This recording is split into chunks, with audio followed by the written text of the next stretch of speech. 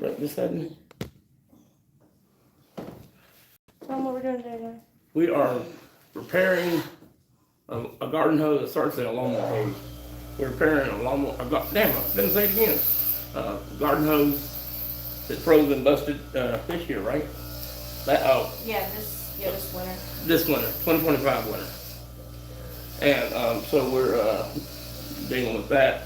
I just got through cutting off the crimp, little brass crimp they put on there.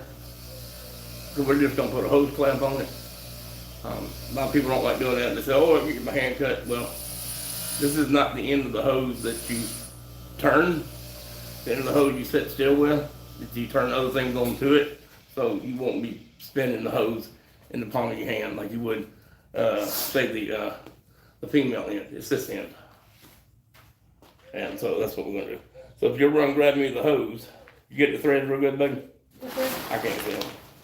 If you run grab me the hose, we'll deal with that. I'm healing up quite nicely from my from my dumbassness. I had a case of dumbassness happen.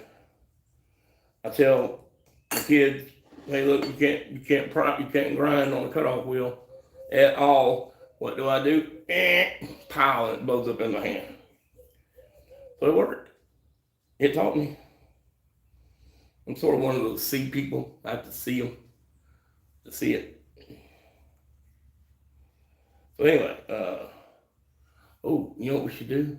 Are you logged in? Okay, good. The wife's logged in. I was gonna say we need to turn the camera around where I can see your comments. Plus it's on this level, out of level, where you go push down that side over there. The metal like this behind y'all, I can see the camera. It's like this, and the metal's like this, and that bugs me. Push down a little more on the left side.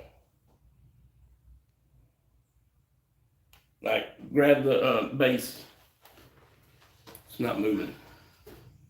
Loosen up the thumb screw on the front. That thumb screw, that's not the back. That's the back. The front, towards you. Yeah, loosen it up. Now, raise it up a little bit. Raise the base up. Keep going. All right, let go. Let go. That's right. All right, so. If it were this end right here, where you're doing your hand like this to tighten it up, yes, a hose clamp would definitely cut your hand or be a nuisance. But it's not that end. It's this end, or I should say this end, where you tighten things onto it. So you're not turning your hand. That was from this morning. Oh, sorry. I hear go grab me a hose clamp. It's always fun. Oh yeah. Well, this hose was given to us by our neighbor. I'm not sure why she bought 4 or 5 25-foot hoses to hook together. Hoses like that to be rolled up. Peter said, "Good day, mates." Good day, Peter. What is it? Morning time, or noon, lunch, whatever. What is it over there, Peter? Good day, Peter. It's Sunday morning. It's Sunday morning, but what time? I don't know what part of Australia he's in. I'm guessing. Oh, that's way too big. You gotta get way closer than that. Here. He still hit you. My neck hurts. How funny that is. We need some Pepsi out here, baby. 6:30 Sunday morning.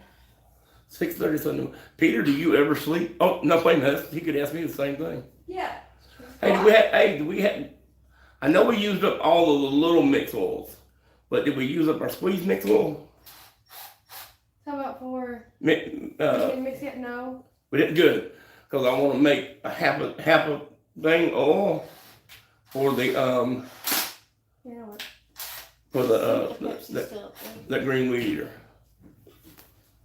Anyway, she bought 5 hoses, and I don't know why 5 hoses is more expensive than 1 big hose, but I think she did it so that if she needed to take off a hose for whatever reason. But she never came outside. She never did anything with the hose to start with. It got rolled up, put behind her back of her house, and it never moved for the years and years and years that it was there. He said I sleep in little nano naps sometimes. Nano naps. I hear you. Just like you do. Yeah. Oh, Okay, there you go.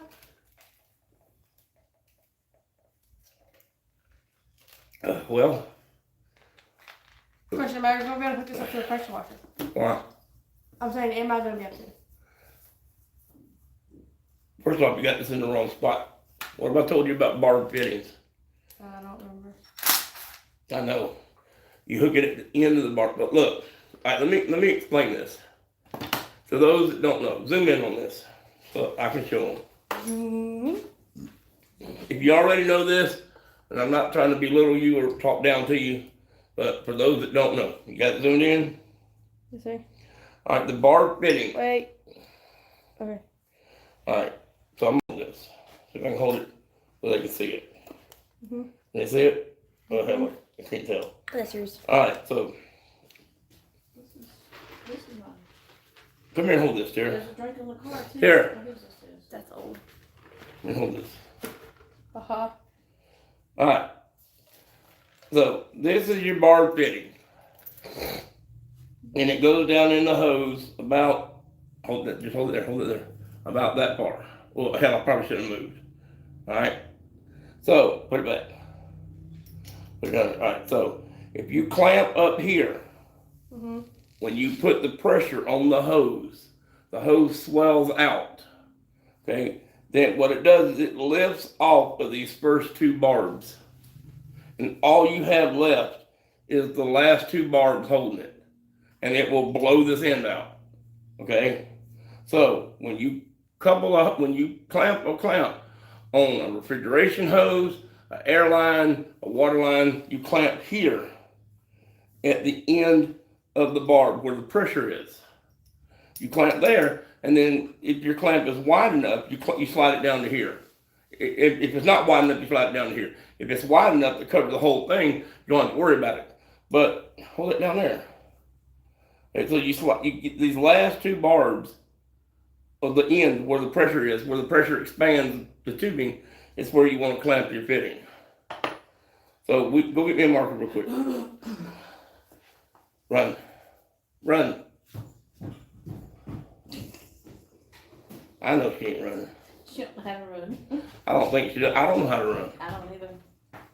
I'm too scared to run. Come on. Come on. What damn aggravating me? No. Alright. Wait. That one. This is? No. That's mine. All right, so I'm going to mark this at the end. That's old. Yours is on the car. I'll just put a little mark on the end so I know where to put my clamp. Now with that pushed all the way down in there, and also another thing, I don't care if you have a 2-inch clamp that is, I don't know if you want to call this threaded or cut, or I don't know what to call this. This is a gear, it's a rack gear. So I guess, I don't know what to call it. But I don't care if this is threaded all the way around to the clamp again. A 2-inch clamp, the part of the clamp right here, this is radiused. Okay, it's like this. A smaller one is like this. So if you take a 2-inch clamp or a 3-inch clamp that's got teeth all the way around the band, all the way back to the clamp, and put it on here, it's not going to fit the pipe. So when it's normal, like when it's not sticking out and not open, but when it's normal, it should conform to the pipe. Then you can loosen it up, slide it on, and tighten it up. So you can't take a 2-inch clamp, Bear. Leave the cat alone. You can't take a 2-inch clamp and clamp it on a 5/8 hose. It's not going to work. Try if you want to. If you don't believe me, try if you want to. But I speak from experience. So that mark is at the end of my hose. So I'm going to put it right there at the end of the barb fitting, not all the way up at the end. I was taught this by a plumber. I was taught this by heating and air man, by my father. I was taught this by a mechanic in a garage shop. So I believe him. Hi, Lars. Oh, Mom. Hello, Lars. Mom, you need to look up. All right, so there's that. for that popcorn cake with Popcorn cake with gumballs. gumballs. Okay. Y'all got your safety glasses on? Yes. Yes. Go get them on. Yeah. Go get them on. They're not on. Popcorn cake with gumballs.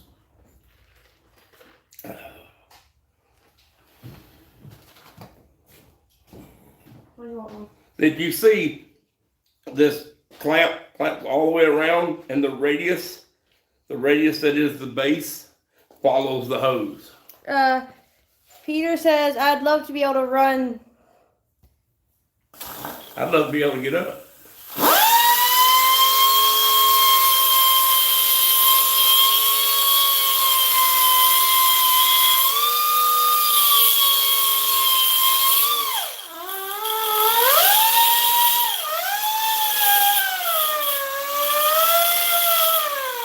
What the hell's holding you?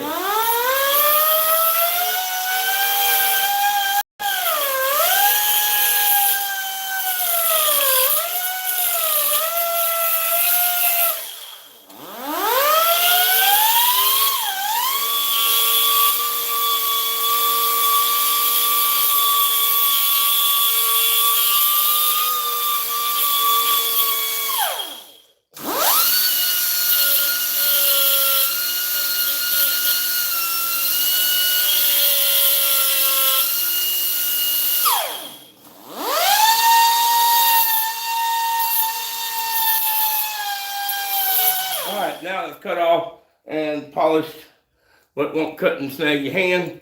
So now, can you? Lars says, hello, fellow S&T Home Shop viewers. Hose clamp explanation is interesting. I have never thought it through, but your explanation makes sense. I guess I have been lucky / intuitive this far. And then Peter says, I concur. Years of experience confirms it. Yes. One of the places that I learned it on my own was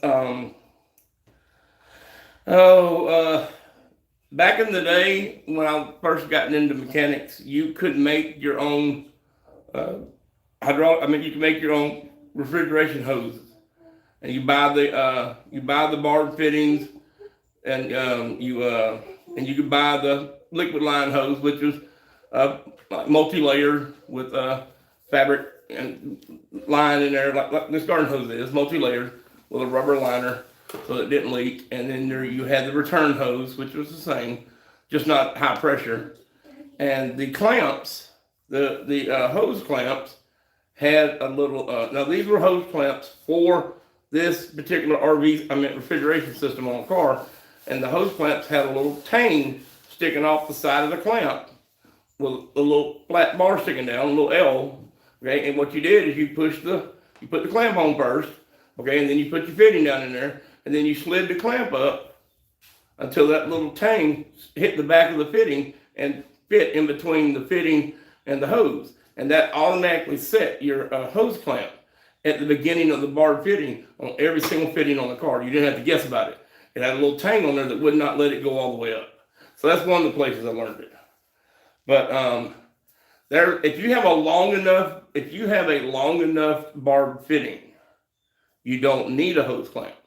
But it would have to be at least twice as long, or twice as long, or 2.5 times longer, because when a hose expands, it starts expanding in the middle, okay, and it shrinks. It pulls down. It does expand up here, but the hose is trying to get shorter. And in doing so, it starts digging into the barbs where it hasn't been expanded. So if you get a long enough barb fitting and a tightly fitting enough hose, then you don't need a clamp. But you'd be kind of foolish not to run a clamp. So if you ever look at one of my hoses and you see a clamp this far down, just know that the barb fitting starts down there. So that's why it's there. All right, what else? Glenn's here. Glenn's here? Oh, Glenn. Hello, Glenn. Thought it was here. I'm like, Glenn, where? I was expecting All right, listen, do we need to, okay. I need you to go fill up the pressure washer. And then bring me the oil. Hey, Glenn. Hey, Glenn. High five, Glenn. Bring me the oil, the squeeze oil to mix. Bring it, go get it. So anyway, that's by tech tip of the day. And I will, yes, see, a lot of people don't know how to do this stuff. I wish that I could just sit down and teach everybody. Hold on, don't squeeze it yet. We may not be mixing a gallon.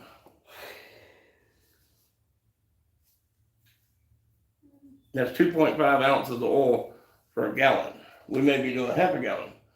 Then we'll have to get a calculator out. This is a 2.6 gallon and 3.2. No, that's 2.6 ounces and 3.26 ounces. All right. 80 milliliters. Come on, come on. Or 100. Felt that. I need a jug to mix it in. I need pressure washer filled up.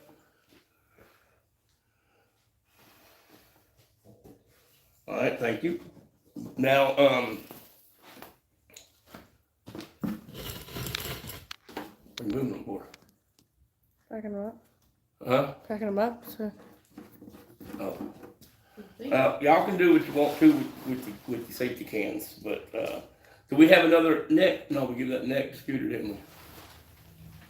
Oh, well. All right. I have bought the original, the old style filler necks off of eBay. No, Amazon, and I've used them all up. I had 3, but these are they're just a pain in the ass. You spill more gas with these safety filler necks than you ever did. And people said, "Oh well, it's to keep the fumes from escaping. The lid's pushing off." Mine sits out here under the carport in the heat, far away from flames. My shop is fully ventilated, and I've never had, not one time ever, had an old school cap pop off. I have had these blow the cans up, not explode, inflate the cans up to they're about to split. And if you do that on an old can, I have had the can split. So I do not agree with these. That yes, we probably needed something better, but no, what they came up with was crap. So what I'm fixing to do is remove the tag off the mattress. I don't need a nut stopping me from taking my gas cap off.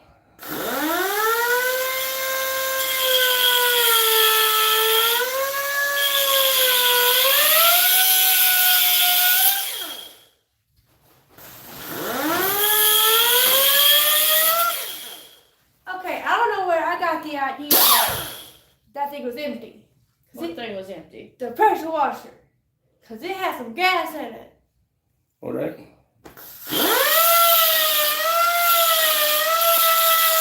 Okay, I know what I just said about grinding on cutoff wheel. I'm not grinding. I am pushing right on the edge, just like it's supposed to be. Well, I am. I'm not on the side. I'm on the edge. Did you, Lauren?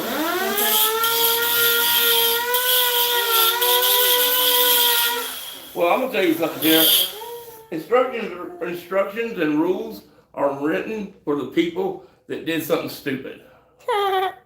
If you don't do stupid stuff, you don't get stupid results. Okay.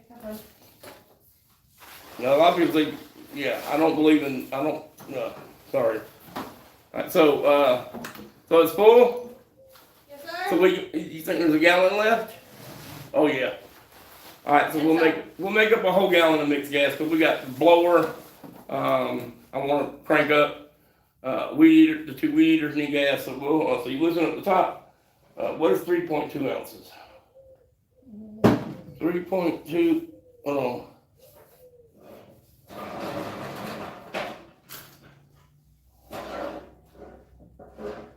Wait a minute. Okay, 1 gallon is 2.6. Well, I don't understand this. It's got 3.2 ounces and 2.6 ounces. Why put the 3.2 ounces on there when it doesn't correspond to anything in their chart? Wait, so am I getting am I doing the one in the bucket first? You're doing the black one first, and then you're gonna do the one in the bucket.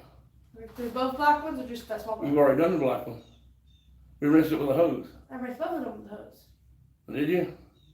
Well, just see if anything else comes out out of that one. The small one. Yeah. All right, look, 1 gallon, 3.8 liters, 32 to 1 is 4 ounces. 40 to 1 is 3.2 ounces. Okay. 50 to 1 is 2.6. So what is this can? Lars said 50 to 1 is his go-to ratio. Yeah, that's what I do. Yes.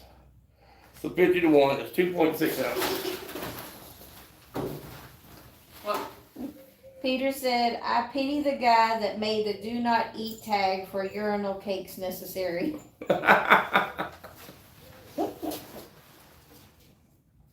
That's funny. We had urinal cakes, but we call them too, or toilet mints. But that's the way I see rules. That's the way I see rules. We had to have speed limits in America because when Model A's and Model T's were out, they only went 35 miles an hour, and that was downhill on fire. They just didn't go.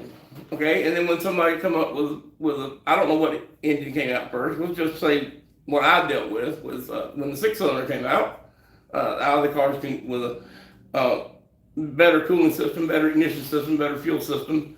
Now the car and better gears and tires, technology for tires. Speeds got higher. I guess somebody must have been a lot of wrecks caused by speed for them to set speed limits.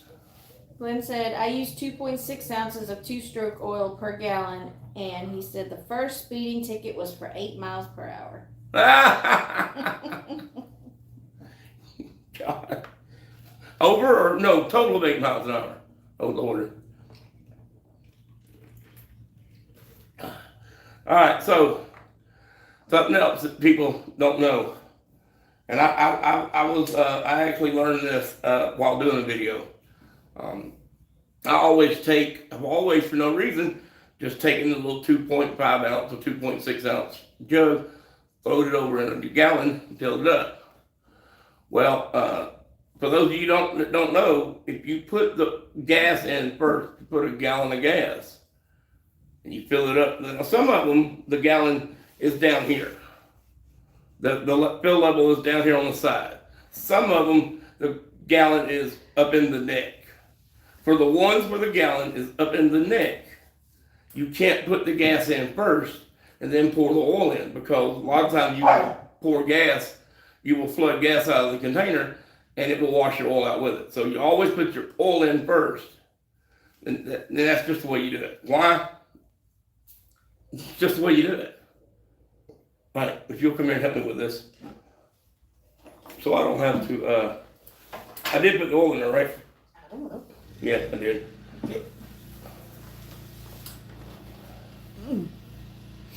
And the pressure washer works. Yay. That's one thing I haven't had to rebuild. Pop your top. All right, you got the can, I'll control the nozzle. Come on with it. I want my hands under there so bad. Oops, thanks. Keep it coming. Keep coming though. Keep a knocking, but you can't come in. Hey, we got flag. I put the video back up. I took the music out. I didn't know you could do that, but I just hit a button that said take the music out, and it did. But come on.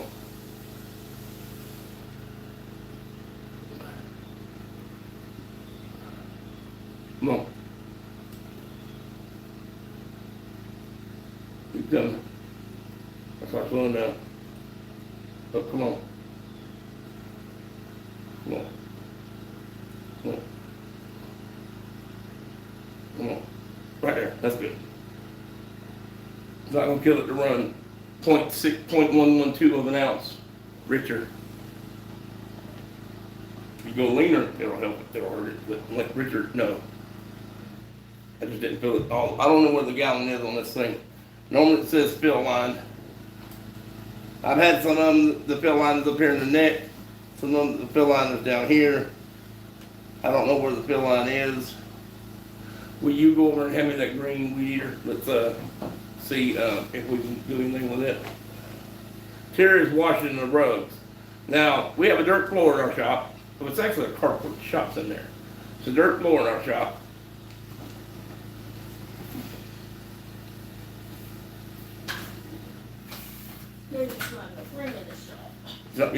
Yeah. So we put down old house rugs out here, and then when they get dirty, we'll clean them. Well, for some reason, these, I guess because of the oil, we were burning oil, it got tracked on the carpet, and I mean, the carpet just went completely black. You can hold it like that. Let's see if we're gonna be, grab it on the end down there, you can use a little leverage to kind of keep it, lean back this way. Oh, right there. Right this way, right there.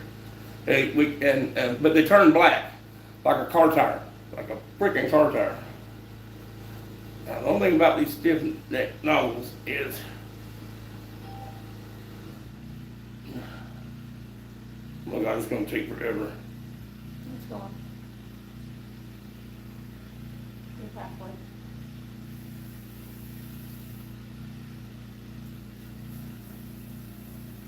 Should be enough to get it running.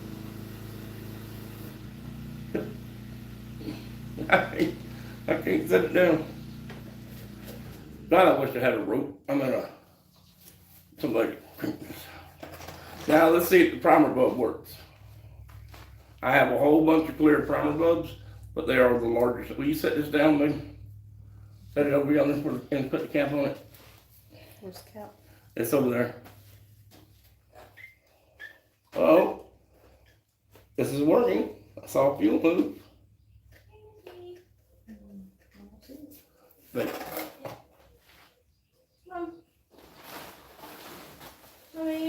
Yes. there it goes. I'm gonna pull the trailer closer to the bucket. Will you help me get the carpet out? There's some right in this chair. This. Hold on, I'm trying to get the air out of it. On the what? Alright, so we're gonna go all the way down, pull up on the rope. You want to move away from you? Knock it back in.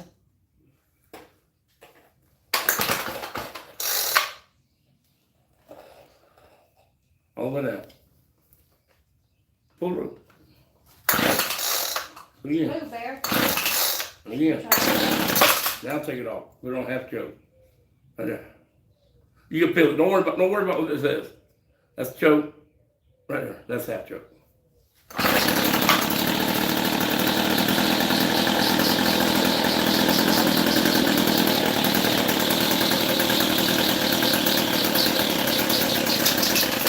Alright. They probably didn't want to stay on that choke forever. It was on run. Oh, I don't know how it came out. I'll try it again.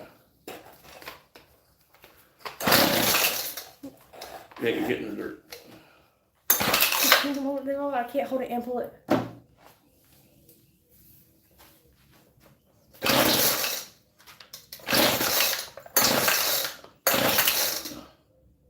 But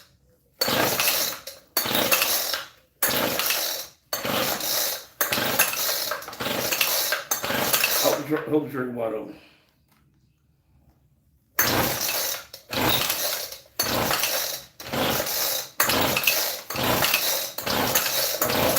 Stop. What the hell happened? Not running out of the carburetor. That's the momentary switch, so that's okay. So let's just pick it up now.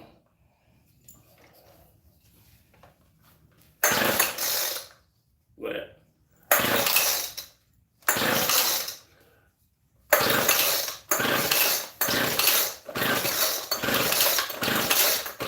Alright, stop.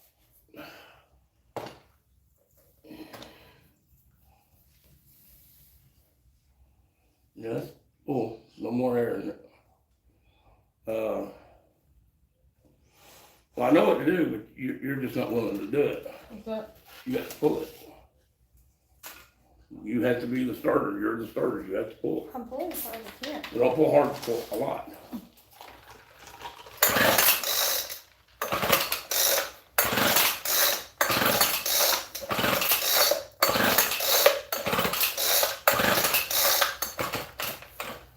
Look, you tell me you can't do this.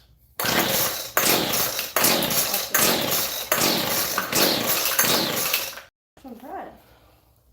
You're straight.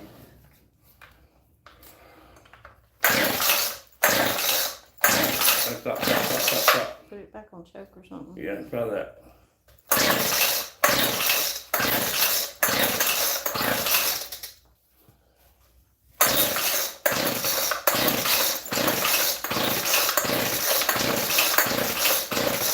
Stop. We need to pull the plug now and see what's happened.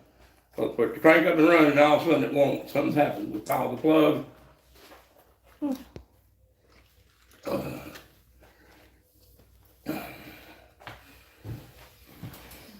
Come here and try something, baby.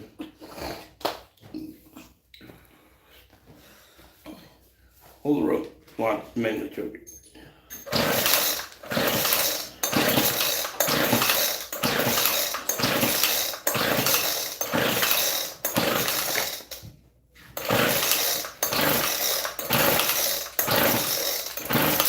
Stop. I don't know why they do that. Moving around there, baby. Here, blocking the camera. You don't know it.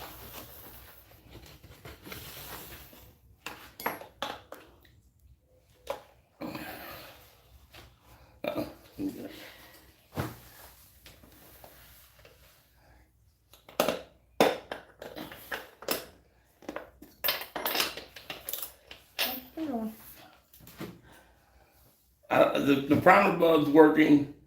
I don't see it. I see it as a problem as we just flooded it. That's what Peter said. He said, I bet it's flooded.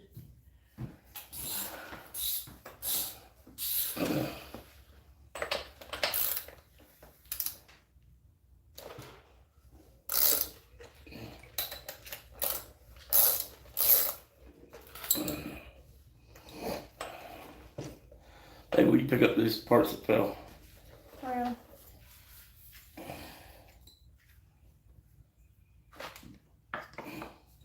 Oh, the filter.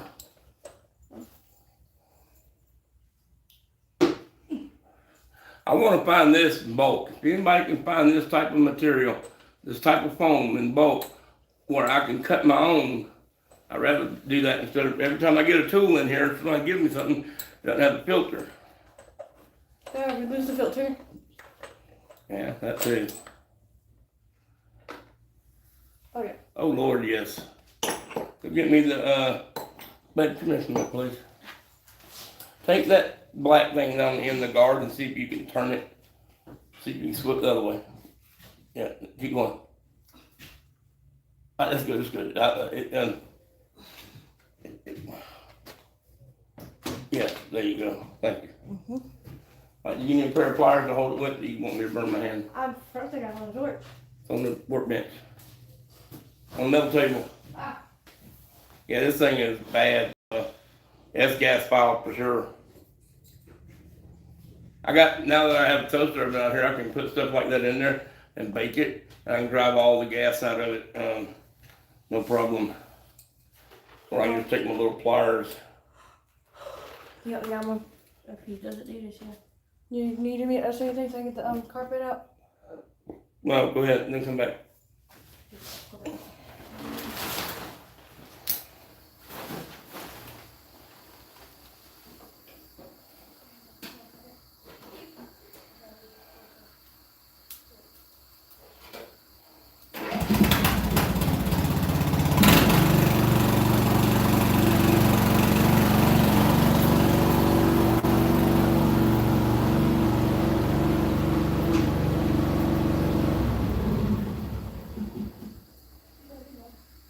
Hey, Tara. Tara. Yes. Try not to crank it and then run it 3 seconds and shut it back off. If you're planning on getting back on it again and going over yonder, just leave it running, because what that does is every time you crank it, gas will wash down around the rings until it gets hot. And it messes the oil up.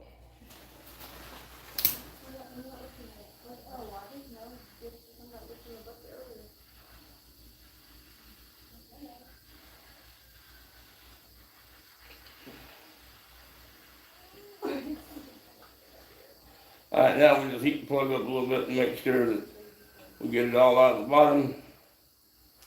Now this has a really wide gap, so I'm going to close it up just a smidget that looks to be like a 30 or 40 thousandths gap.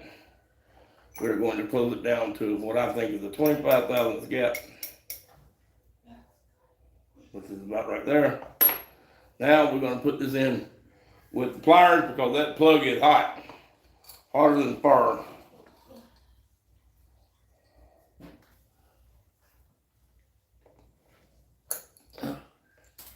There we go. Get in there. It was hot. Still is.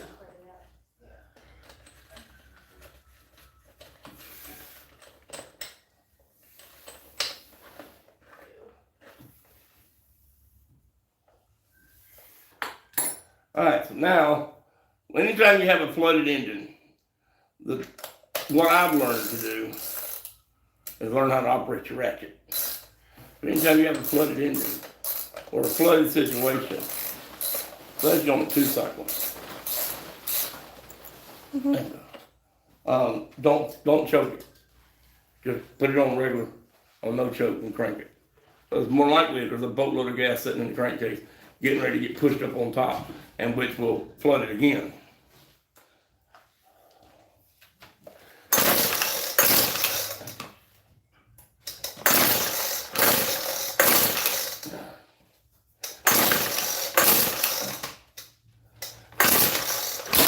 Hold that up, will you?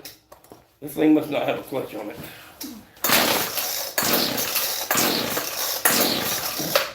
All right, now, whatever we've done, we've got a one-shot. We had a one-shot and we blew it. Now we get to go through the whole spiel, and this doesn't have a clutch on it. But it doesn't seem like that. It seems like every time I pull this, yeah, it doesn't have a clutch. That's wonderful. Yeah, that sucks, because if you need to, like, warm it up, you gotta remember, you can't just lay it down sometimes. All right, let's check. I bet you the plug is fouling in.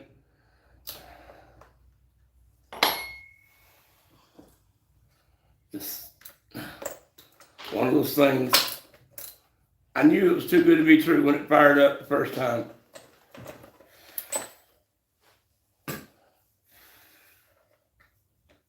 Yeah. All right, do this. Let me, is the oven on? Nope. I need you to turn it on.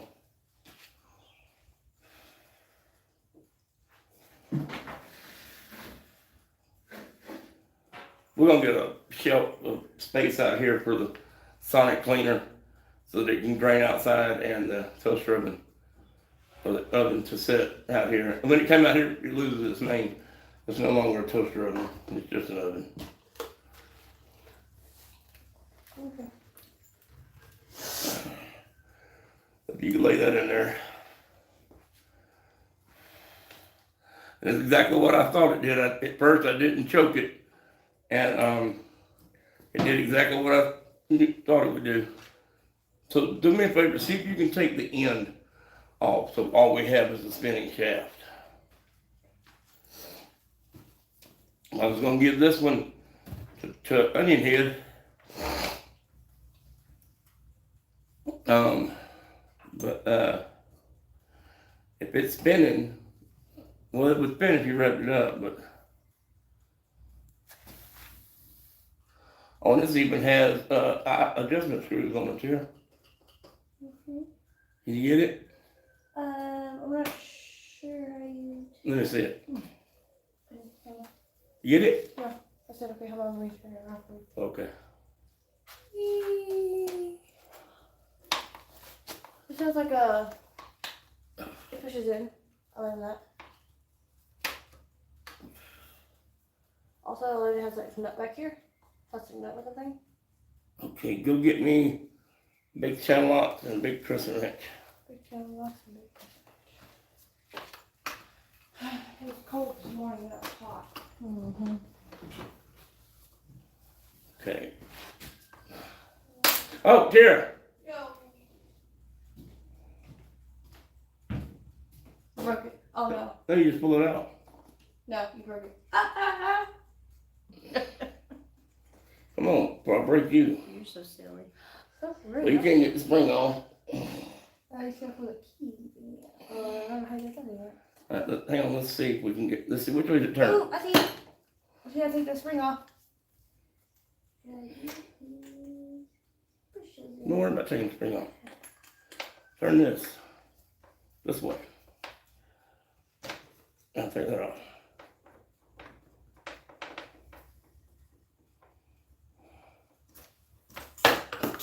Alright, there. Now we don't have the cable spinning, and you just pop that on, there you go. Put that back now.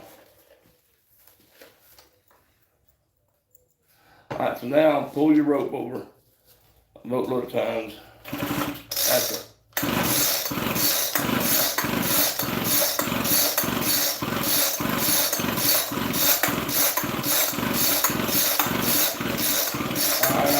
Here, you're doing this. No, this. Like that. All the way down and all the way out.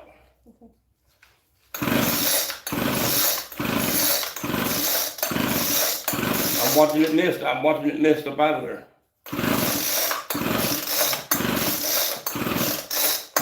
That's it.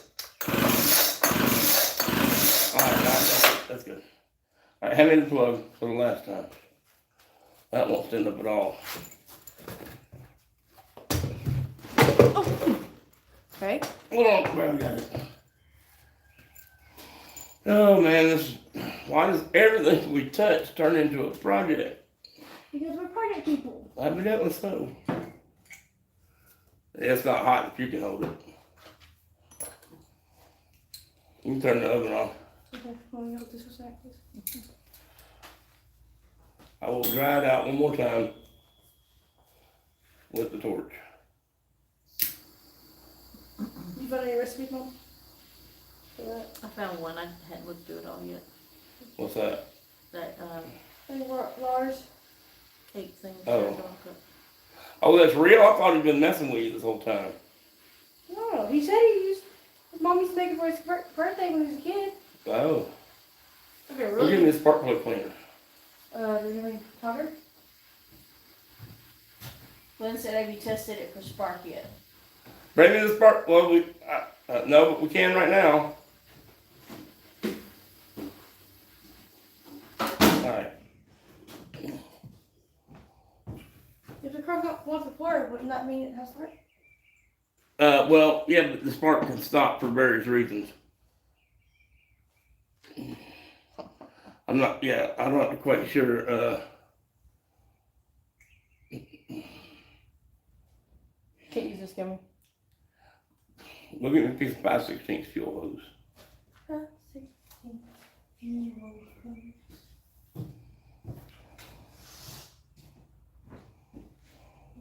Glenn said it would be a bad plug too.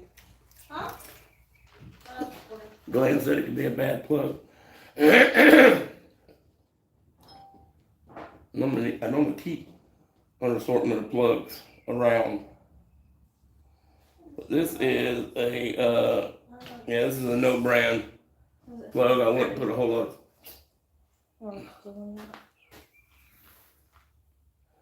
of quarter-inch in.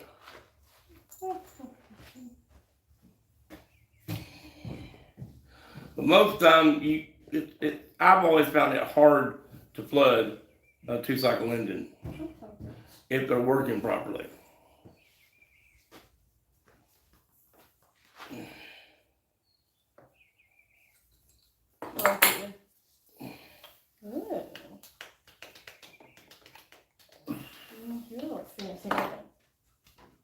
Fancy man of Cornwood.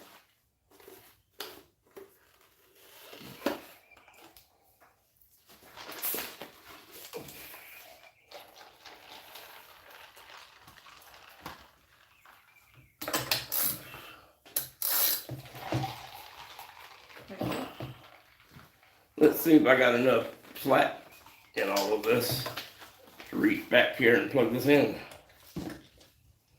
All right, come pull the rope.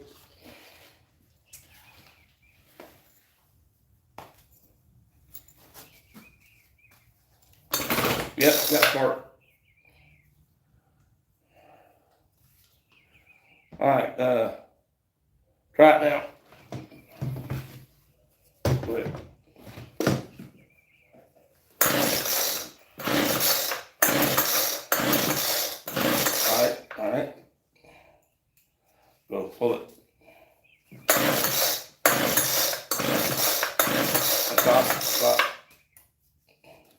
I go.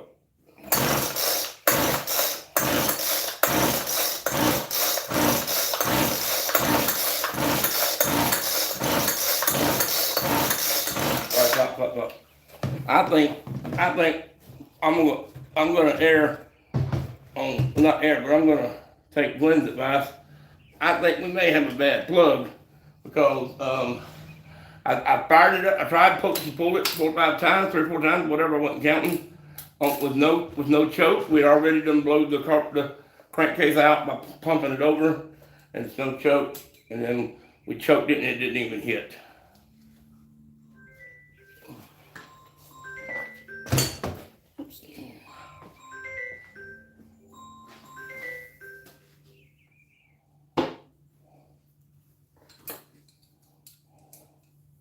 That lady today, I don't know what she thought she was doing, but she's like, "How much is your monthly cable bill?" I said, "Oh, about $1,200."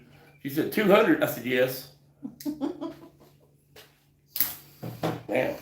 I didn't know you was talking to.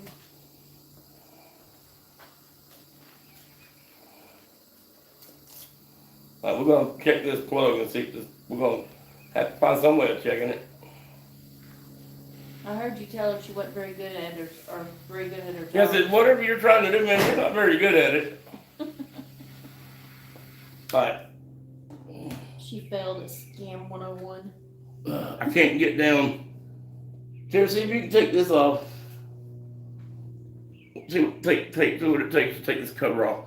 I can't get down to the metal of the head and see the plug. Well, maybe I can.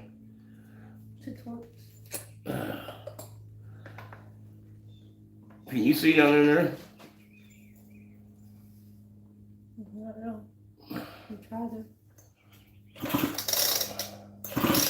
I can't use what part plug in. Yeah. Get your hooks. Babe, can you come get this stuff and set it over there? Let it take a while. Don't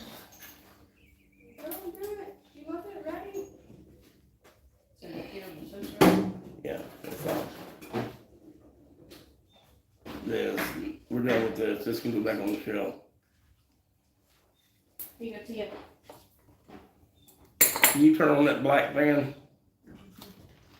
Not the big one, the little one. Where's the little one? Come on, Where's the little one? right there. Oh. Where's the handle?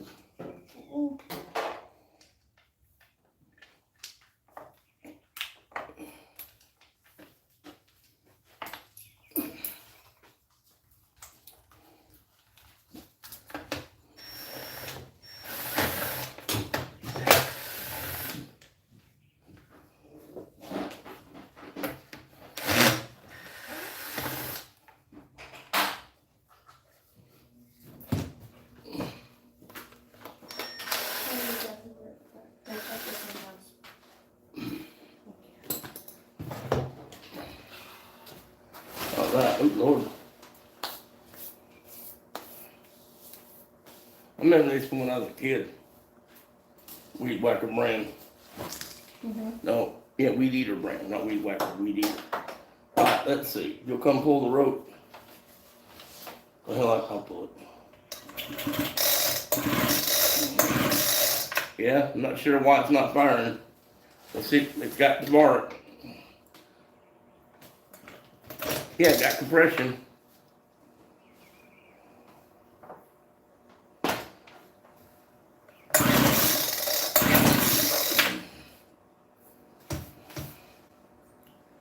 I'm not sure.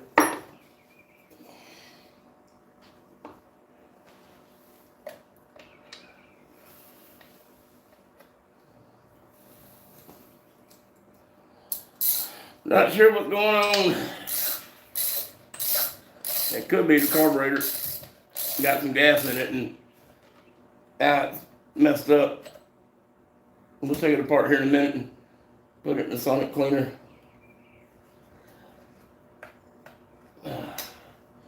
Come pull the rope while I hold this booger down. This stupid thing's not gonna set flat. We're just gonna try it without the choke.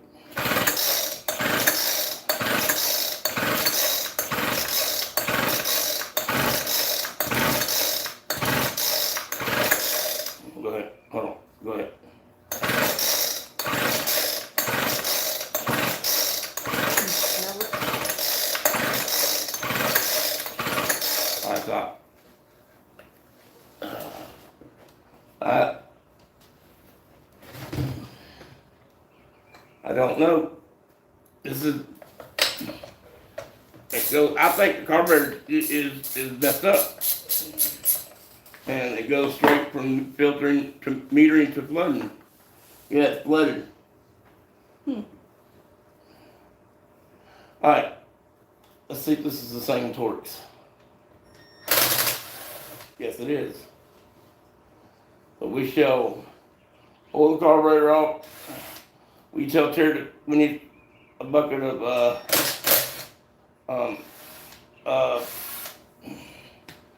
5-gallon bucket of scalding hot water. Okay.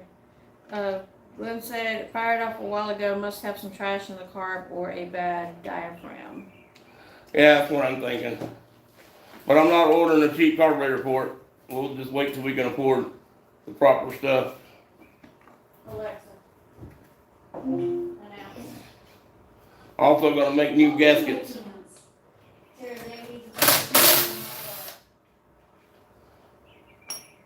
Announcing on all devices.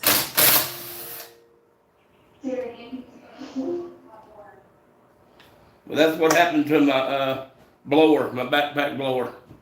If you cranked it on without choke, it would crank, but it took you forever. You wore your arm out trying to. Oh Lord, that's leaking big time. There's your kitty. I see your hey baby. Hey pussycat.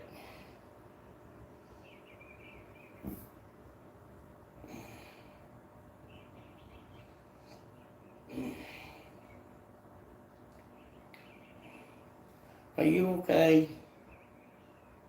Hey, pretty girl. Are you okay? No? I mean, yeah, but you don't want to be messed with. Here's the choke. Yeah, here's the lever like what I had on the blower.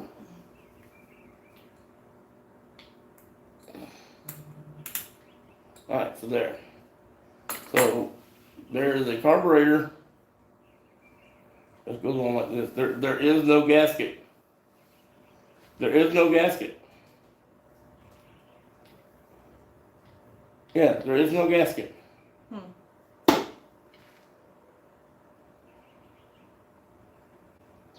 I just don't believe that they intended for this to bolt up.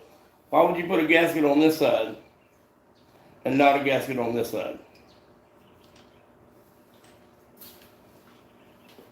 There is no gasket. Alright, look up Weed Eater Featherlight XT260.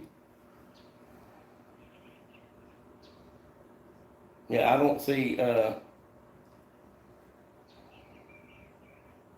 You said FL? no, No, XT. XT 260.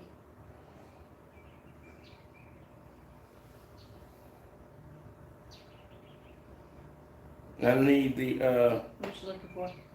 I need the gaskets, a carburetor and gaskets, because this one does not have a gasket between the isolator and the carburetor, and this is hard plastic, and this plastic is not going to seal against that carburetor. And then there's a gasket over here that has an O-ring, and we don't have that O-ring, so we'll have to omit the O-ring and put a flat gasket over top of it. So I need a X-Acto knife. You have to point that fan at me, baby. He's pointing over yonder. Where did the Tizaboo go? I'll tell you something else. Let's see while we got it out apart.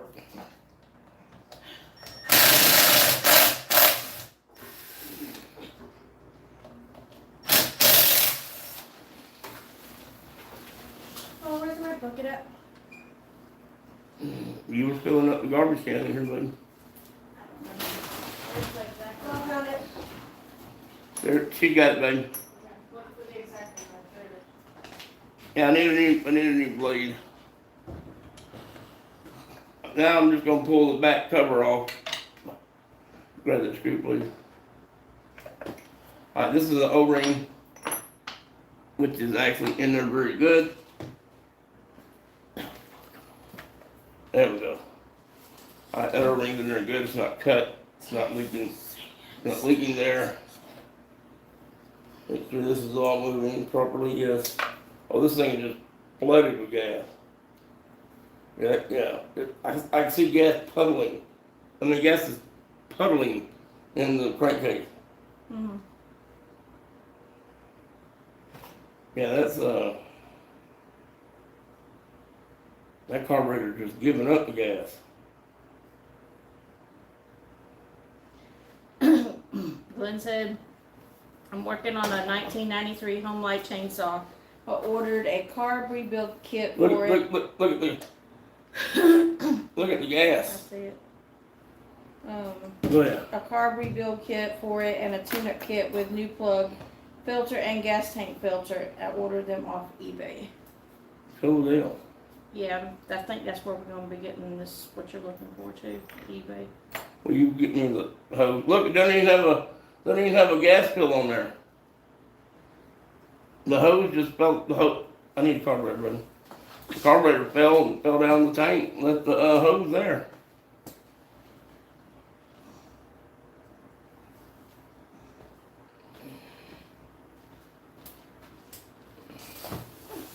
Yeah, there's no fuel. How did? Lord have mercy. 1469. The carburetor. Yeah, eBay. Carburetor for weed eater, Featherlight.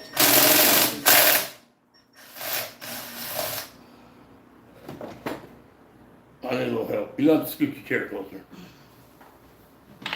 If you'll hand me the mixed gas, I will try to figure out why the fuel line's broke in half. What that has to do with if they top on it.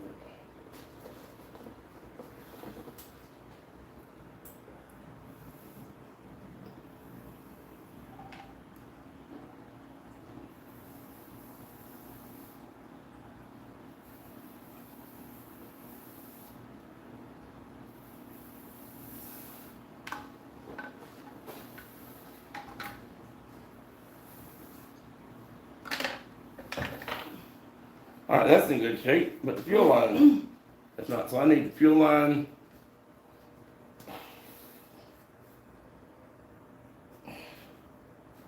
I need a hook to hook this. Or Neil knows. Alright, so we'll put the cover back on the back now that we know it's not leaking.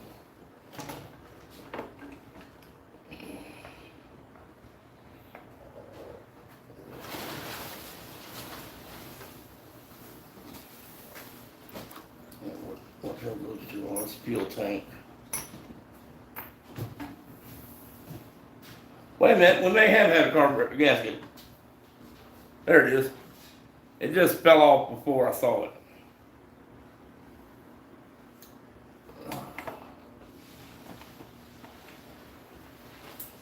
It just fell off before I saw it.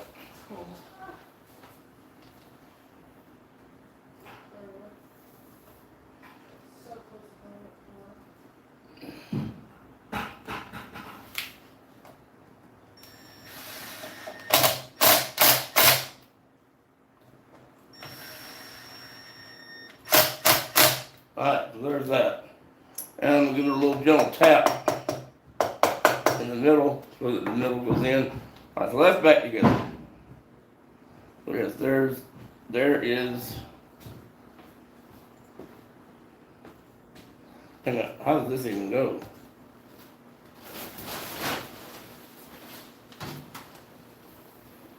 Glenn said, is that the original carburetor or a HIPAA one?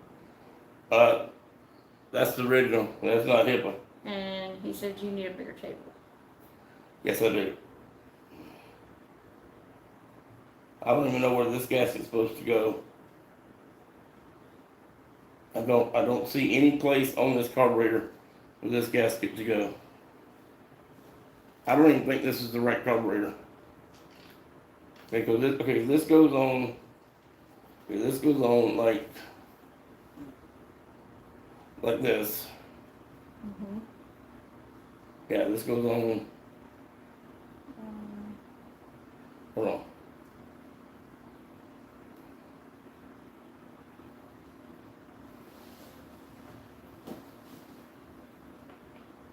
Okay, that goes on like that.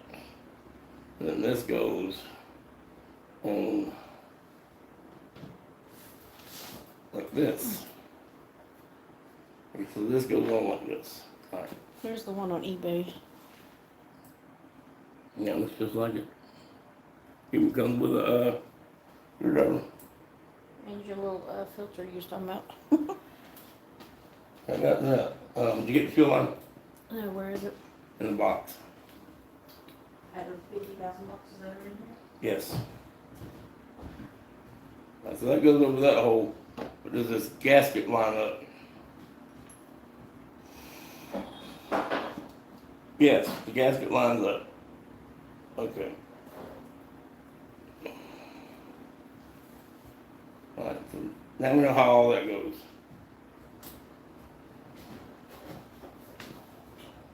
I'm just curious as to why the damn, fuel tank bolts, why the, we need to make that gasket new. Yes, I have fuel line and filters, so we shall put a new fuel line and filter in the tank. Let me see if I can get it. I'm gonna leave this one in there as a uh-oh spare, but more than likely not the one I'm gonna use. So we just grab this at the bottom, a little bit of prying, and she comes right off. Now I need to size up the fuel line.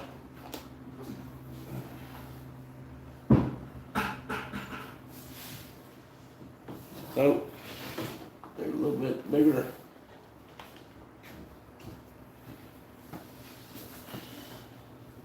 So, and then there's the biggest.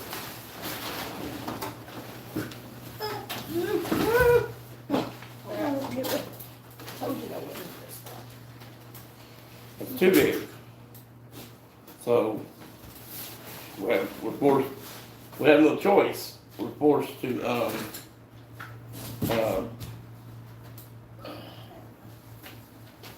use the wrong fuel line. No, I just carpet. Alright. Good Lord, what a noodle.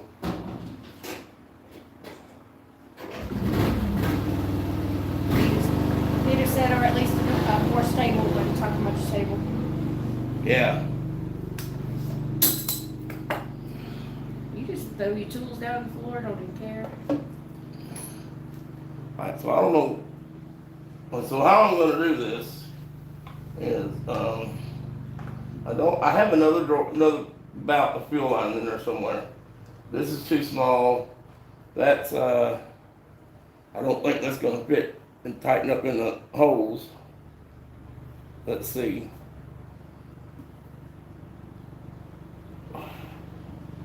Okay, that will. So we'll use this. That fits in there good. Seals good. Alright, so I am going to lay this down here in the bottom. Come up here. This tank went on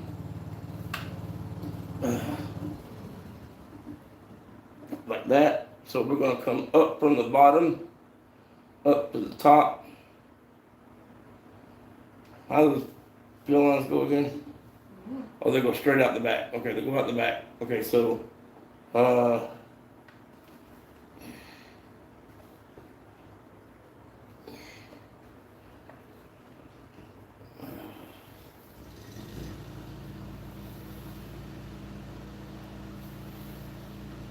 not gonna cut it at all. I'm gonna pull it down put the float on there, on the filter, and pull it back, mount the carburetor. Be done with it.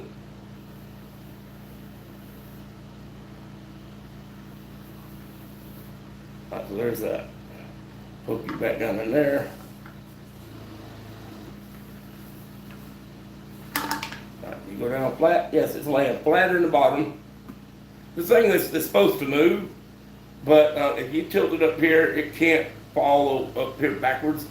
So nobody, you only do that for a second, and then you set it back. So I always set it to just lay on the bottom. That's in the bottom. So we'll just leave that long. Now I need another piece of that if we have it. I didn't realize there's so many diameters. You have the outside diameter, the thickness of the wall, which indicates what inside diameter it is.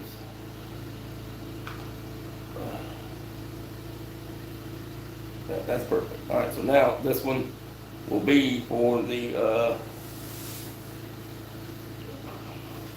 we gotta figure out what to do with here. I don't know. All right, inch down in there. We'll handle that. All right, so now that we can put this back on. Still haven't tackled tearing into the carburetor yet.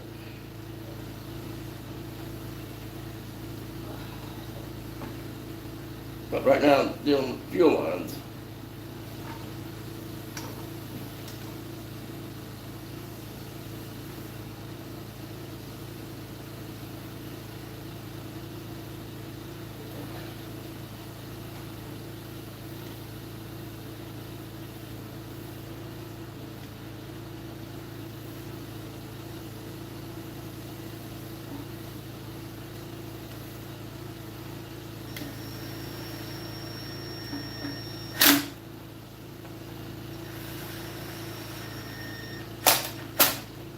So there's that. Fuel lines are all here. The outside one, the outside fuel line is the vent. The inside fuel line is the fuel. So here, this has an O-ring on it. And I'm going to make a gasket to go in here. Alright, so what I need is the gasket making material, rags, I got the X-Acto knife, punch, a little punch, all of that. Probably gonna make this out of some gasket material that's not appropriate. But while you're doing that, I will clean the plug.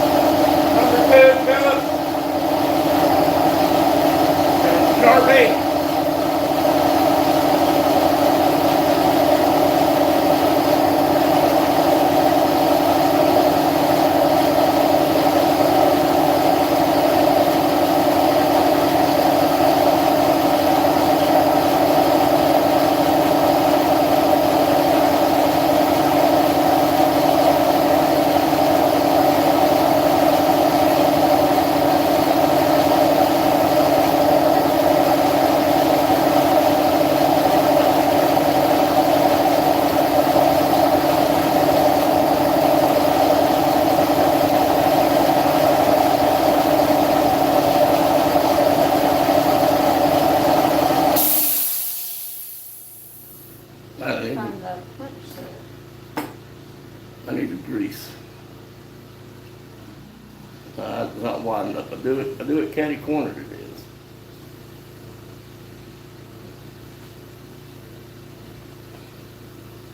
And a little bit wider. Right here. That's all it does.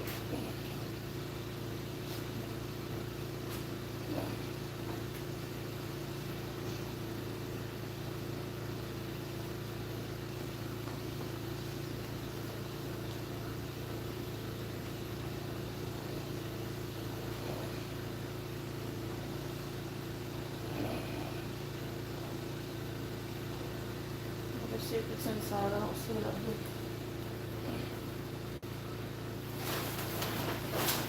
Let's keep all these scraps. $13 for a pack. Best believe I'm keeping all the scraps. Alright, so is that wide enough? Look, this is. Yes, that's wide enough. Now we're gonna take a little grease. I'm gonna cover the cylinder here where the gasket goes.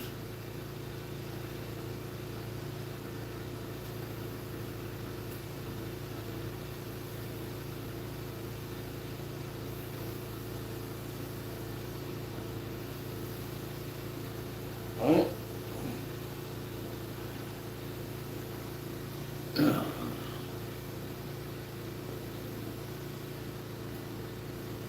All you do now is take and hold your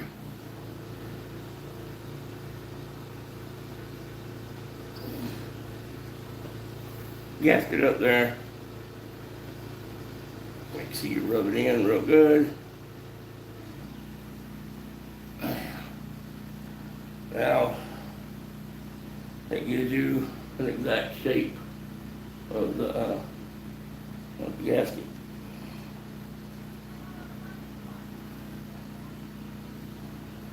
And I'm going to trace it this time before so that I don't lose the outline. If you rub it with your hand, obviously you lose the outline.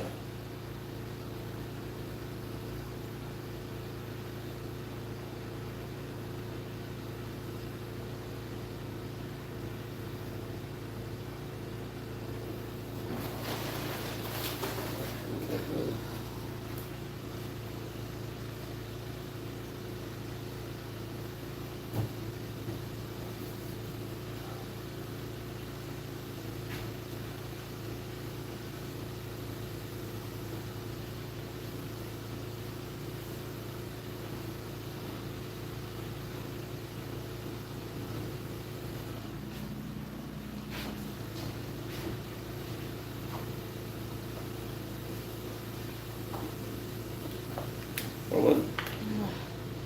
Bottom of your. Like, I need a person.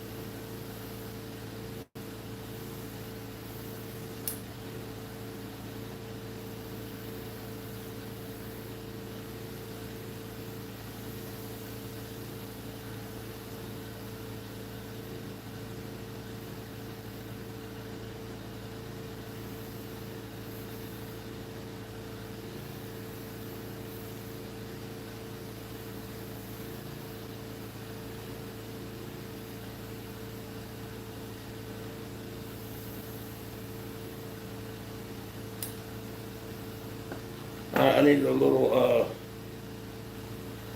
punch, like what we use on putting the rivets on chairs, little outfit. You have to ask her where she put it, I don't know where she puts it.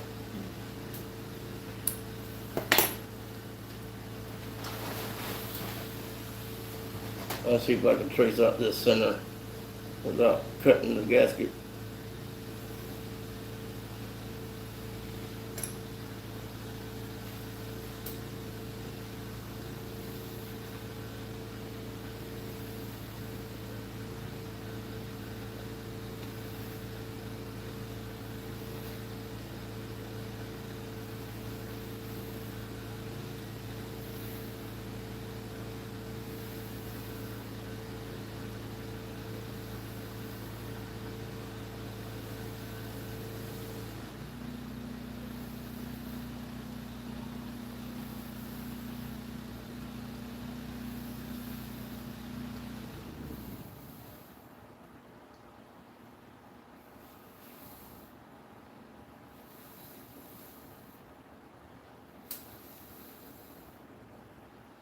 There's another little tech tip that I just thought of just now. I don't know if this is a general rule that how you're supposed to operate a pressure washer, but I used to, when I cut my pressure washer off, I release pressure on the hose. Well, what that does is now the pump, because there's no clutch, the pump is trying to pump pressure while you're pulling it. Leave the pressure on the hose. It wasn't designed, if it busted, it wasn't designed to hold it. If you leave the pressure on the hose, it keeps the pump in bypass. So when you're trying to crank it or recrank it, it is easier to pull. Talking about this. That.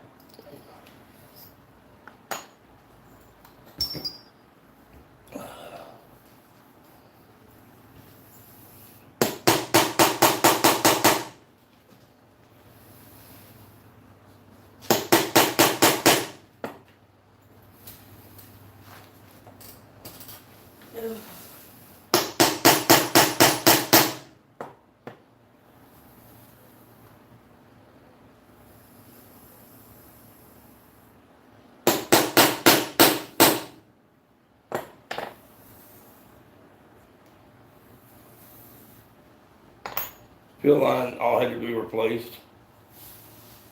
When I pulled, when the carburetor fell, it broke the fuel line in half. So now I'm making a gasket to go where the, Have you put the carburetor's not there yet? I haven't taken it apart yet. I've been making gaskets.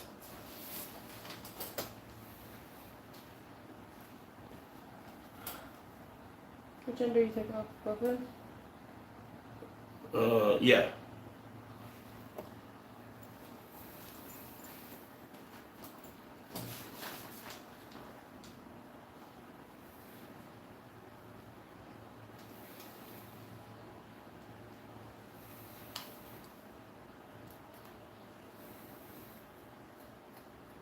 Alright, let's see if this goes like it says it's supposed to go.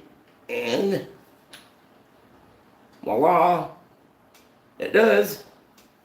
I need the reamer here to ream out the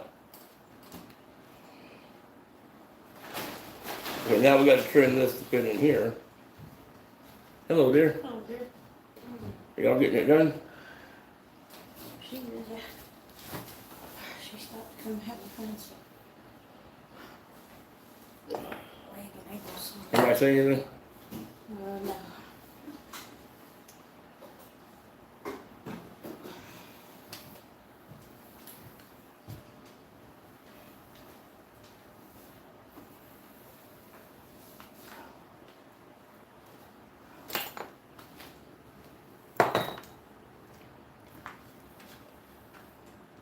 Okay, that won't go in there. That's too big. Wow, let's get over here. Too good for me.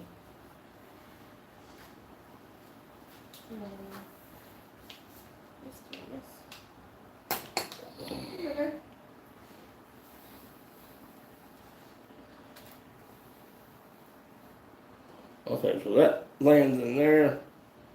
That will have to have a little bit.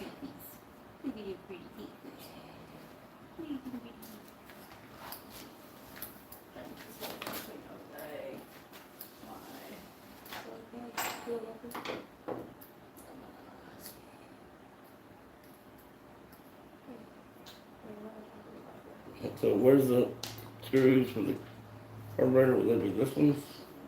Nope, those aren't long enough.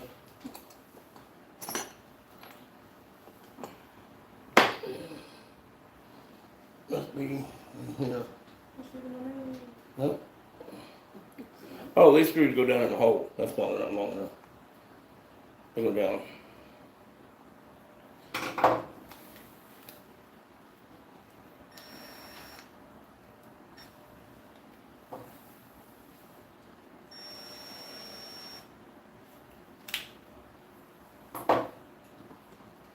Alright, so now we need to ream out the hole, and the hole we need is, this is way too big.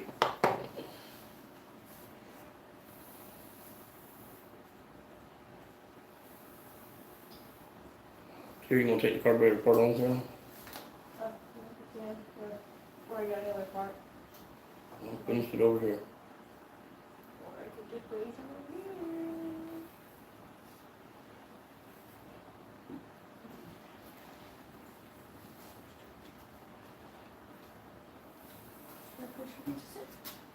You can move stuff over and sit on the other side of it. And so what side you couldn't sit on? Alright, so there's that.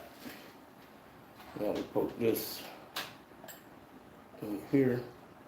Like that. Can you see me, Mother? Not yet. What? Can you see me sitting? Not yet. Oh, sorry. Can you bring me a cup or something, Mama? With a mixin.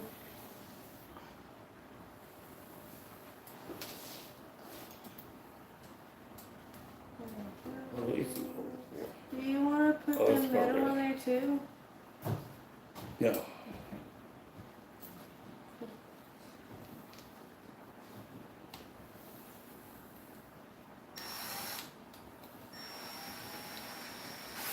Alright, so there's that. Alright, so that pops on there. And we will bolt this back down. I need something to wipe the grease off. Where you rag? It's sitting on my rag. Never mind.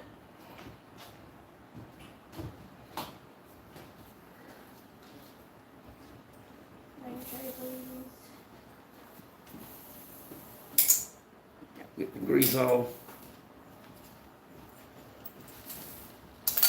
And now we shall That put, is your job. Take that off. oh, I see crap in it already, right there. Back in the carburetor. Yeah, Do I? you know what? I know this is gonna mess up. I know it is, but we're gonna try it. What are you gonna do? We're gonna try and pull it off.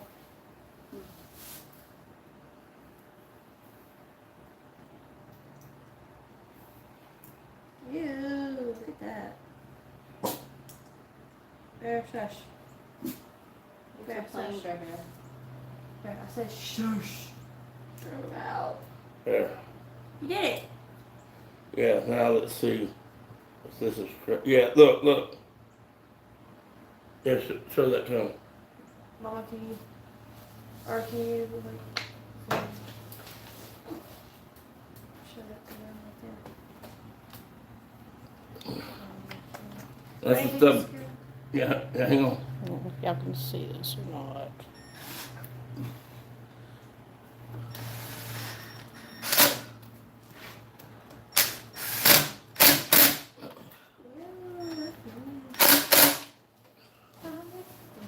there's that. Let me see that. I'm not done with that. Yeah, we gotta get this gasket off without tearing it.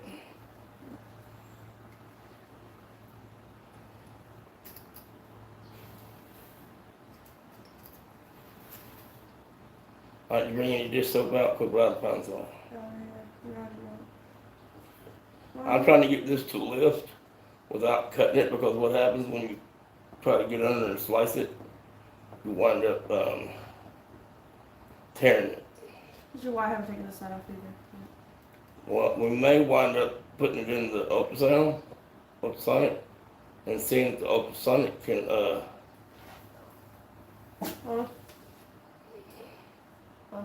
We need to show. Y'all gonna quit taking stuff out of my house. or what, you seen her threaten us? Or what, Daddy? What you gonna do? Quit your witching. I said witch.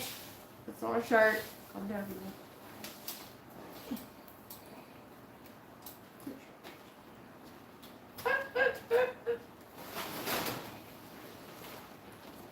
Trying to get this to lift up and be in one piece is very, very difficult. Do I take the screw out? I'm sort of got my own problems right here.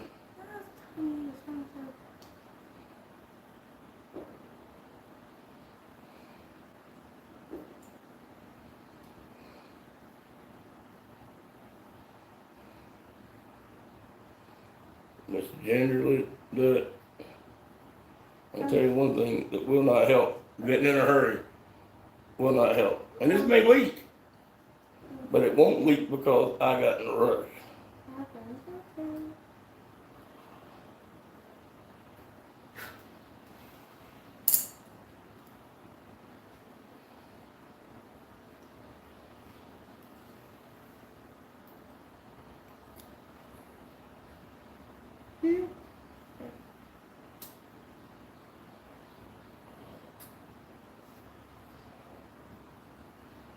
Alright, yeah, this has got trash all in it.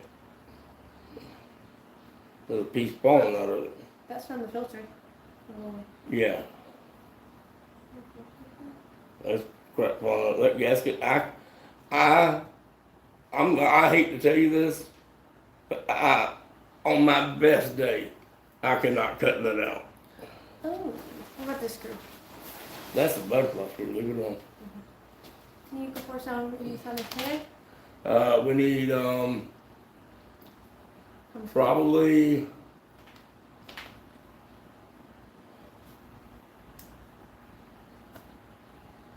we're gonna roll a measuring cup. One shot. Next to the Make me one of the measuring cups, baby. Thank you. This is ketchup. After Now this has got trash. you got this one too. Take this off. I don't know if this is one piece or two pieces. It's like it's only one piece, but I don't want to try it. Hold on. Hey, look at that.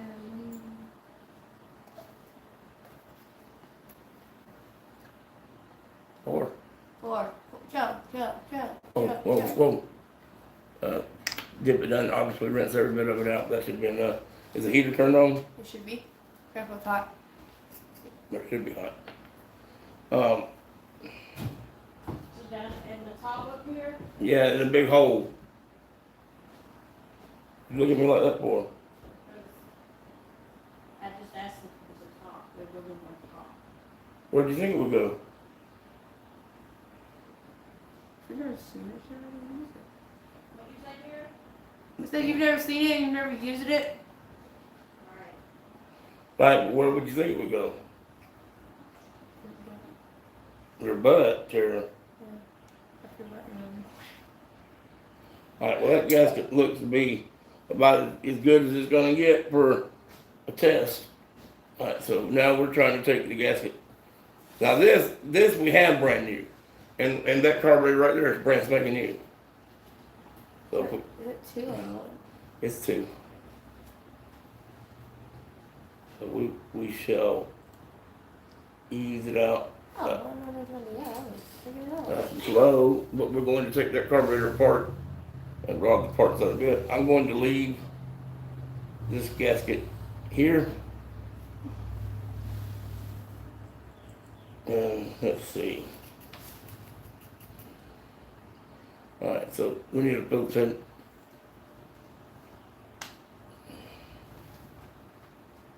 I have another carburetor I actually have a kit that will fit this one out of another carburetor. The carburetor just won't work, but there's nothing wrong with the kit. Here's the cat. What? The next 2 nights you have to turn the light on in the well house. Yay. Here. Here. Oh, Hang on. I got it. Sorry. I got the push-up popper. Yeah. I hate this. Shit, you ain't the only one that hates that little damn thing.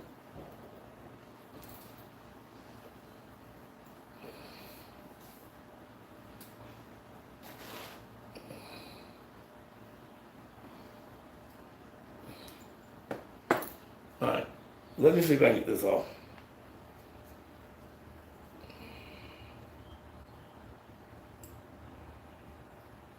Like I told you, you want it to lift on its own. If you saw it off, you don't get it right.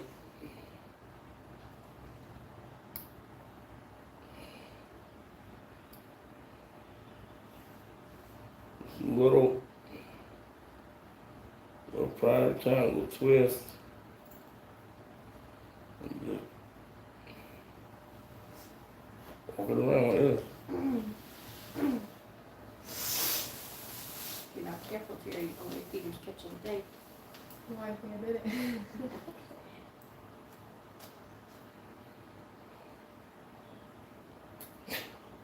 Oh. Just pat yourself because you have enough energy in the job.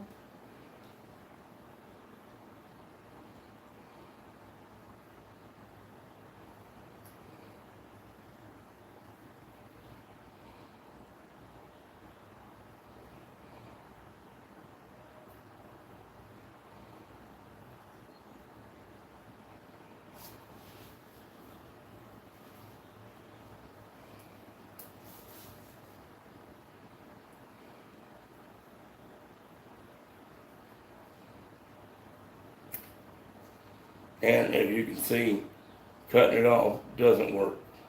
Yay! No, like that. And get that carburetor and take the bottom off of it, because we'll be robbing the guts out of it.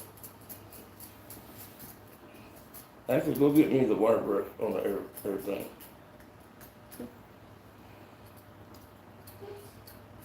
And if you have to go under a gasket and pry it up, and it doesn't you can't just twist it and it just come up on its own, you have to cut it, then yeah, it's not coming up in one piece. I was very ginger with that and it still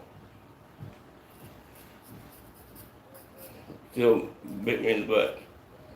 Luckily, a lot of these gaskets are all the same, and I have a carburetor right there that's got a brand new set of gaskets in it. The carburetor just doesn't want to run. And I've cleaned it, wire brushed it, sonic cleaned it. I've gone all the way through it half a dozen times, and it's just beyond my scope of repairing knowledge. Put the old one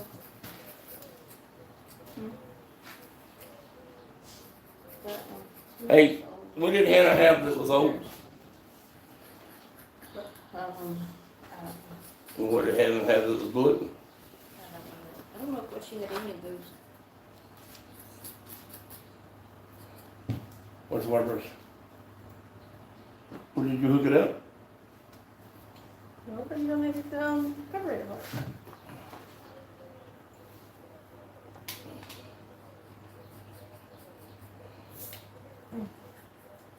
Here. Hey. Careful. What do you say, glasses? Probably. Hey, Hey, got him. what'd you do? I knew what I do.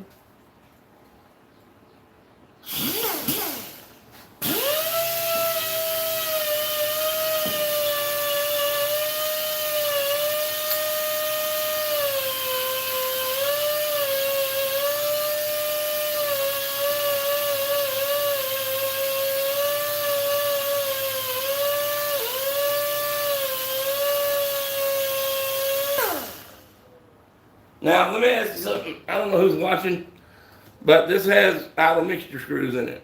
Should I back those out to clean it? And so you're gonna go get me the tool bag, baby. Black tool bag. Yeah, it says tool bag on it.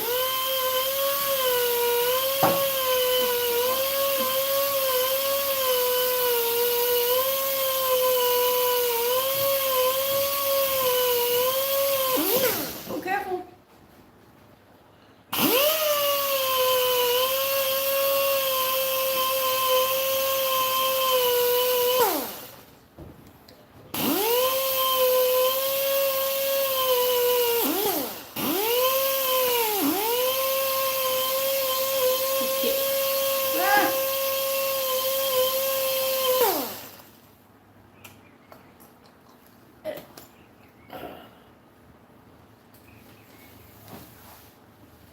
Alright, so now we get to find out which one of these lovely handles fits our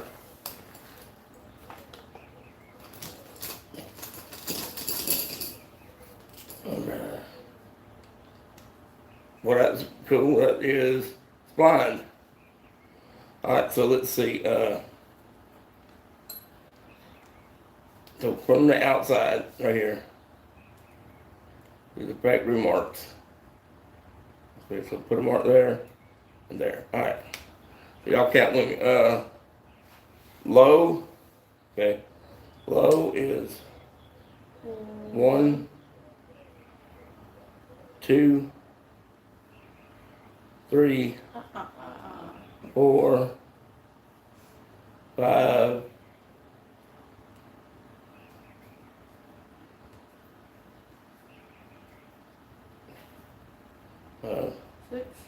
6, 7, 8, 9, 10, 11, 11.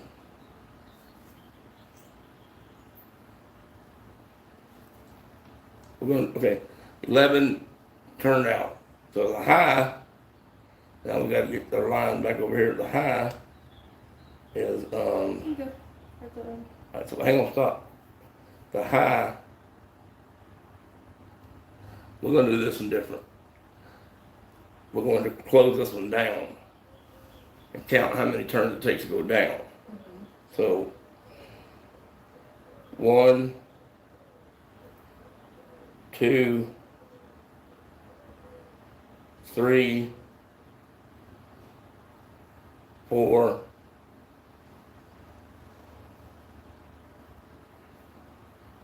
4.5. I don't know. 4.5.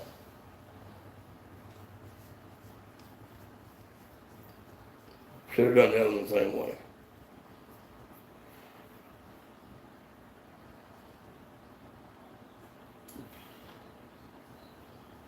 Alright.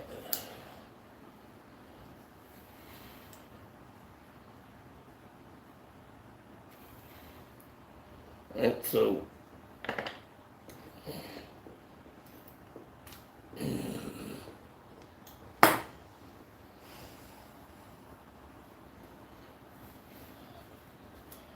alright, so that's out. Choke's out. Choke lever's out. Everything's open. I don't have a Welch plug to drive out because I don't have a Welch plug. Yes, I do, but I don't have a Welch plug to put back in, so I can't take that out. Hang on a second. Phillips head.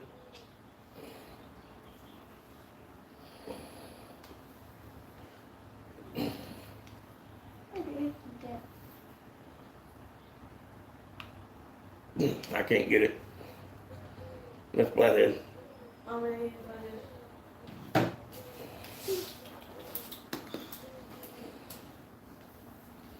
Yeah, I can't get that, not without putting heat on it. The 1/4 wide blade, good one. I'm gonna try to take that out, slide that out.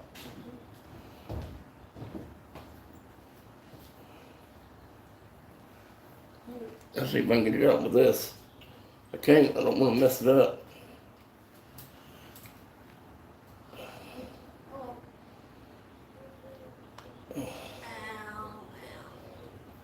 There we go.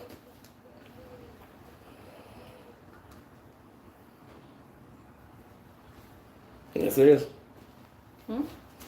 Yes. and this is. Yes, they can see. What are you looking at? I was trying to see. Okay, there it goes. Couldn't see the message good. Peter said, if it ain't broke, don't fix it.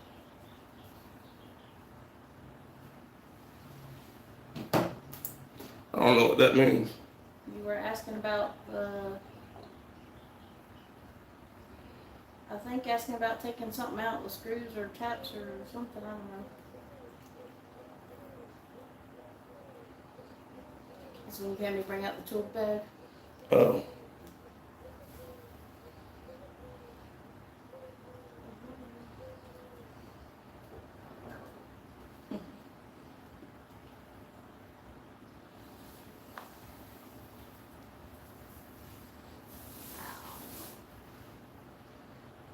Hmm. She called me. Watch out for that piece underneath. I have a spring that appeared in my hand, and I don't know where it went.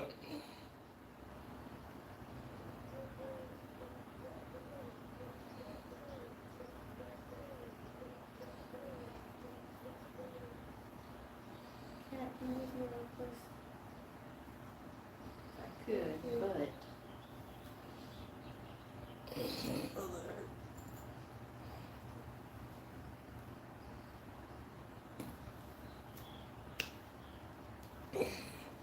I need a pick.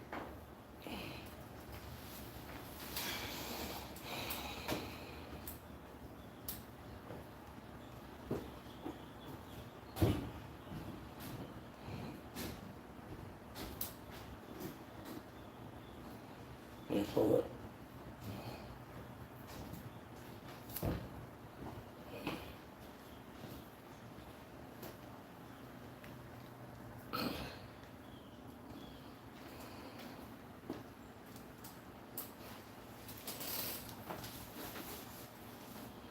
Right, now let me figure out where this spring came from.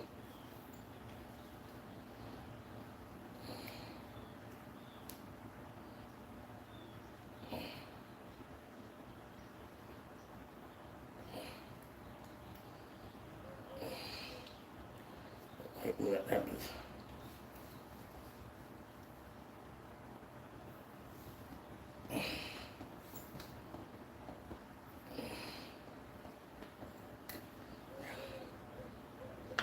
Yeah, look on that picture of that carburetor, see if you can find some more pictures. We have a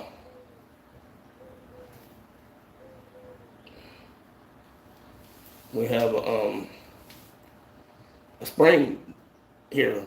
I don't know where it goes. I've never taken apart the carburetor and had that particular spring be in my hand. I don't know where it goes.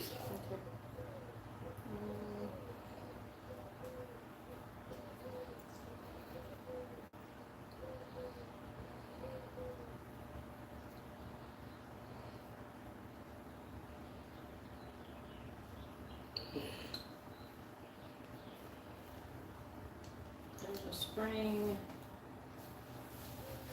Can you see? There's a spring right here. You get it, Jerry. Oh, I see it. You know where that yellow switch goes? It goes under the yellow switch. Where does it go? Where did you get the yellow switch out of? I got the yellow switch out of right here. And it goes in between. It goes behind this thing right here. You're going to come over here. Look. Okay.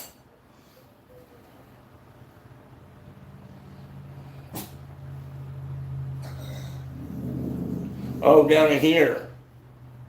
No, that spring's already in there. That spring's already in there. Let me see.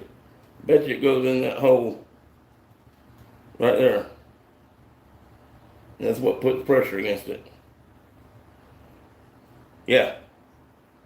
Oops. That's gonna be really hard to do.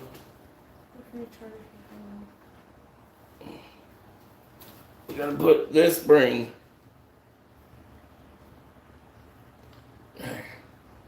So we'll take it and put it on this. Maybe now I can take it and show you. It goes through here, into there. It sets in there. Now, I don't know if there's a ball that goes in there. But let's see, if I put this back in there. Yeah, see, that's just blocking. So yeah, I've lost something.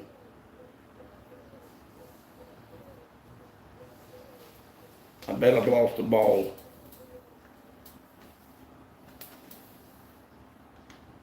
A little tiny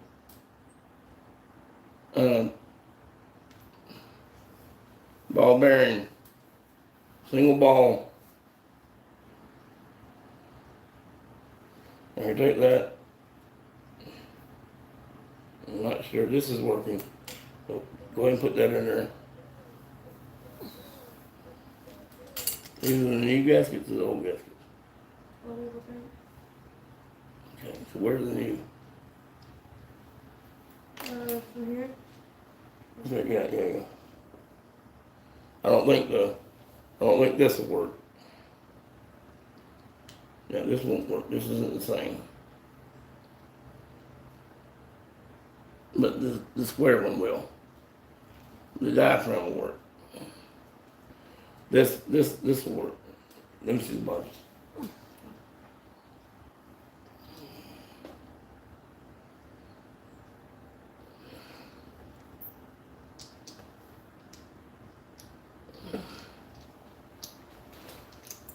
Oh, wrong side of the body. See the side you have.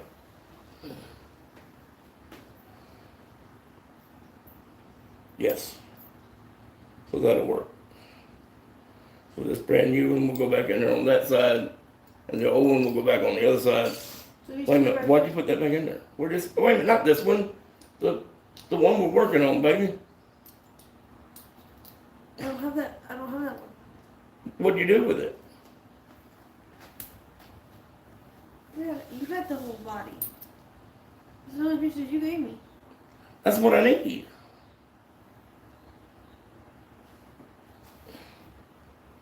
Where's the okay, this goes on here. This doesn't have the holes to line it up. Okay. But it does fit. See? The big holes line up. And oh no, they don't. This is actually off a little bit. Wouldn't that be the ticket? Mm-hmm. Yeah, this is different.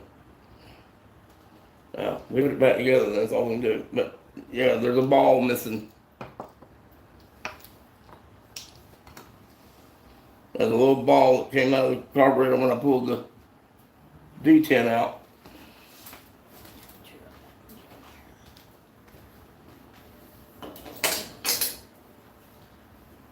Okay, so what do I need to put in this audit claim? This, Yeah, and then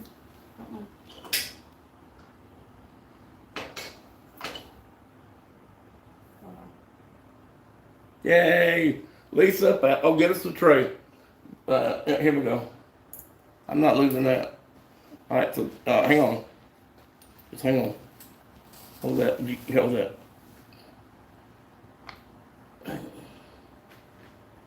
The little detent ball for the oh, these are the junk pliers. These pliers got hot. Mine. It doesn't matter. They're both pictures. Yeah, There we go. I'm gonna put your copy. All right.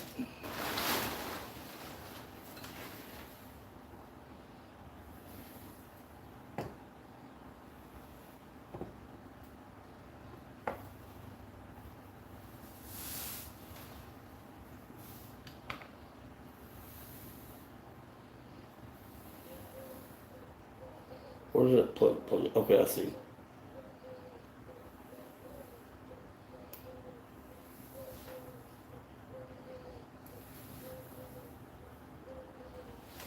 So, yeah, alright, that'll work. Alright, so that's as far apart as I can get it, other than that Welch plug. And I don't have a Welch plug to put in it, so I can't. Now here is trash. Here is trash and the carburetor right here. Physical trash that I can pull out. And that's in the jet. What? Peter said to him, girl, them some awesome peepers y'all got there. I'd have given that ball up for lost. Yeah, I'm pretty blind. I just happened to see something shiny. That was just luck.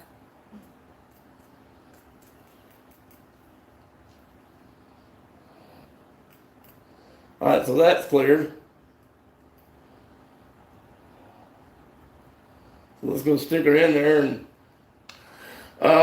the only gasket that got torn was the gasket that goes around the diaphragm, and that is, of course,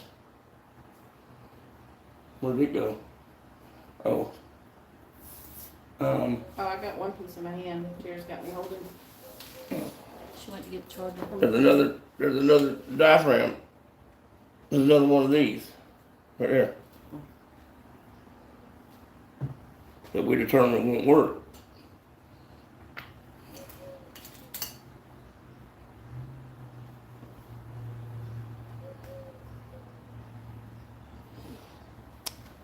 That I don't know. Fall on the floor.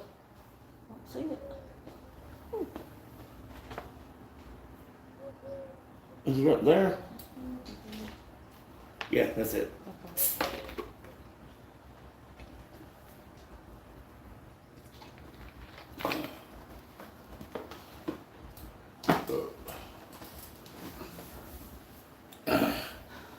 Okay, so that won't work.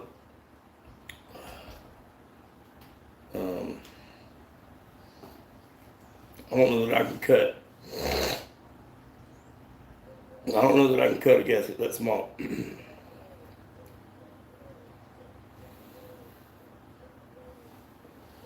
don't know that I can cut a gasket that small.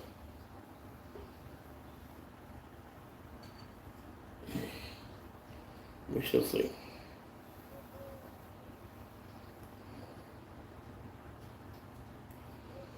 Yeah, I can't get this to pull through. There we go. I don't think.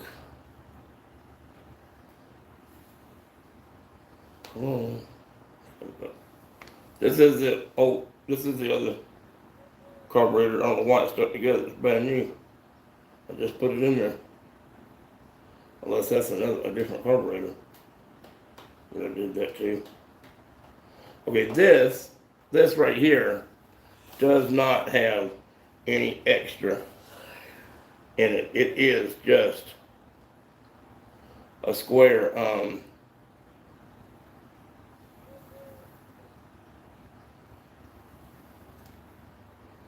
so when push comes to shove, we could use it.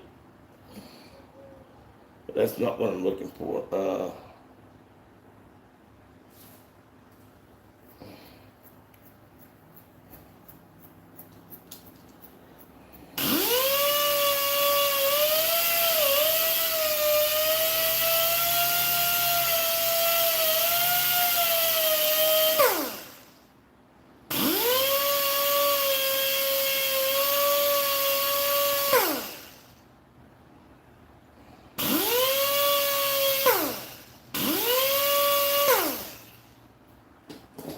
Alright. So will this go in and close off? No, this actually misses that.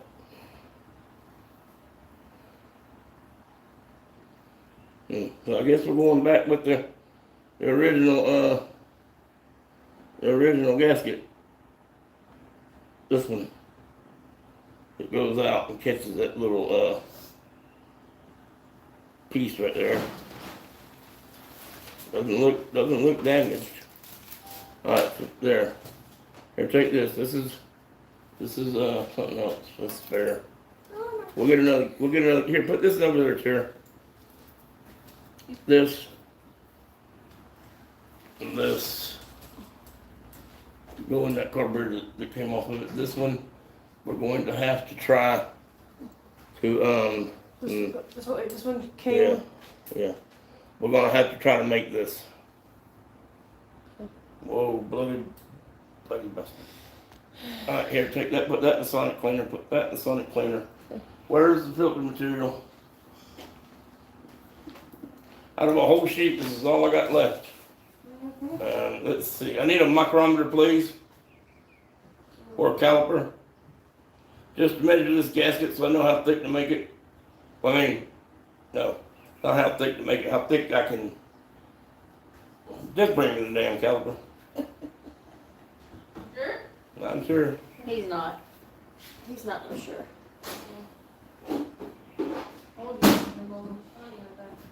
Huh? Funny like that. I know. That he is, that he is.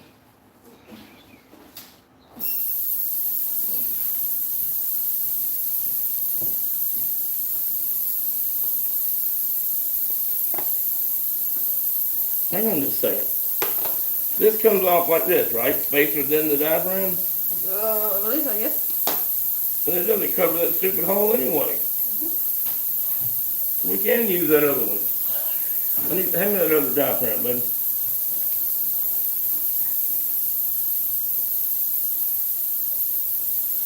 This little rubber looking thing. Yeah, That's thinner than a piece of paper. it's very thin. Looks like tissue thin.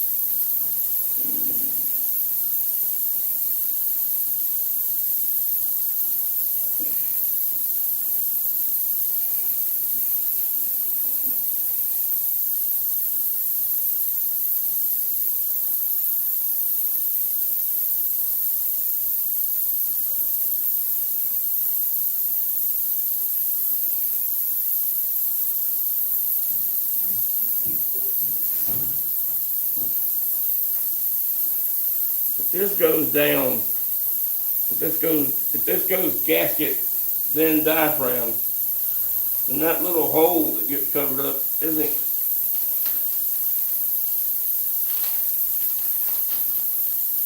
doesn't matter. There's nothing going around it.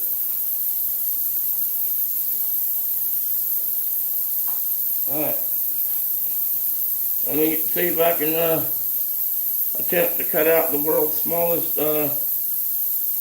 This episode of the world's smallest item. If Scott cut it, tune in next time. On world's smallest item. Boom, boom, boom. Peter, you want an extra kid? I'll put it on for you. Sure. Oh, let's get over there you can't do that we can do. What? We're driving on the right side of the road for one thing. Oh, that's what Robert over. That's what he do. Well, the way you drive on the other side of the road, so yeah, you might do need to go. She fit right in.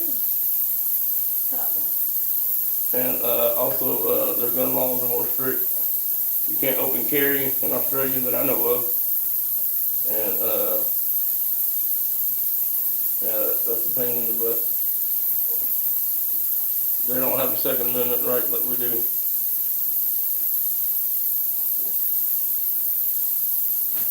I'm not saying it's bad, I'm just saying it's different.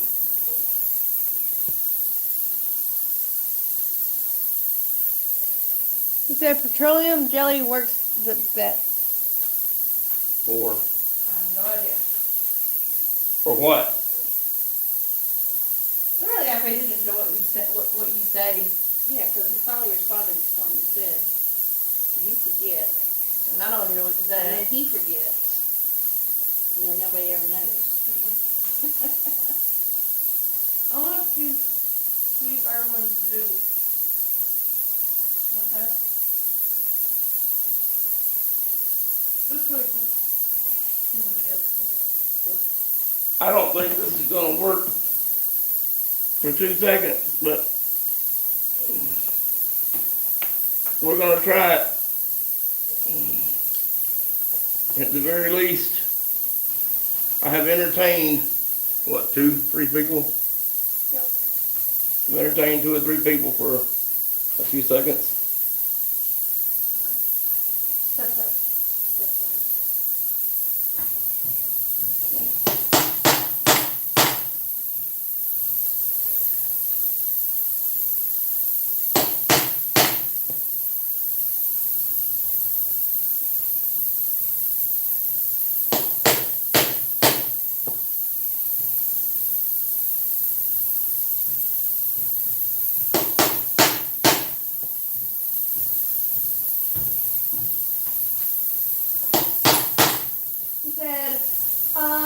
He said, I could use a maid around here, but I don't think she'd like it here. How you know? I don't know. Honestly, I don't know. What do you say? He said, I could use a maid around here, but I don't think she'd like it here. Hey.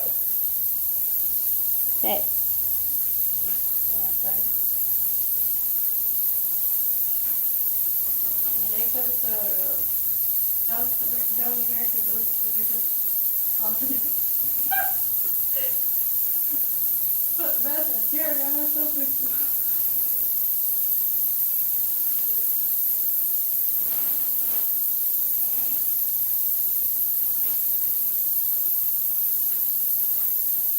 Yeah.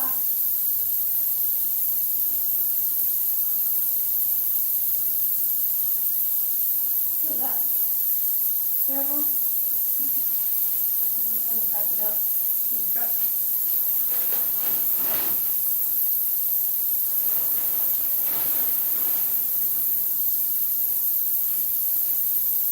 So don't have that order when you get started.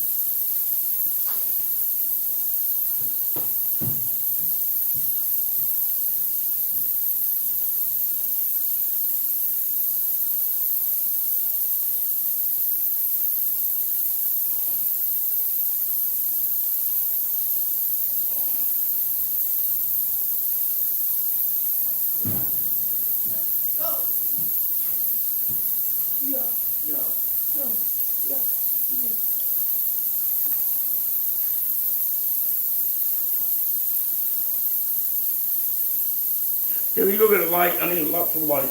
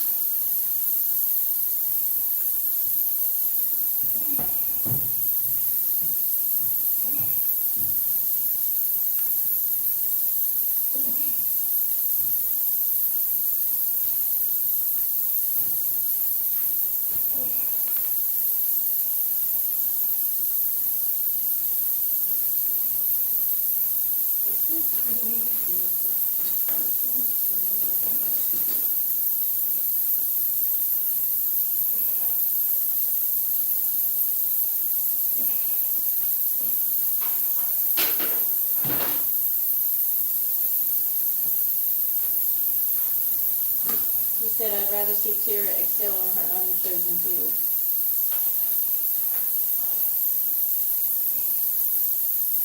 Yeehaw!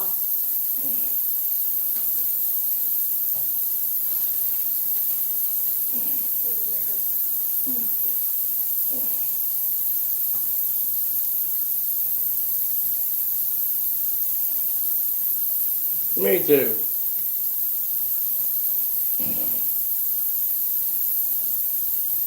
Look.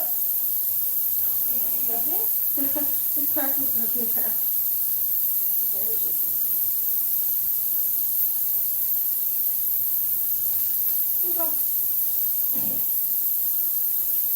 If not, now, you got any more, got one knife blades?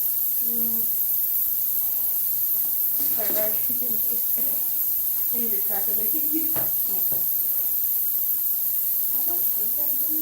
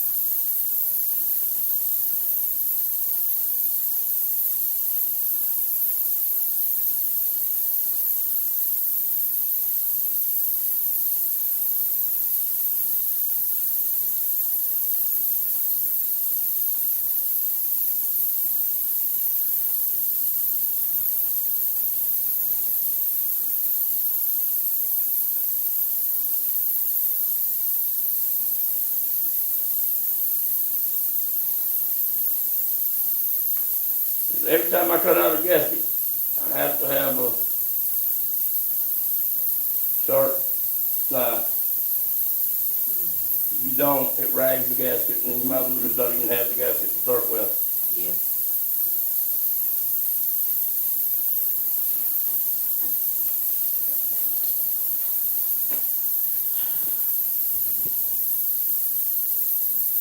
Wrong. It was pointing down for some reason. I had it.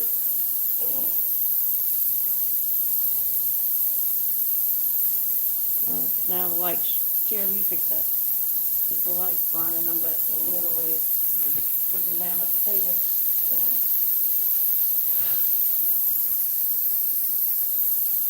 First thing I do is that light.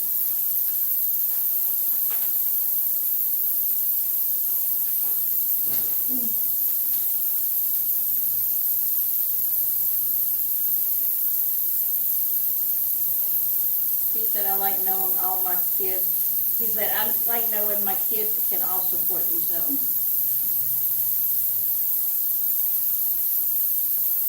Yes, that is a good thing.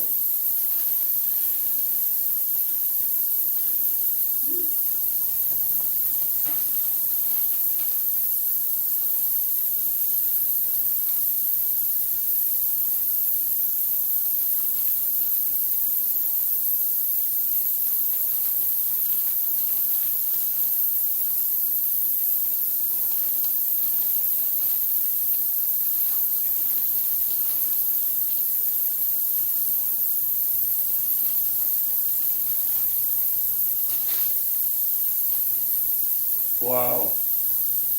What? It delaminated. It's part of it. It delaminated. The gasket is like sitting on one side. All that trouble.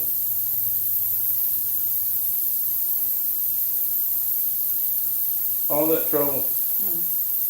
And the gasket delaminated. Well,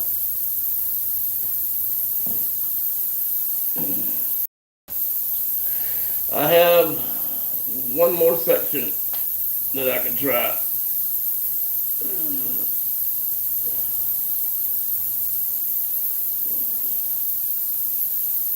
Here, we're going to test your steady hand.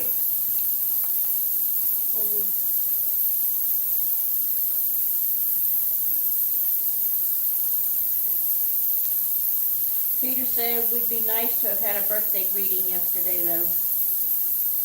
For who? Was your birthday yesterday, Peter? Happy birthday, Peter. Happy birthday.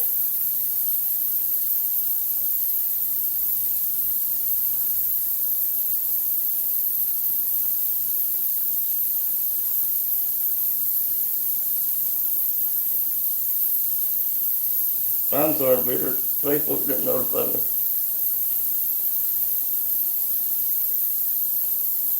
Like, one last time. Am I done that? He said it was and thanks. Well, happy birthday. It's on my result.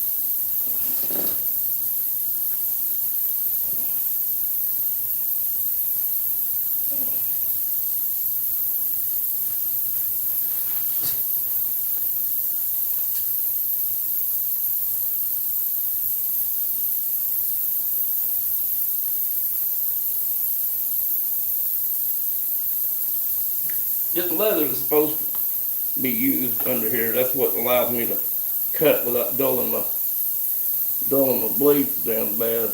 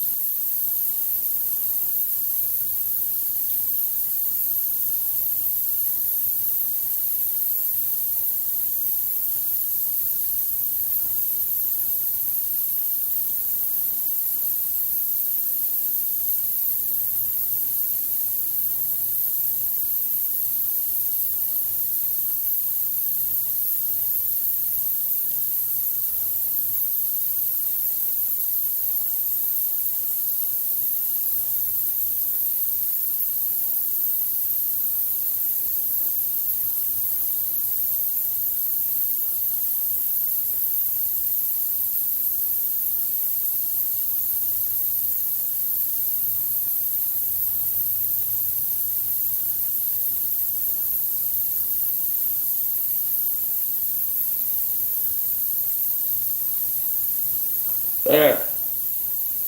Now.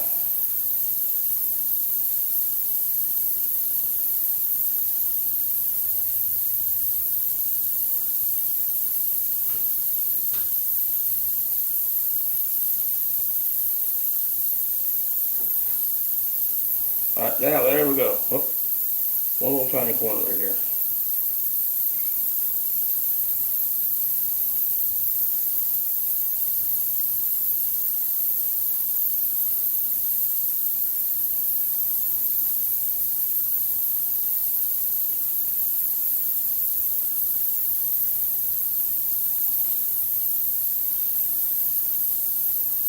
Now, if I can get my grinding pad out here too, or a Scotch-Brite pad, so I can touch up this little, I need a Scotch-Brite pad and a battery drill.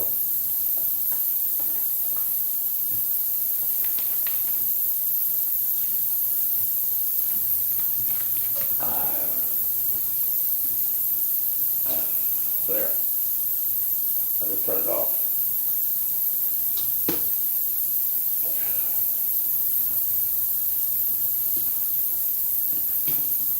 Well, you go in and find me all my fuel line, but look at all the little boxes, and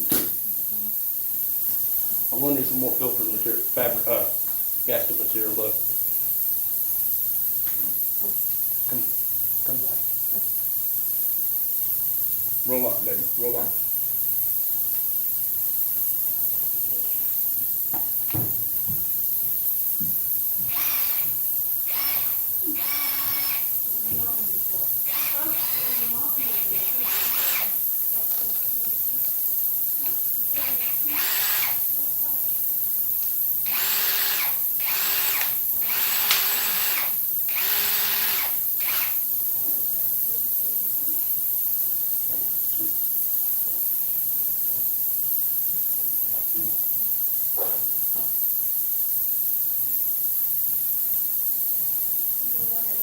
Come on. Finish up.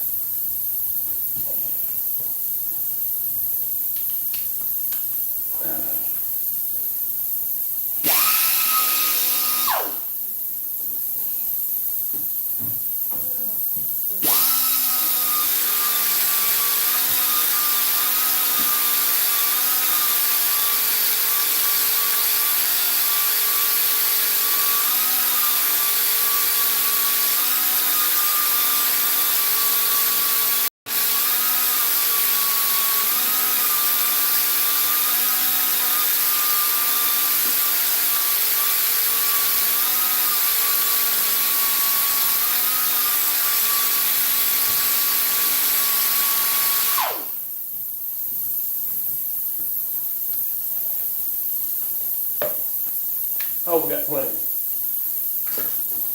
Alright, well, if you will take this, please. This, and this. Try to incorporate it in. Terry, we have that piece. I just give up. Right now we need to mark these little holes with hot. Christian does that.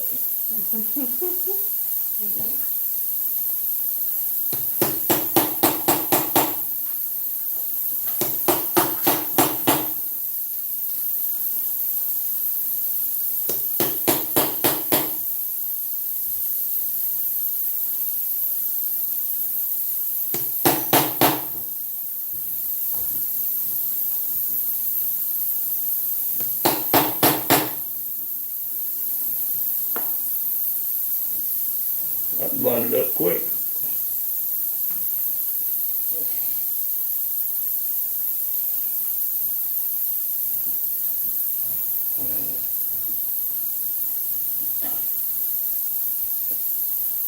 Come here, Tara. I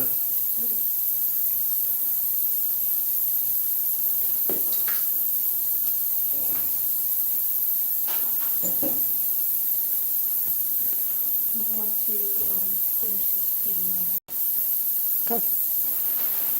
Tap that down. Just hit it with that.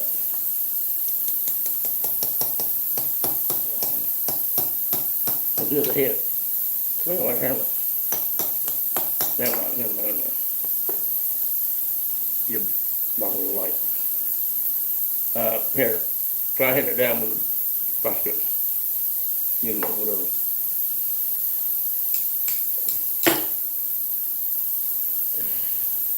If it's unplugged up, it won't go through the paper. It's not doing it for good. Oh, what's the stomach? Quit coming apart.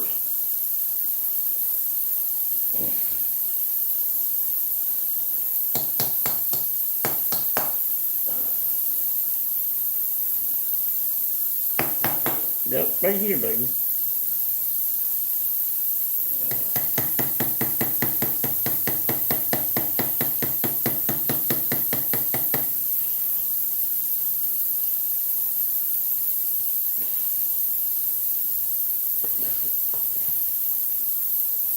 Here, hold this like this.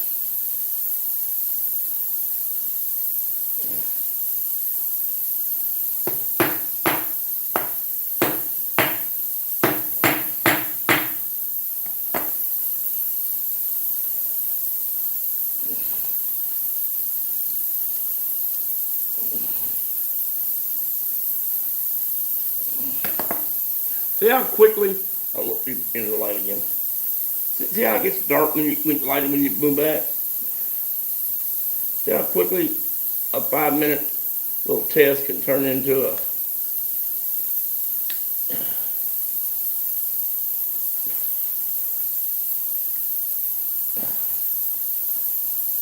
I need that for cutting. That's brand new.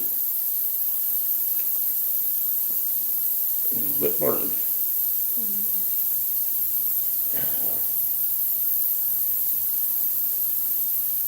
Go get me the red Loctite, please.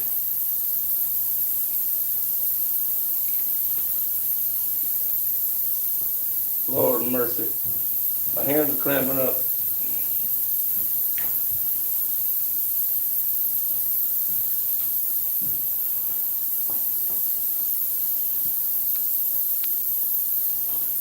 All right, look.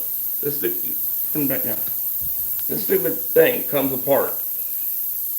I don't know for what reason. I don't know. I don't care. Put me a drop of red Loctite on there. I'm tired of this thing coming apart. You open it. There. Maybe so you can get in a tight spot, but all the other ones I've gotten used to using were full length, and I've dealt with them over through my life, so I don't need this one to be coming loose on me while I'm trying to put something together.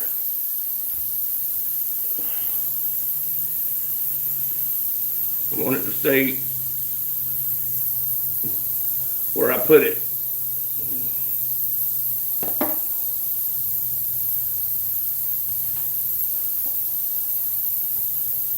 Yeah, that Loctite on it. It come loose.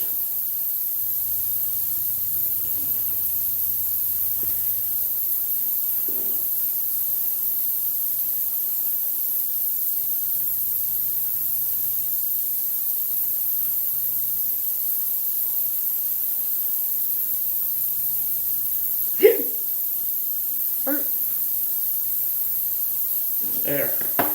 Now maybe it'll stay put. Bring it back real quick. Hold it right here. The thing is still not open. Catch it right there. Here, hold it.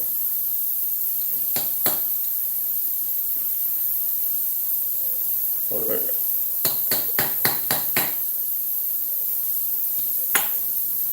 there. Peanut butter off my, what the hell?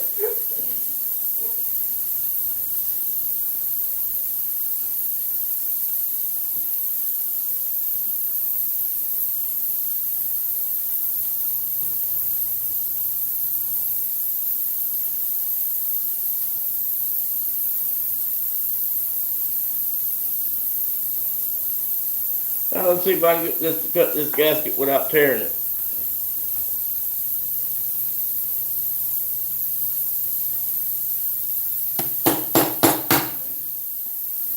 There we go.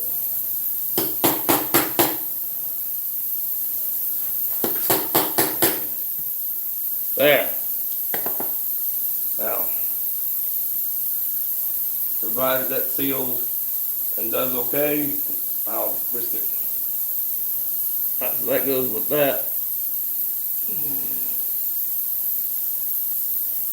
Yeah, that looks good. So make sure we clean it. You're supposed to clean these out. There we go. Before it gets to the point that it can't do anything.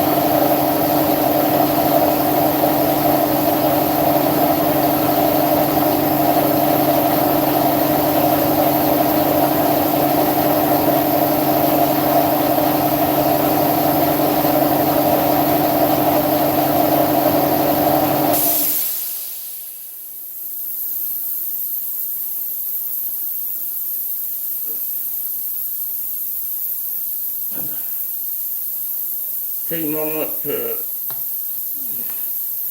come now.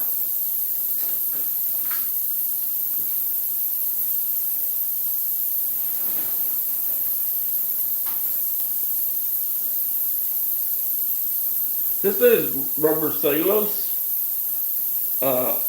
It says it can be used for gas, but it's mainly used for water. But I don't have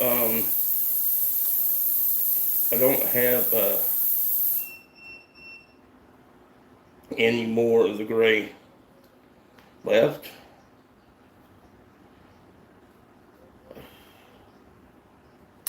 There we go. Come on, get right.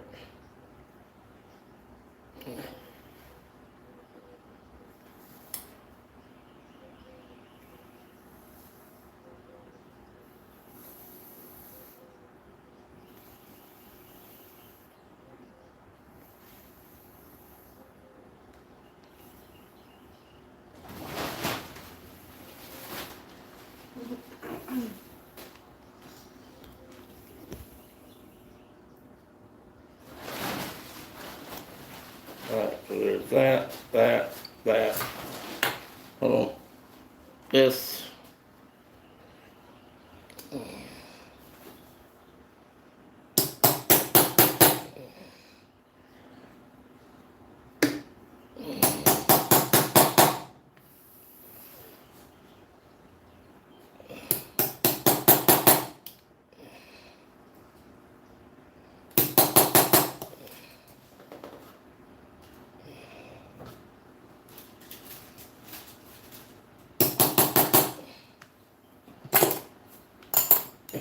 Weed in everybody.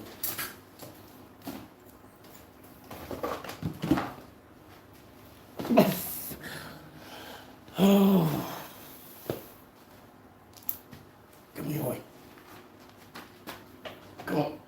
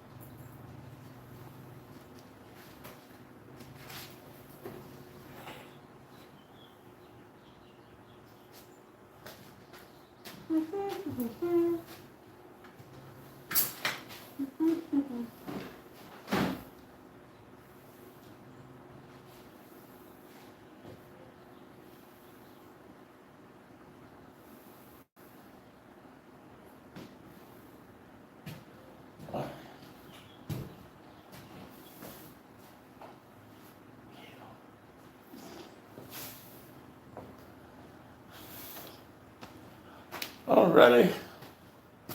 Alright, to finish up this, but first I got to deal with the carburetor I just pulled out. Gotta wash it. Finish washing it. Check all the little spots where it's blown in. Right here.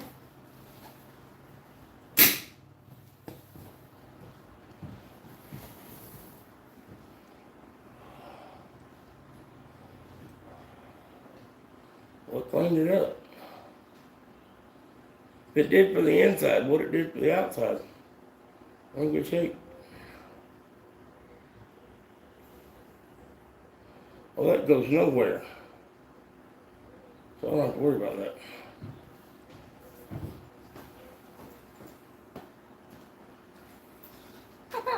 Thank you.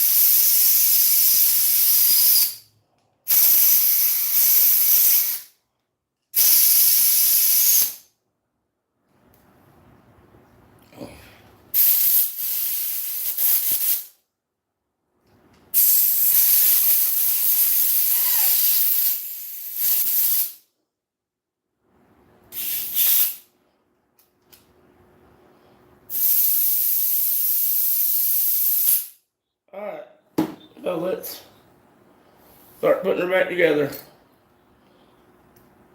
Alright, let's start putting her back together. Yeah, but I look back up, you're still looking there. You hadn't looked back up yet. Alright, hold those. That thing's just gonna get on my nerves. There we go.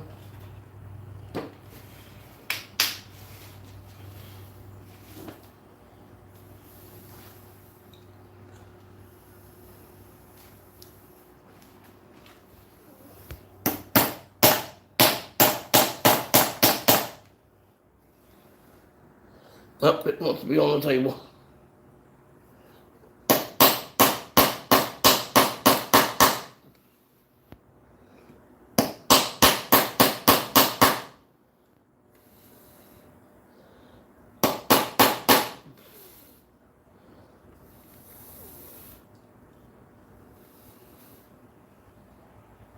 Oh, come on.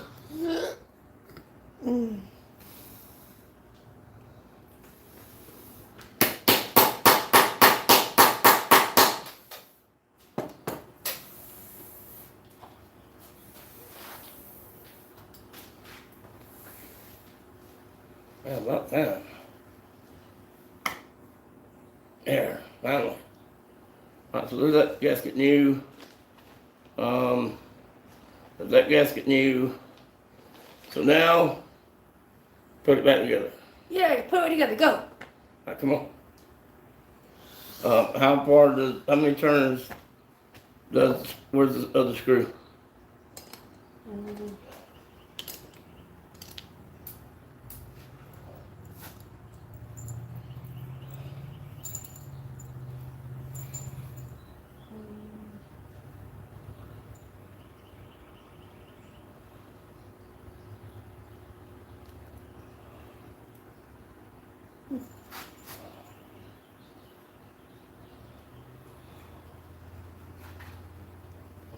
We're just gonna, this is the high.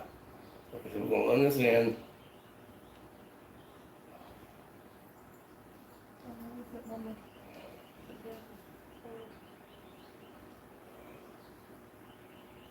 Do it real careful so you don't break the tip off.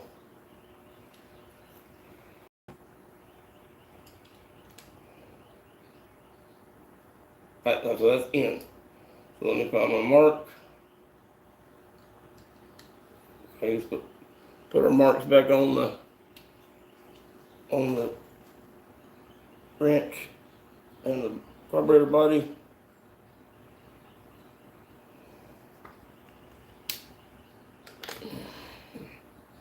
Alright, so this one was 1, 2, 3, 3.5, right? This is 4.5 turns on card. 4.5 turns. Okay, Oh, 4.5. Alright, so now, and the other one, alright, so the other one was how many out? Oh, so you don't know. So we'll go with the customary, go all the way in and then come out 1.5 turns. Okay, but I know you're up to like 10. I don't know that much. Alright, so let's put this back. There's a mark. There it is, there's a mark. 4.5 turns. Alright, so we're gonna go 1.5. 2.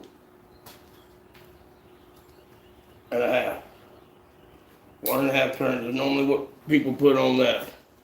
Okay. Alright, so Pick a spot. alright, so let's Peter's like, I missed the first one. He's like, because he put 4.5 turns for the second one. Hey, Bear Bear.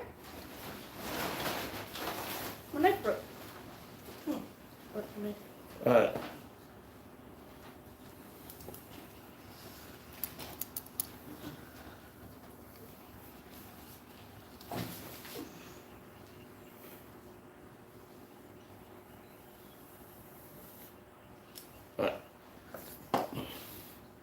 Alright, so there's that spring in there. Now, where's the ball? Well, in the let's see. Bring it over here. Right there, move everything out of the way so I don't have to fight it. Right there. Move, move.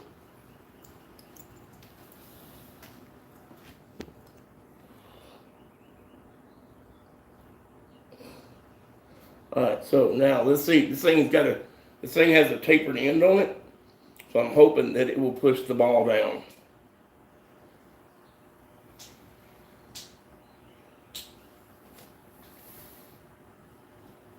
There we go. Alright.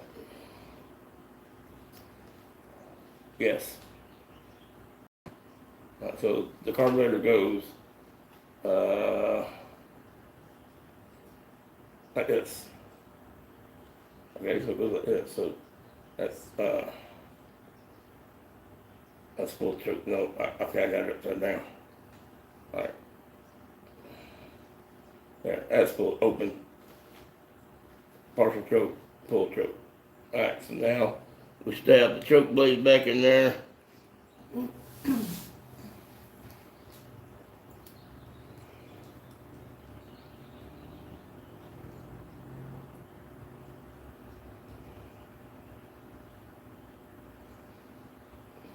There we go. Alright, so choke set. Alright, do you remember where everything goes? I know this goes down first. You get a spring. Oh, we need a needle in the seat too.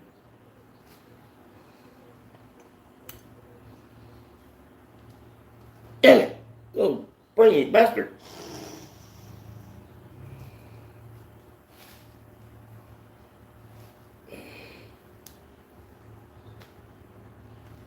If you quit dancing around, I mean, if you gotta go pee, go pee. He's got us a tall spring. Just hook it on there and hand it to me.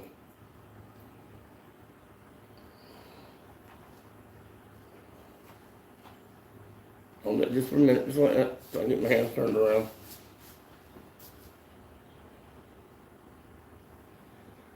Get this hand out of the way.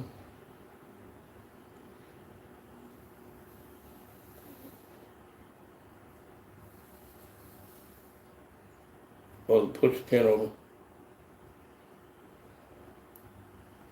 That's up. There we go. Now put your screw in.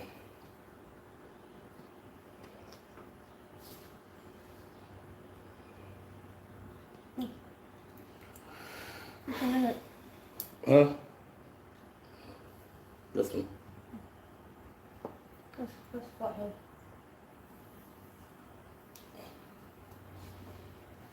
Got it. I swear people are gonna look at us like we don't know what we're doing. I promise we know what we're doing, guys.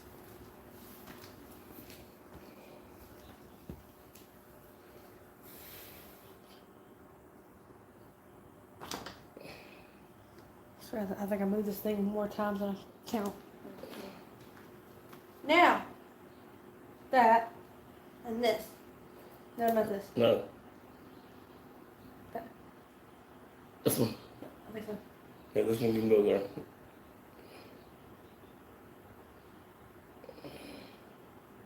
Then,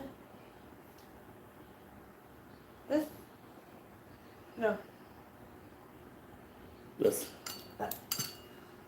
What is this? Other Oh, way. no, this one.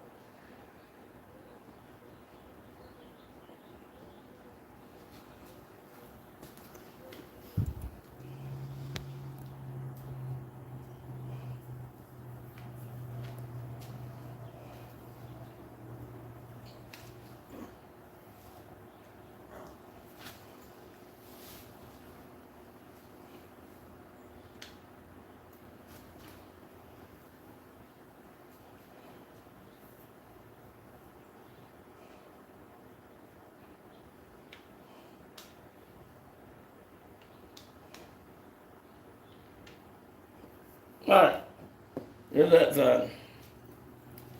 Now we need the other side. We need this piece and, These two?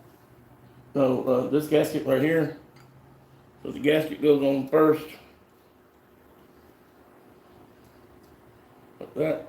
And then this goes on. Oh, here, clean that. Right there. Oh, wait a minute. Hang on, hold that. Okay. Right, so this goes in like that. And this goes on top. This goes like this. Hold on.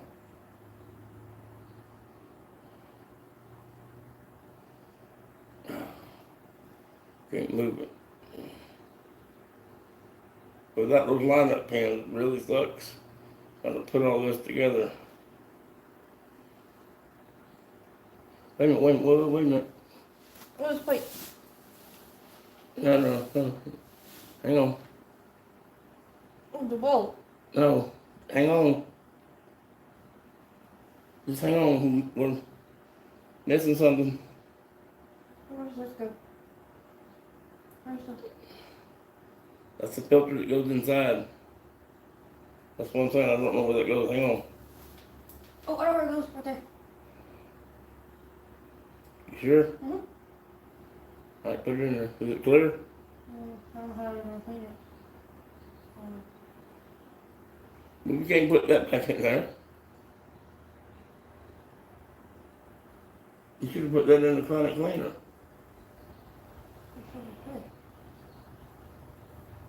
I'm gonna put it in there for a minute.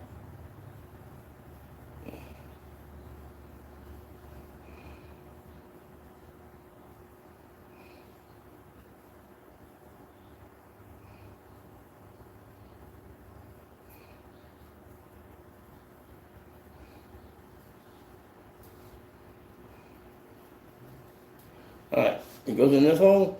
I believe so. Like, Because that was this hole I digged out. And when I digged it out, that came out. dug it out, not digged it. Dug it. Not dug it. Doug. Dug.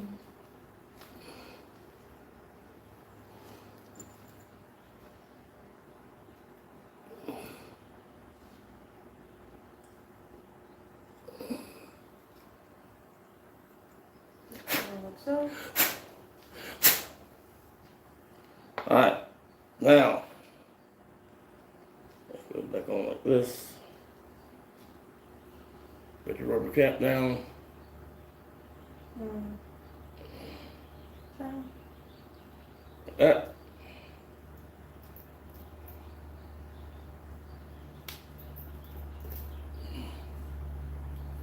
For little carburetors, I suggest that you always keep a flathead and a Phillips that you never use.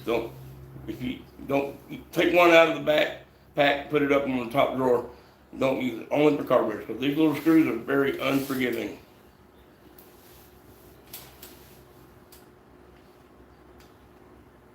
All right, now. I mean, Oh, you need this too. what? That goes. Yeah. Yeah, And then you need this. You said. yeah. But take that out in a single way. All right, so we got to put this in and then wind up the spring before we put it on. And we're not going to get that in with that. Into what? Hold on, we might. Hang on. There we go. Here we go.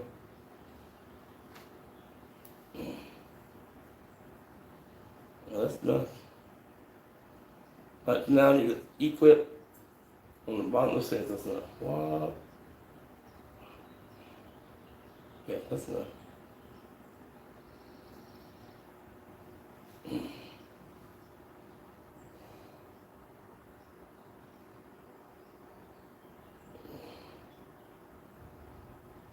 Let's see if we can get one of those.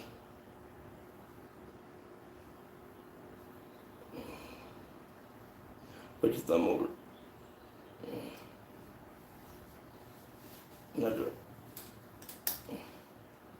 Alright, there's that. Now we need to I don't know where that hole goes, so we'll put it up. Oh, this has to go in at an angle. So, actually hold that, I got to tilt the throttle a little bit now. Now drop it in there.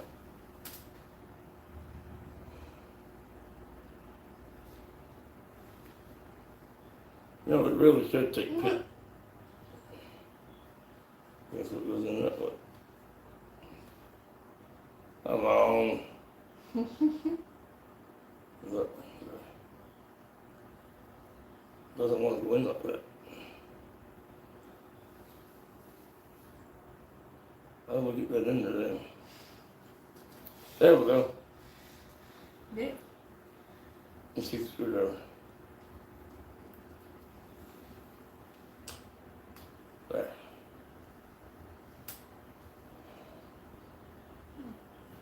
Hey, you know what? Go get a little red Loctite.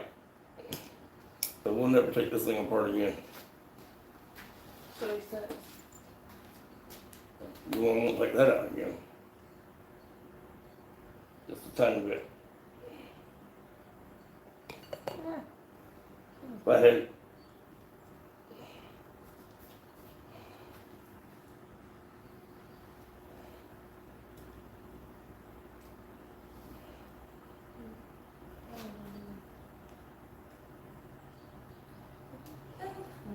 Wait, there you go. Oh, my minute. well, There you go. wow. Here, let me stick it onto your screen so you can remember.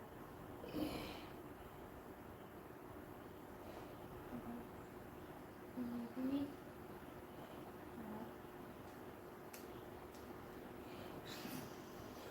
You make me nervous sitting there constantly grabbing. Go get me my screw starter. Okay. Yeah, go, hurry up, this thing's cutting into my thumb.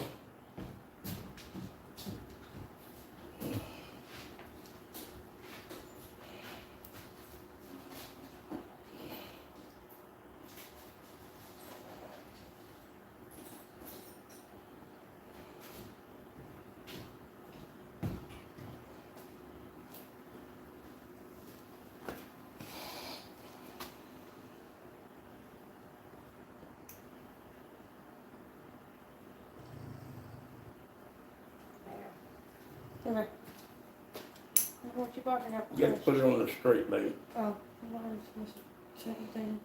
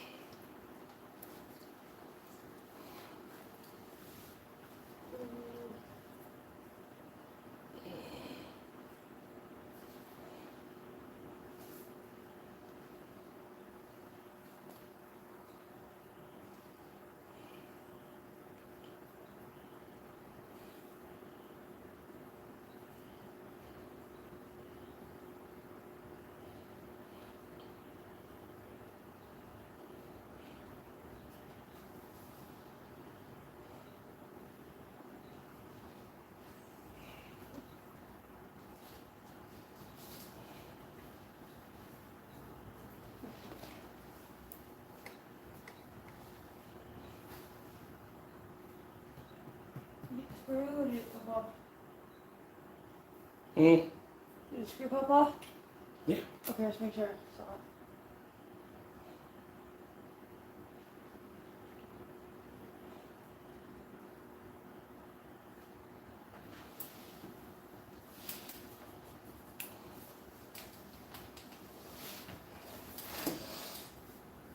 We lost the throttle plate screw. Got it!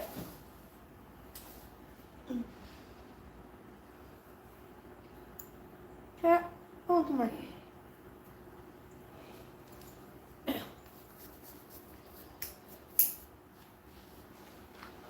Just get Daddy's trying to work. Yeah. Here.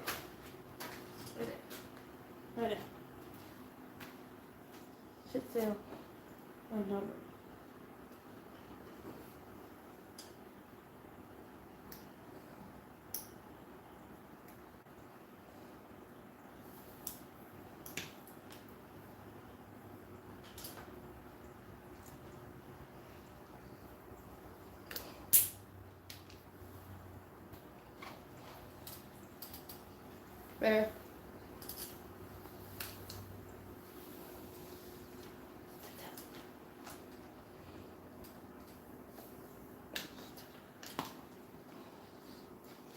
Throttle screw.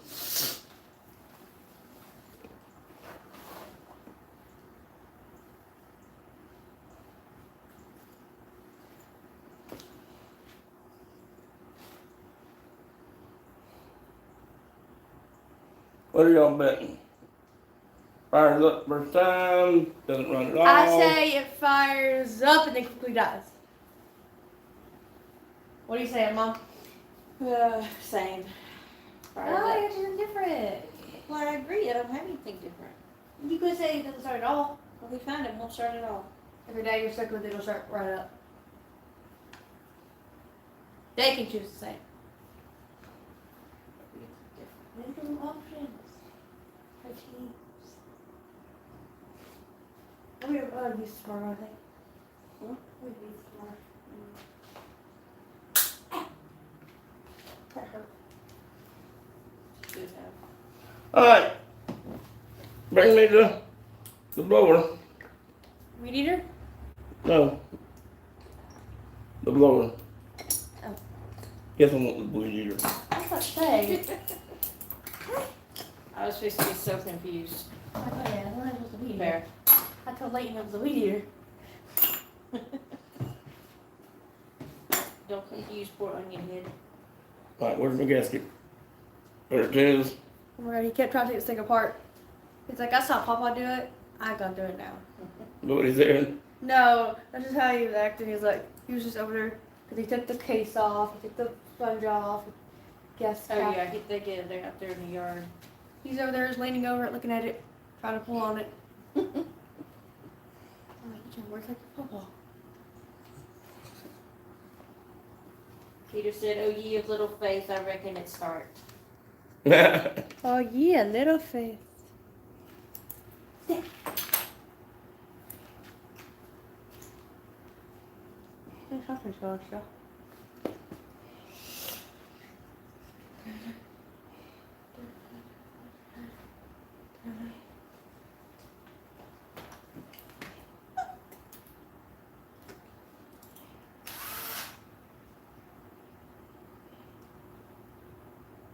These are Allens here, not Torts. There are torts.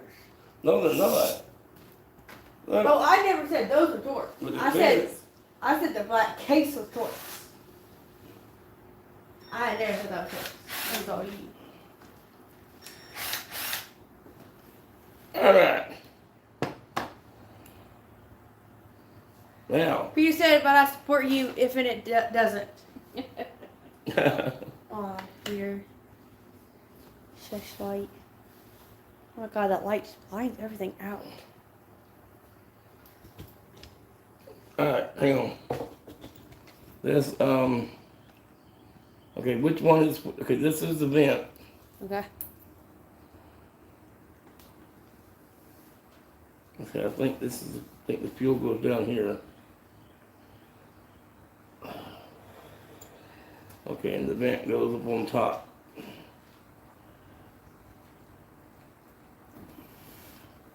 Let's see.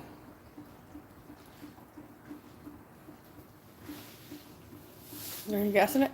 Yeah, well, or was. No, we drained it. Remember? Oh crap. Well, that's a good way to do it. Come on. Where's the gasket? Right there. Well, we can. Move the can. Oh.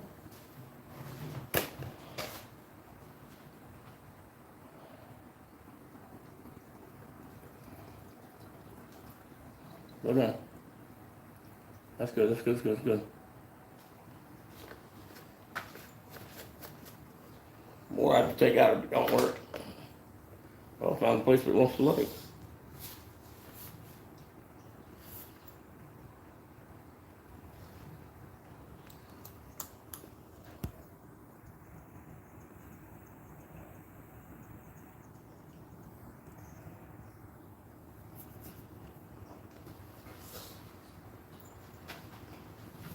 Alright, let's see if we can figure out which one's sucking. Oh, you want the splice thing? No. Do my finger thing.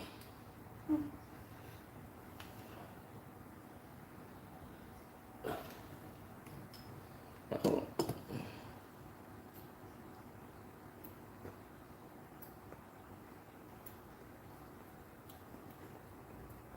It's pushing out there, so let's put fuel. I think it goes down here, and that goes up there.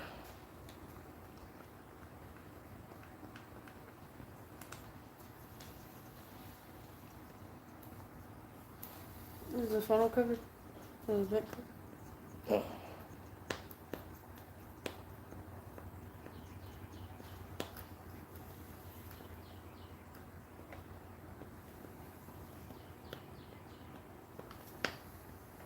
What do you got out there?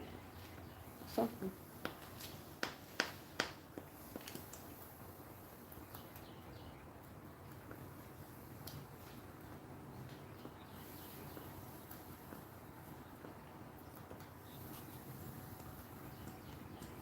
Lord mercy, don't tell me it don't work.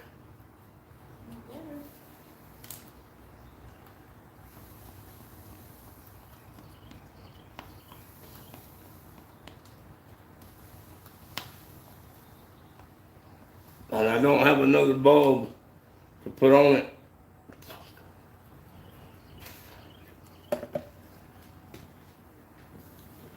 Don't think I got them hooked up wrong, but I will put them on. Switch them just to make sure.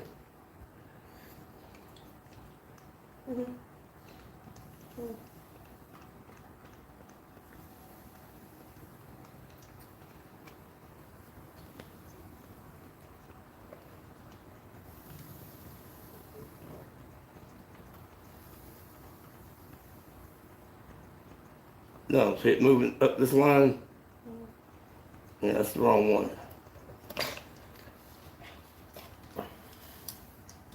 Our primer bulb has no suction. This is the fuel. But it just did. Oh.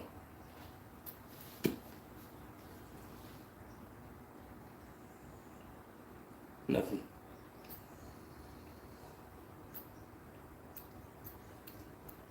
Nothing. You think our other ones will fit? Let's see these.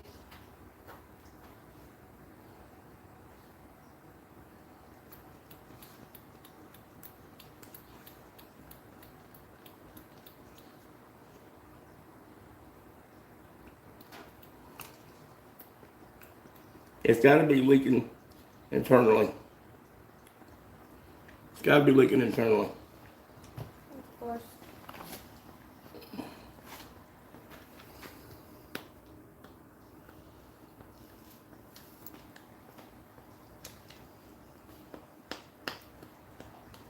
Nothing. Bupkis.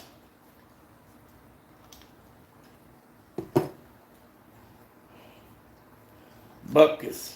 Pure bupkis. Nothing.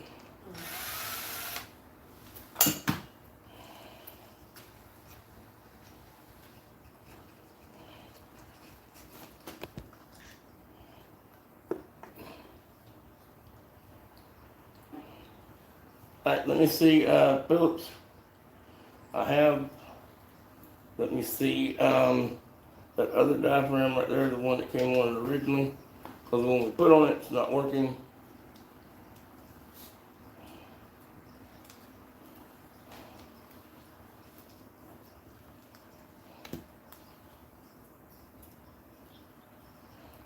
There.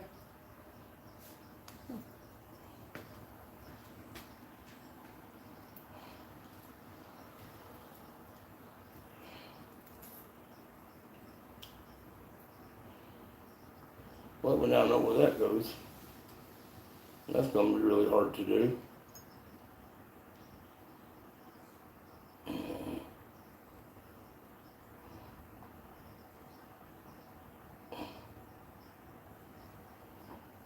There we go. Put it down there. Alright, so.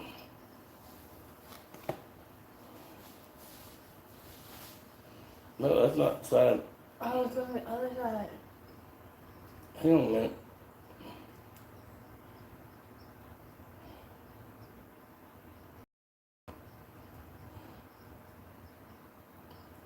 Hold on.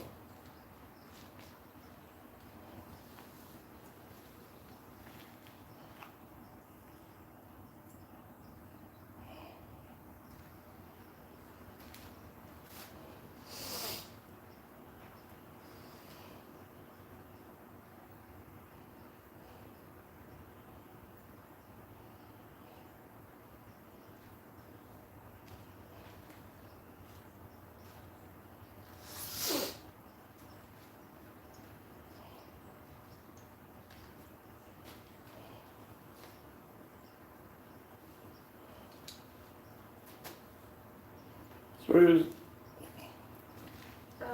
Wait. Oh.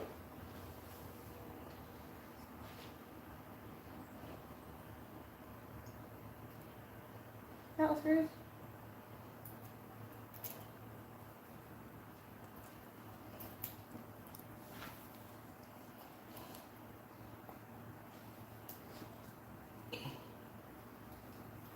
Ask Peters. No, take that back. I don't go on this side no way. Ask Peters is still doing the music on his Discord, because, or am I just missing it?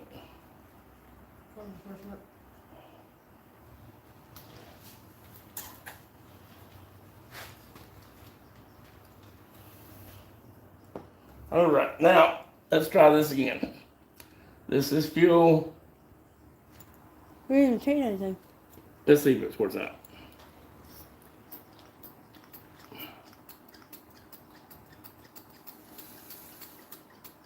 Hey. Look, Mom, you get splattered. Yes, that squirts out. The valve was in wrong. Oh. I had to watch the spacer.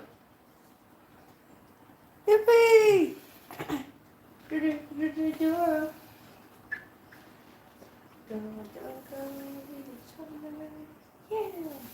Right. Now let's put this back on.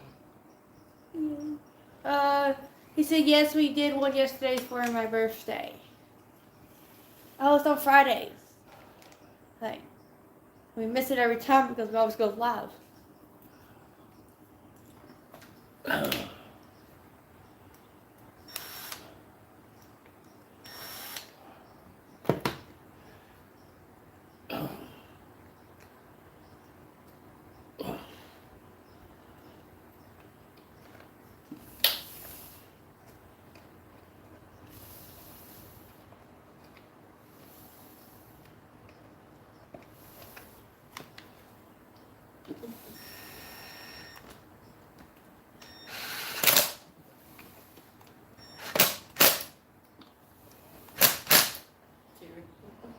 No. They get her already? I told you.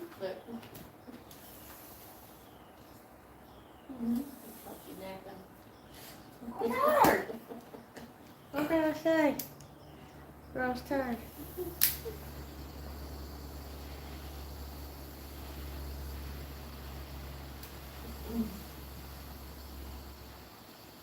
You go blow this out. Actually, get me the blow gun. Your husband was. Can you get it ready for me?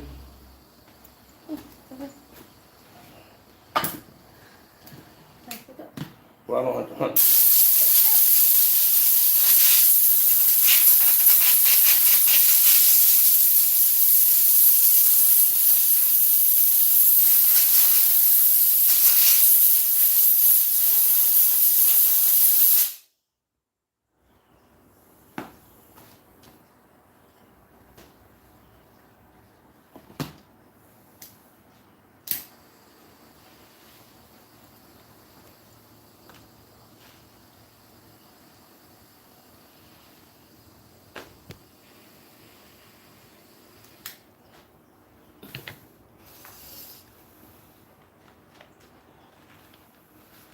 You know, I used to think that because I failed at being able to diagnose the problem and resulted in just changing a part out, I failed to realize that even that is a skill. There comes a time when you have to know, okay, I've done enough. Stop. Go change the part out. Glenn said, "You still working on that weed trimmer? I have gone and had dinner at Longhorns and came back. Longhorn. Have you found out what is wrong with it yet?" We think. Oh, it actually had trash in the carburetor. We could see it. Longhorn. Come on. All right, so we primed the bulb. Prime the bulb is good and primed. Ready? All right, yep. Do it. Hold. Don't flood it. All right, go ahead.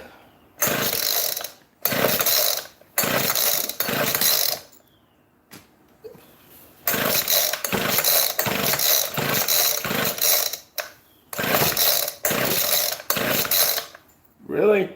Are you serious? Try it again.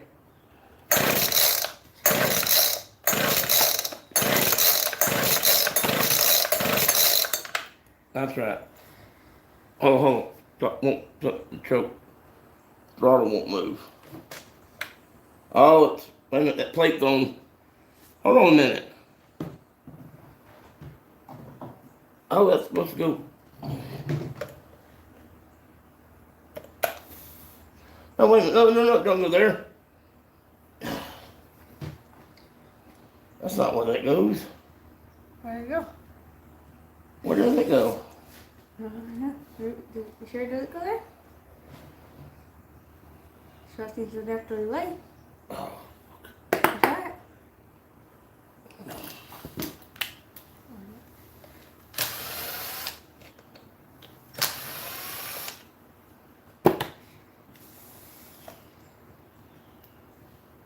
Yeah, that's where that has to go. It can't go behind it. It has to go in front of it. All right, so we got that right. Yay.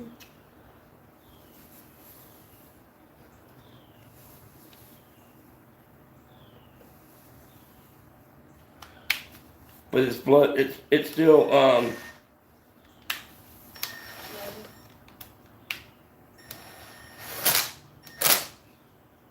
and the coat, yeah.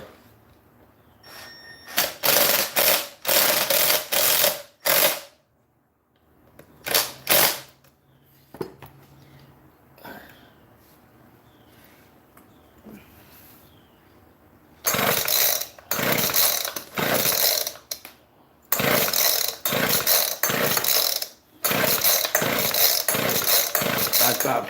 Go see if you can find us another plug. I've never had this much trouble. Glenn said, "If I would have known you would still be live, I would have brought you a steak home." LOL.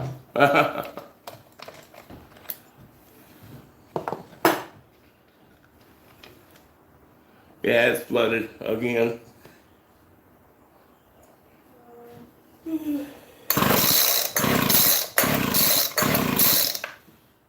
I don't think this plug is doing all that great.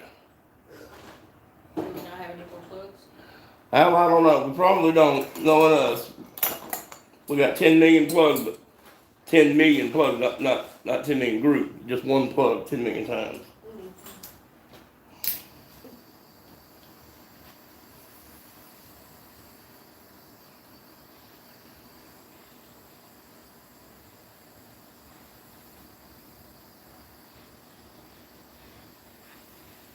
Then you have spark plug gap repair. Will you look up this weed eater and see if you can find an actual number for the thickness of the gap? I'm thinking 20 thousandths, but.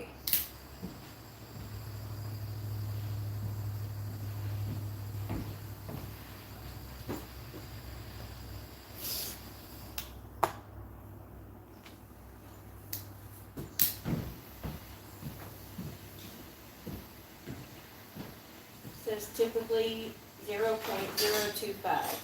So 25 thousandths.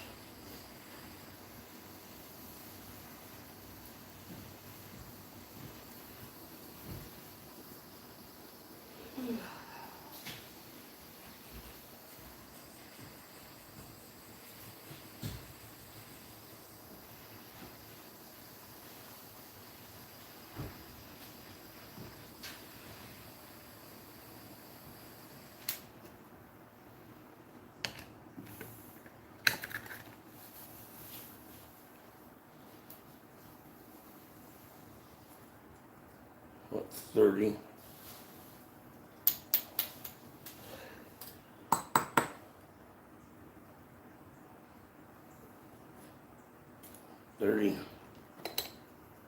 It's also it's a little crooked.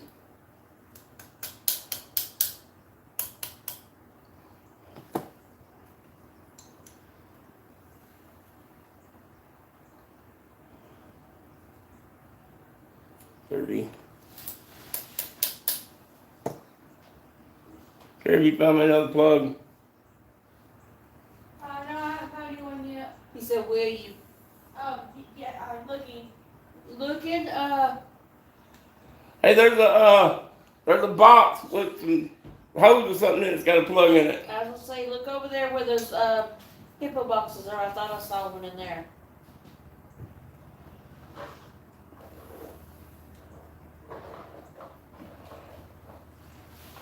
$25. There we go.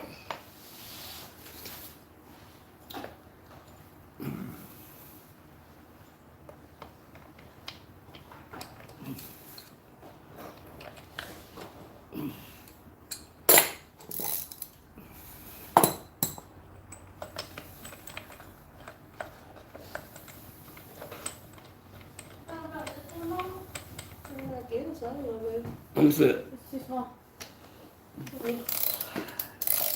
Oh yeah.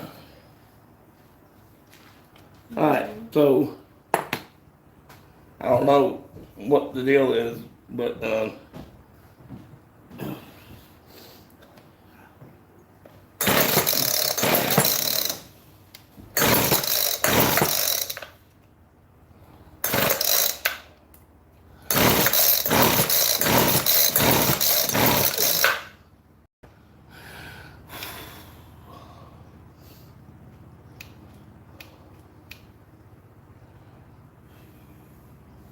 nothing that please.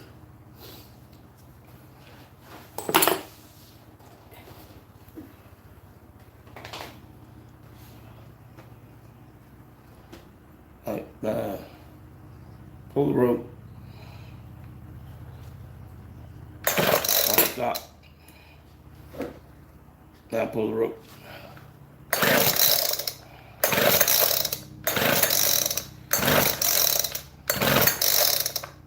Is this on or does it need to be on? No, that's push and hold.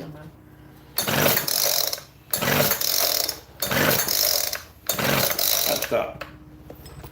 If it's flooded out the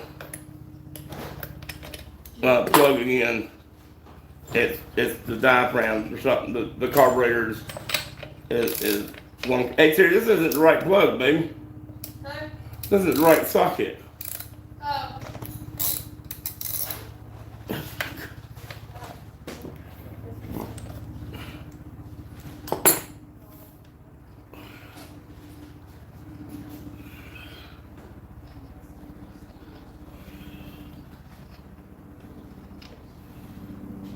Yeah, plugged again. This thing is filed like nobody's business. Just keeps filing out.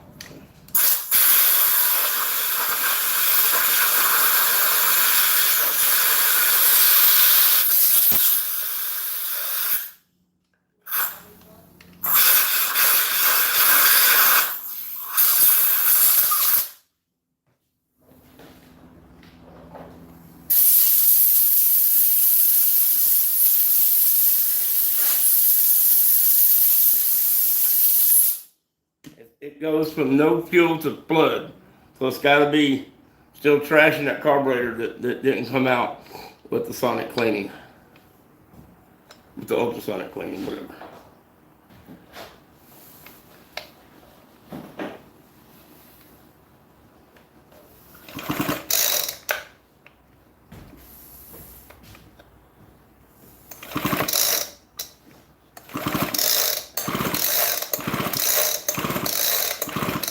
Firing like a champ. Firing like a champ. No problem firing. So how in the hell is it flooding out? It's got to be trash still in that carburetor.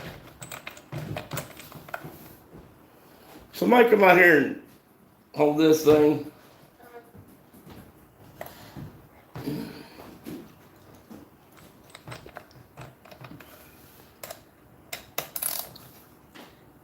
Because I said there was something wrong with the carburetor.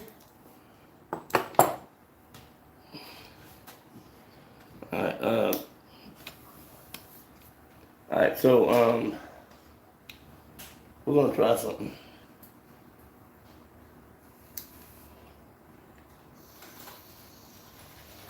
Crank it.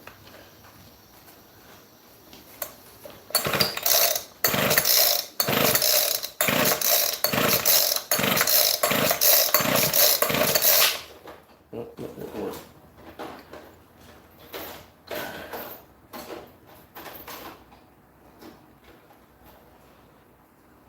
I hate to choke it, but try it.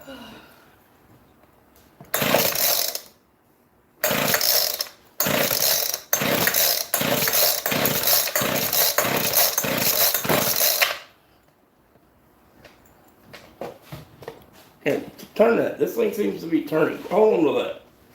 Yeah, see, that's turning. That's broken. Well, that just sucks. Yeah, that thing's broken in there. Wow, that's not holding. Alright, now, go get me a smaller plug socket.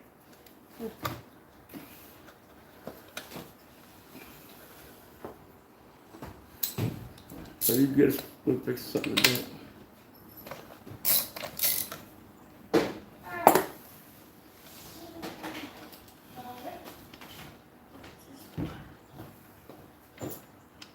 Oh, broken. Same thing. Flood it again. Oh, 3/4.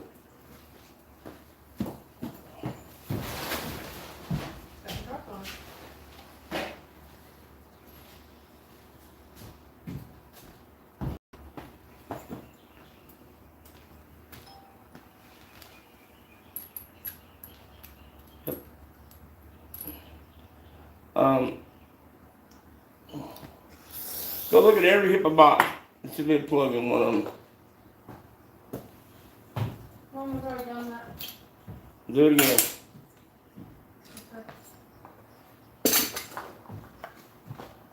None of these bulbs fit. All of these bulbs are too big. They go over that bulb.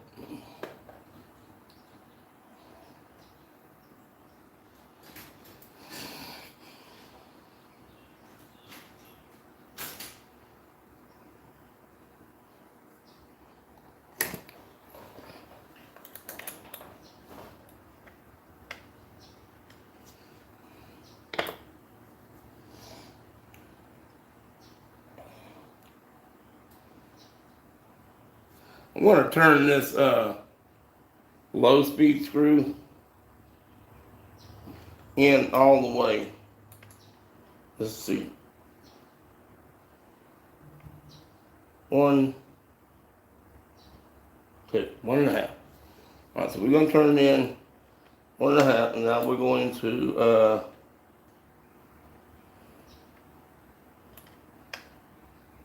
open it 1/2 time. 1/2 turn, or 1/4 turn rather. We'll see if we can stop it from flooding out.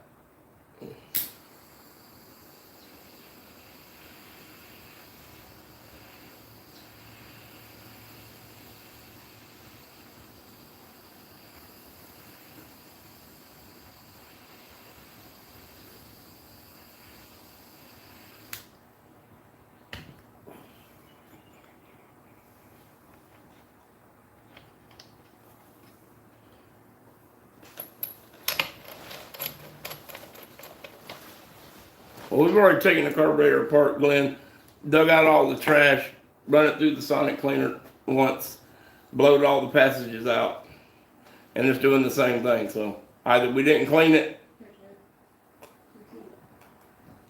or it wasn't the problem.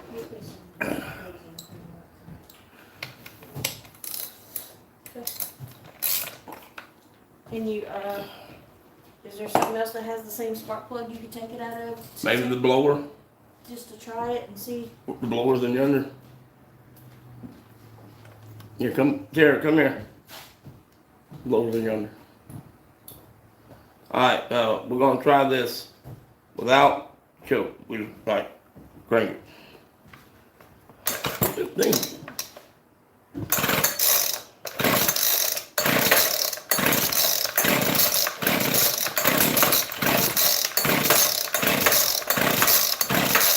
Alright, here, try it now.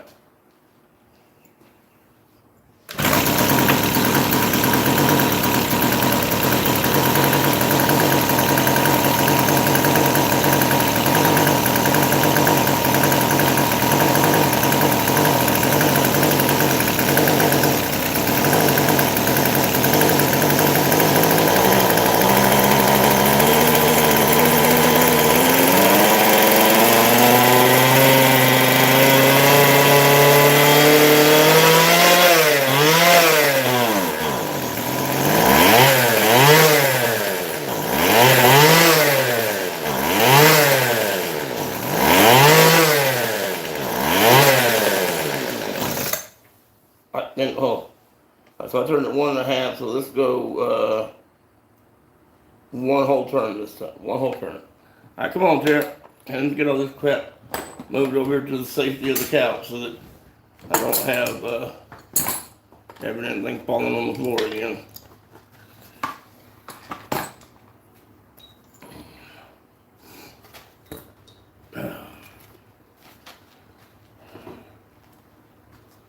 Go ahead. Go ahead. Hold on. That's half. Where's my line? So that's half. Now we're gonna go 1.5. Now we're at 1.5 turns on the low speed. Try again.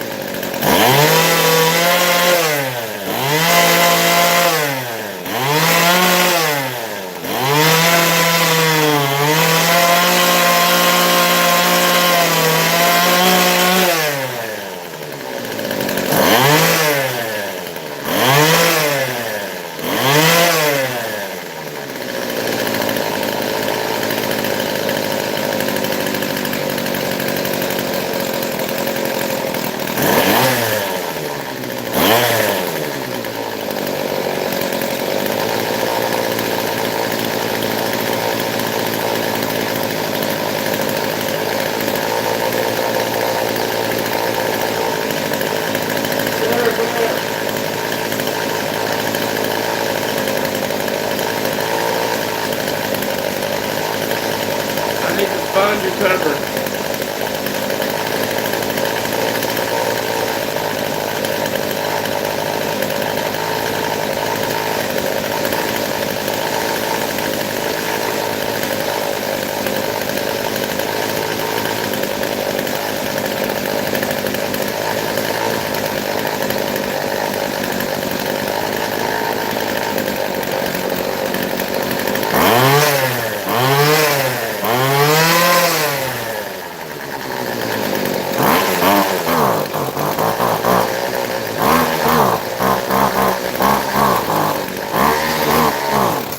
Uh-oh.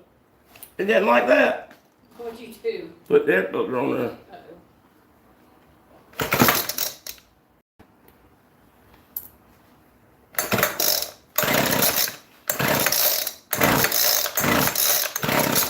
Good. Hold on. Alright, let's go back down to where we were. Still gotta put my mark back on the mark come off the screwdriver.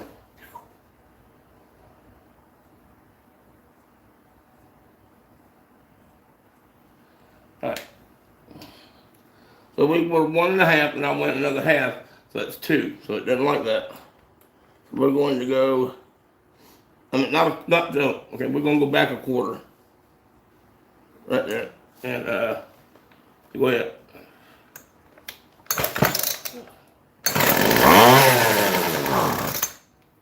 Do it again.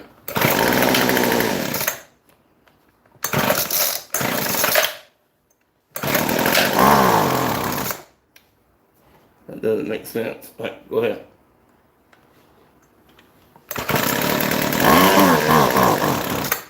Try it again.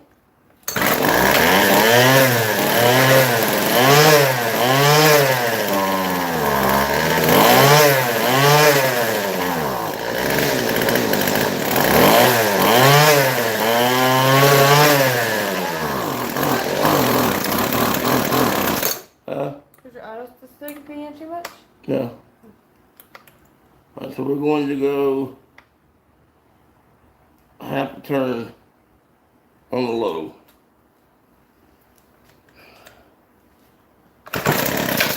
Alright.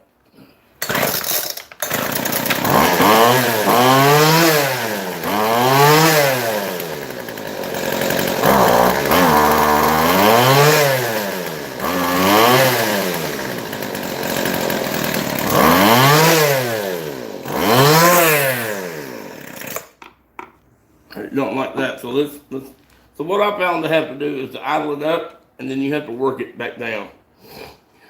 We'll idle it up some. Alright, try it.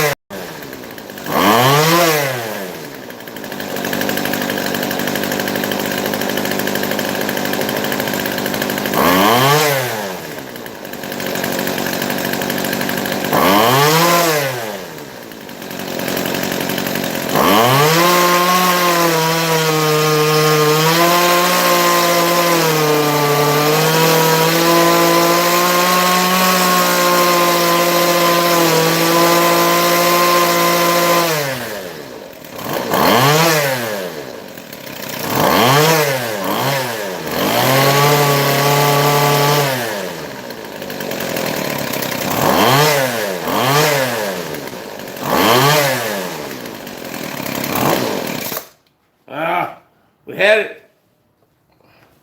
Bring it back up.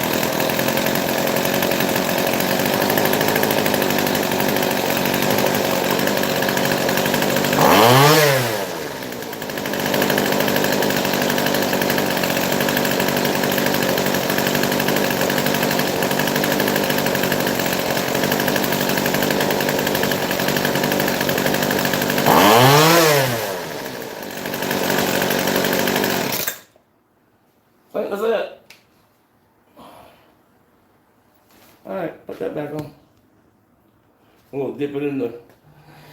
Is there any wash tank solution left? Really, mostly sedatives. Sedatives or sediments? Sediments. What did I say? Sedatives, like drugs. Sedatives make you go to sleep. Sleep. Well, see, go wet that rag and wipe it out, clean it up. All right, well,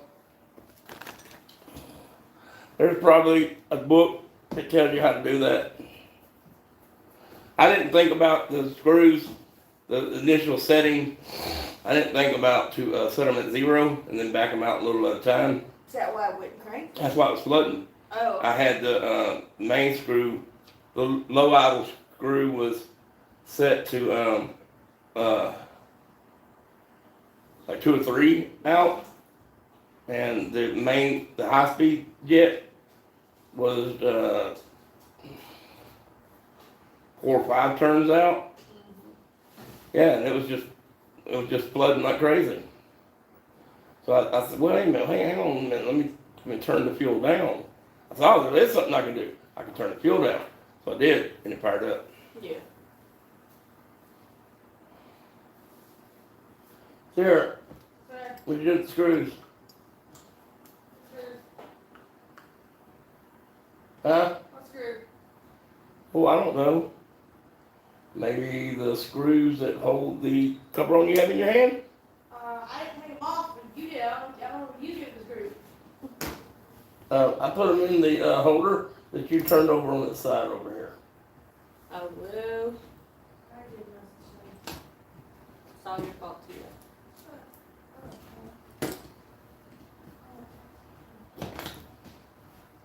It just so happens that the nickname, well, not the nickname, but the boys, the grandboys, the youngest grandboys, called Tira, they call her Tia, which is Spanish for aunt. It just so happens they can say that name, but not anything else. All right, did y'all get the big rug washed out? She's got it, but it don't, I can't tell it looks any better. Really? It's gross. That's why I said I think it's time to get up a flea market, yard sale, buy some. I thought about some outdoor carpet. But you said you didn't think it'd be comfortable Mm-hmm. to lay on. I don't know. I'm still seriously thinking about building a floor, framing a floor.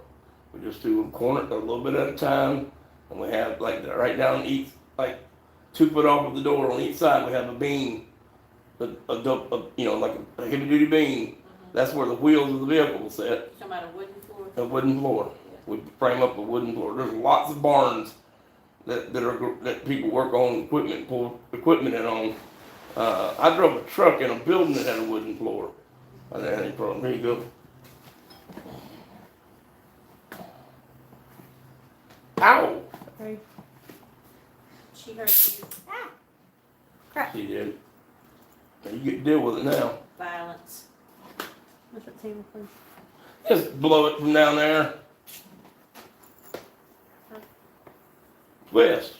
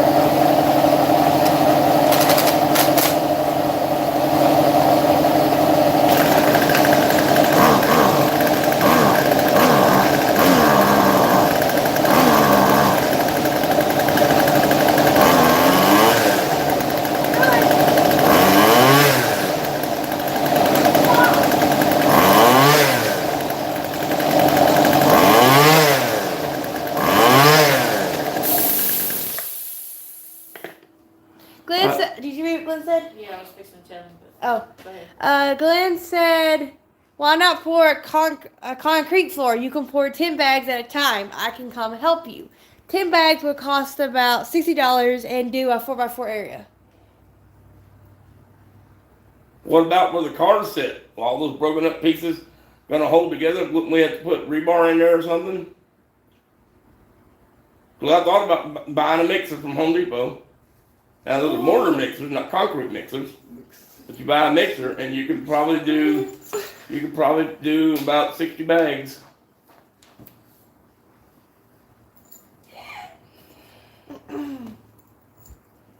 I say we pour a slab the width of the door.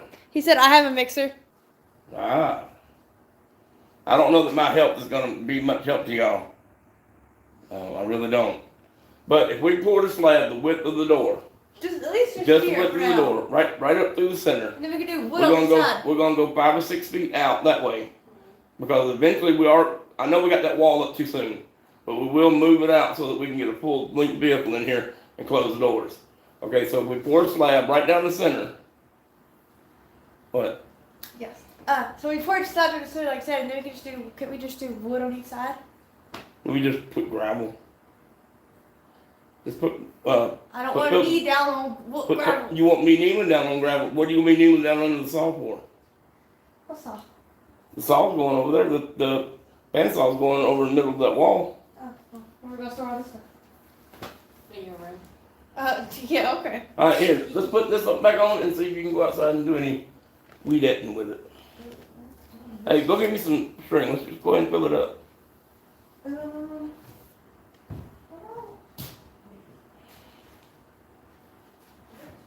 I'm not sure how to handle. Mother, come here, please. I need her right now.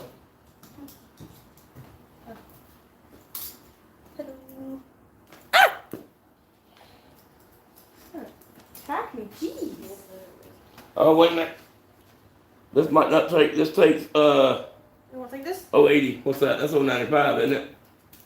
I see. It's 95,000. 95,000. Here, where's the caliper? Here. Just measure it. Yeah, I'll take the help. I sure will. Oh, it's tri-local, so let's, I guess we go, that's 100, that's 94,000 that way. It's 97, so it's 90, so we need, okay, we need to drill a hole. We need to drill a hole so that we can put the bigger line in here. I don't have any of the smaller line. I've had to do that before, just drill these holes out right here. But this isn't the one. He said, he said 100 square foot slab, 4 inches thick, would take 56 80-pound bags. That would be 10 feet long by 10 feet wide. So we need 10 feet long by 20 foot, we need 10 foot wide by 20 foot long. So it would take basically double that, right? I don't know about that one. Are you gonna go get me a drill? Drill bits? You asked for I do need to drill bits. You knew I need it. You didn't ask me what kind of bit. I didn't, okay, what kind of bit do I need? If you didn't tell me. No, well, you said ask. No. Whatever. Umbrella. Ella. Hey, somebody sing some Stevie Ray Vaughan. You know, we can't play music on the live. Somebody sing some Stevie Ray Vaughan. God is a crossfire. Oh, Lord, no. Hey, Never mind. I can't sing Steve. I can sing anything else but Stevie. Oh. Can't do a Stevie impression. Hey, Big Bear. Yeah.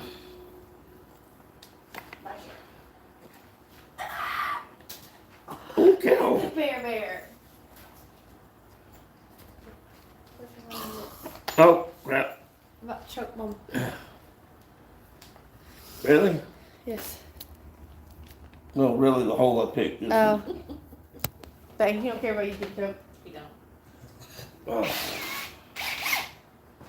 Well, I've been here 20 years. I wouldn't know what to do with a concrete floor. I'd be so happy if I wasn't in on 30 anymore, I would get less if you subscribe to my head. Cause I'm sorry, but it's really taking me 2 minutes just to get dirt on your head. Whoops, that's You get out of the shower and still got dirt in your hair. I'm tired. Tired of this grandma.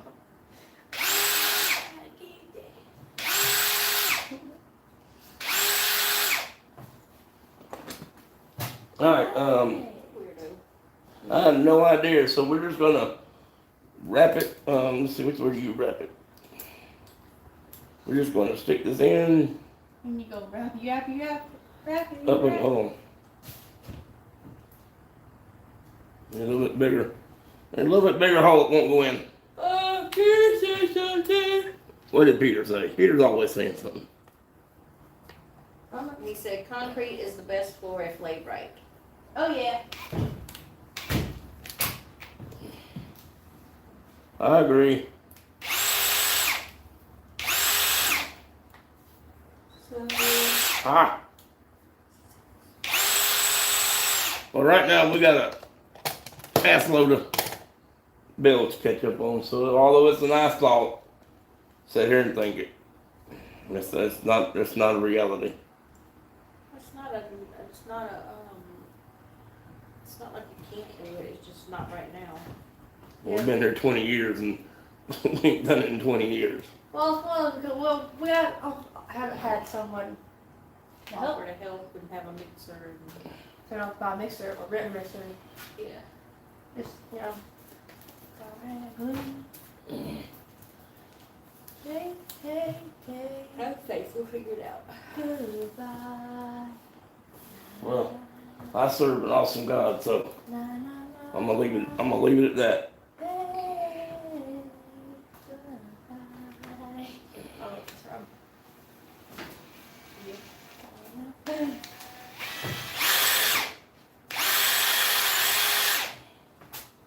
Mom, you don't have any, chicken? The strip. It was laying on the desk, and then you had Addison pick it up to take it with you the other night. I don't know what you did with it after that. Well, I think we're gonna be buying them a new, What? head for the line because this line won't pop into the head for you to get it in there. I'll be in the same place as Cecilia's. Oh, yeah. Okay.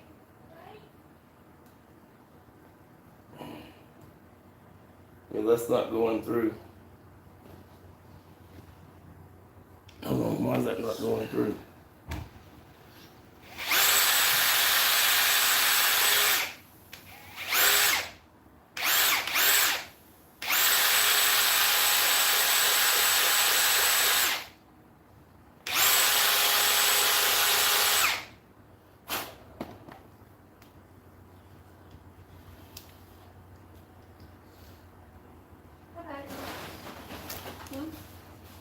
What was it?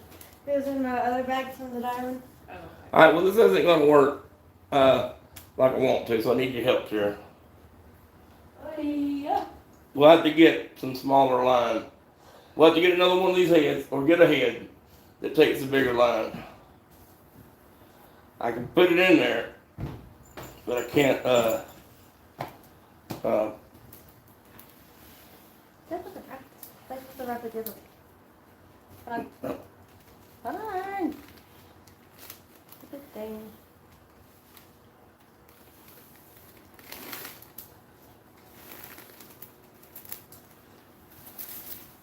There we go.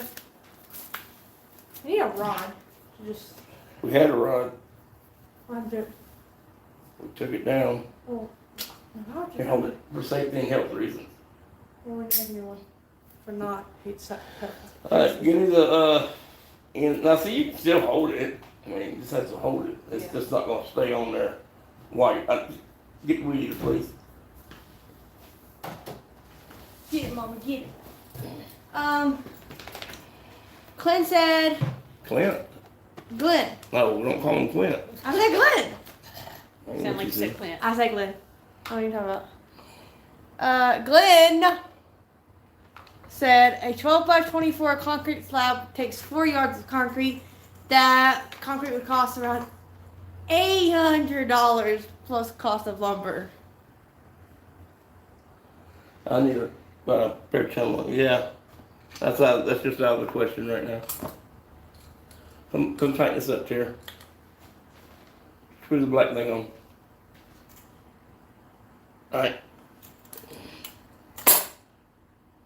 I can't see. That's not moving.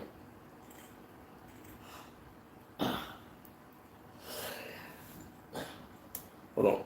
It won't go through that one. Oh, you're all in the light, so I can't see you do it.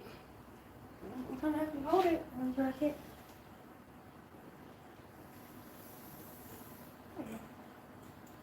Pull them both. Hold on. Pull. There you go. Oh, hold on. All right, let's get that down. You even got a knife on there anymore? Yep, right there.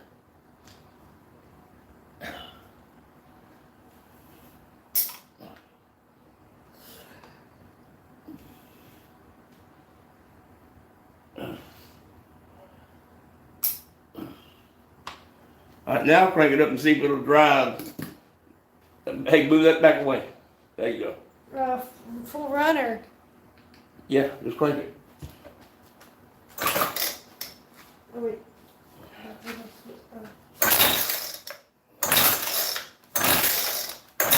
All right, choke it. Half. Right there.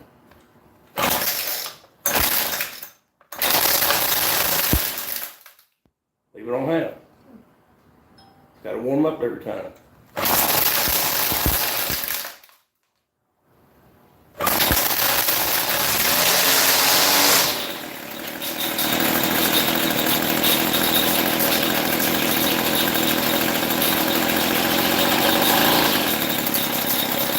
It's got one wrapped up around the top. Not too long. Yeah, Too long? looks like it grew or something. It probably did grow.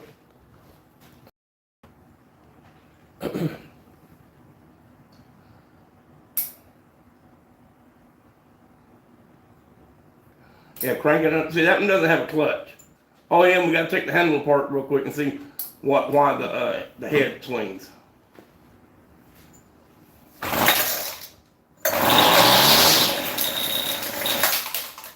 Yeah, it's growing. No?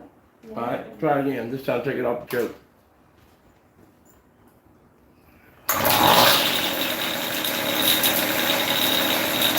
Rev it up a little bit. Move that way. Rev it up. Rev it up.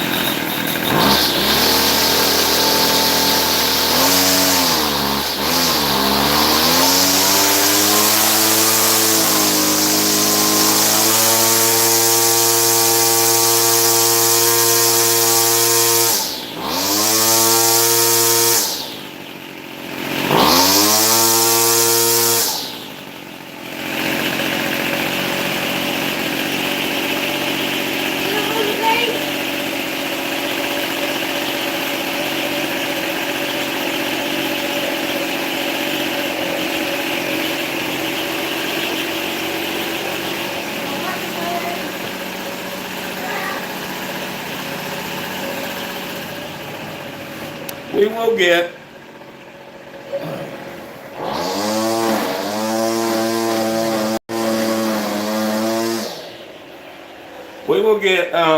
now that it's running, I have until many years from now, but I'll get a new kit with proper gaskets, new gaskets, and put it in there, and it'll come with the gaskets that I made. All it'll be new.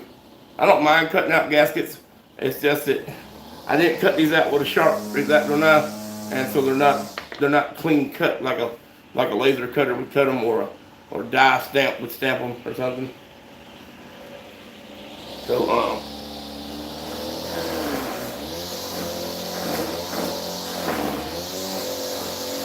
yeah, I don't like the fact that it doesn't have a clutch.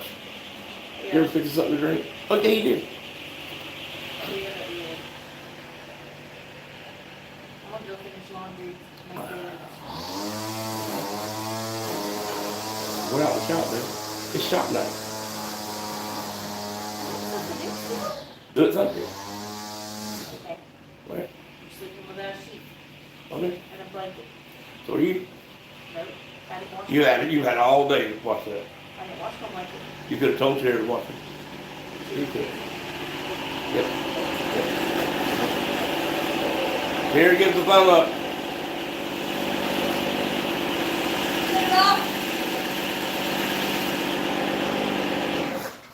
Yep, Terry gives the thumb up. I can tell you the because it is a mechanical metering device, not sort of any type of automatic. That the difference between right as rain and cluster Just set it somewhere else. is a very, very, very fine line, maybe a thousandth of an inch difference in turn. And now let's see what Okay, I don't like it. It works fine, but I don't like it. why. Can't, it doesn't have a clutch. You can't stop it. I don't like that. I don't like that at all. This means you have to pay attention to what you're doing. Yeah, I get that, but like usually with my other ones, I'm just glad. Sorry, y'all. I'm just glad that the stupid carburetor cleaned up and worked, because it could have gone the other way. And we cut a gasket for the inside of the carburetor and it worked. Easy. Lay it on the side. Easy. Okay, tighten that up. That's what stops it from rolling. So get it, no, tighten it with your hand. Oh. Try it. Gently.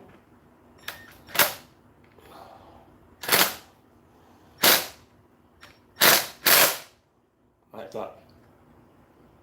That's good. If it moves, then you can move it again. Like now, put all this. Hey, you know what? While you got this apart, go ahead and clean it. yeah, it's a bug. Ooh, I love you. Okay. How long do you think it would take us to pour this slab? Many weekends? What, 3 or 4? I would like to set it up with, I would like 5 inches thick, but when you go from 4 to 5, you go from $800 for a section of floor to a couple of $1,000, just because you went from 4 to 5. A proper floor for a garage is anywhere between 5 and 6 inches thick. Yep. But we get a nice slab poured in here. And then, so if we poured it, like you said, in sections, we would just put, I wouldn't have a section breaking where the front tires or the back tires would be. I wouldn't do that. Yeah. I'd want the whole, so in other words, we would come out far enough to get past the front axle of an average car pulled up in here, and then we would come from the door in that same amount, and then we would, whatever, and fill in the center. Yeah.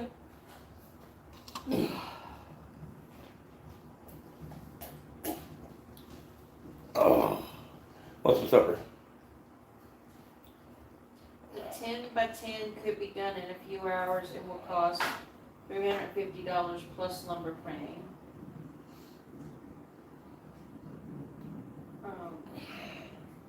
I guess you can have the chicken and dumplings, because I didn't know. So we would do 10 by 10 here. That would leave probably 4 foot on each side to fill in with crusher run. So the front legs of any workbench would be on the concrete, and then the back would be sitting on gravel. Actually, the back would be held up by the wall. You just run a board down the wall, and that's where the back sits. And then, so we would, I would pack that in, tamp that in with crush and run, get it good and nice tamped down, and then I would put just lay a piece of plywood over it, so that, little stuff that fell on it wouldn't fall between the rocks and crap. You said that is 56 80-pound bags. Wonder how much the bags cost. What are they? You Eight, said you said there's like $6 a bag, somewhere back here you said that. 6 what's $480 for the concrete, right? God, look at these lines. I don't know what I was thinking. I'm going to see that or not. I just pulled them out. I never cut them. Besides, all I would have gained. These were scrap pieces. What do you think? Yeah, they're about $6. Yeah. $6.20 a bag. All this would have done, if I'd have trimmed it off a little more, I would have had some little fuel line about that long. So as this gets brittle, it always seems to get brittle up here next to the carburetor, I guess where the heat is. And then we can just cut it off and slide it on some more. But I thought about trimming these up a little tighter. There's nothing going to get this. And besides, if you get this hung in something, you're too damn close to it to start with.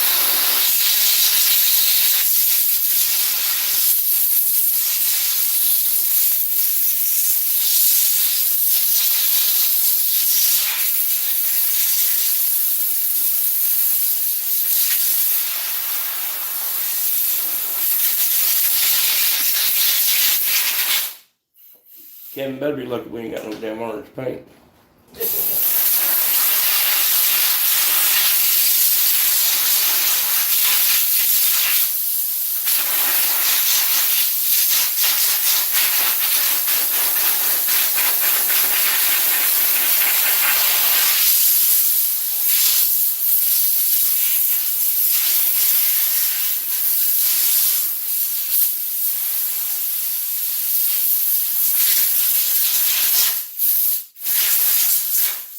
Would you stop and come over? That? Come on.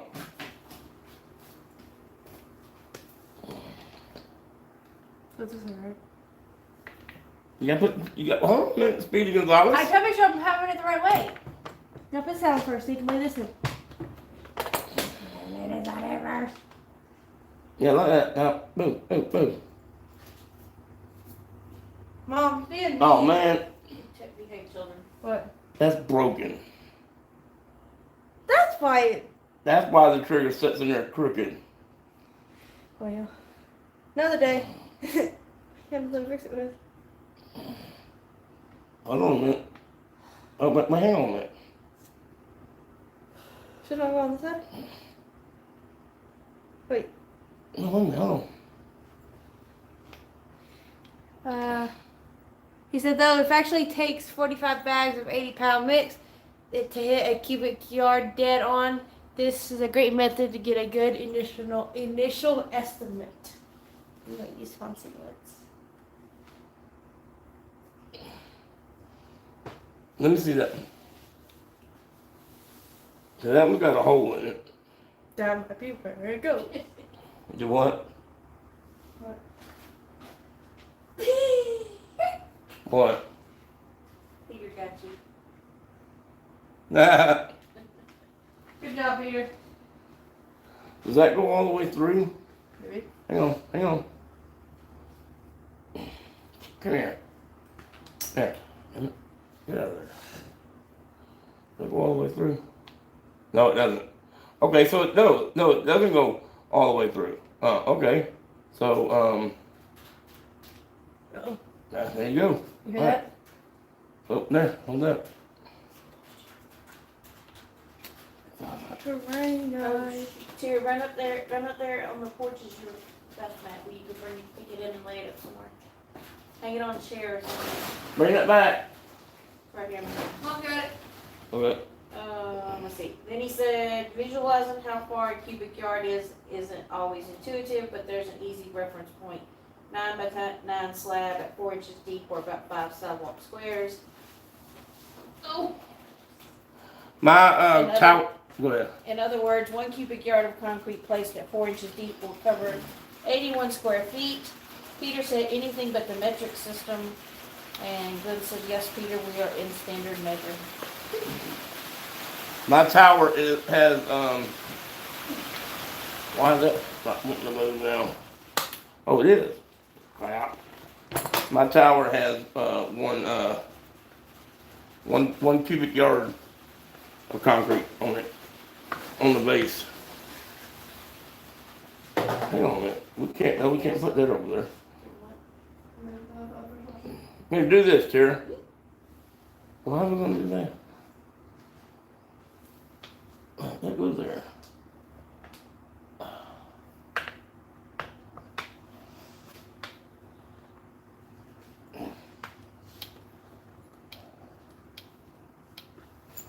Yeah, tighten that up before it pops off again.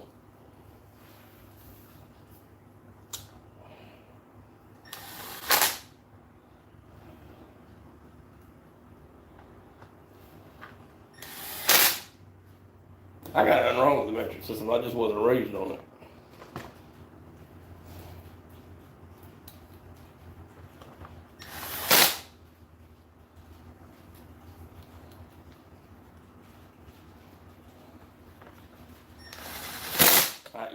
Now, hang on. It's not lined up right. This is leaning over. What's wrong? It's not lined up right. Yeah.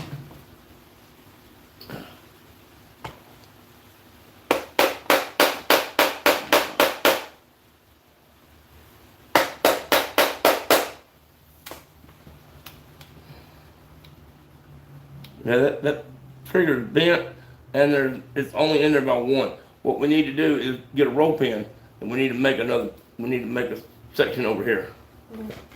Oh, hello.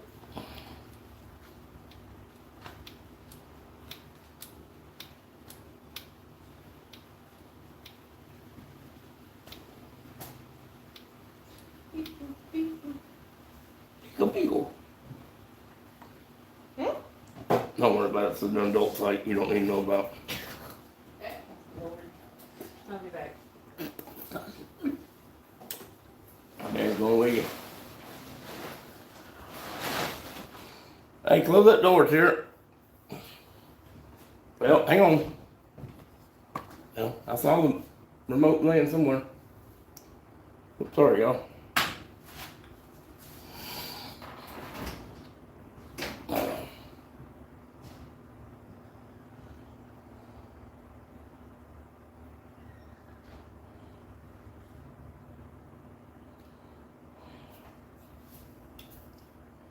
That's gonna bug me. I'm gonna leave it.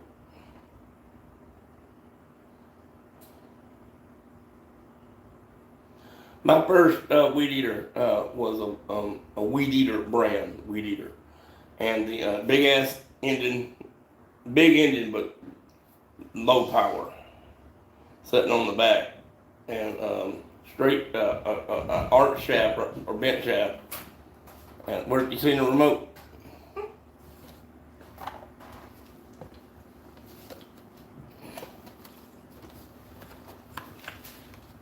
I got it.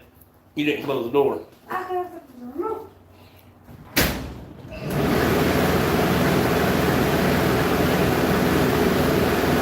Where's the rope in?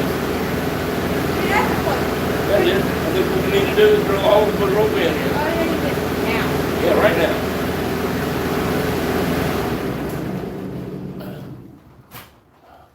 Do you guys have a Lowe's in Thomaston? Nope. They will deliver it to your house for free if it weighs 3,600 pounds. No, our Lowe's is in Griffin. Well, the closest Lowe's is in Griffin. But we're just dreaming right now anyway, so it doesn't matter. Doesn't matter. It's a pipe dream.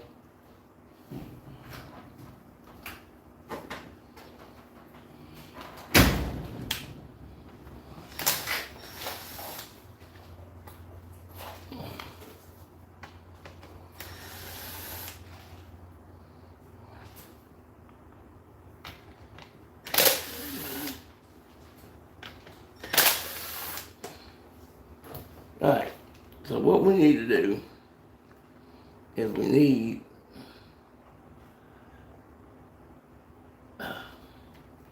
Come out, little feller. Come out, little buddy. Alright, so that's the top.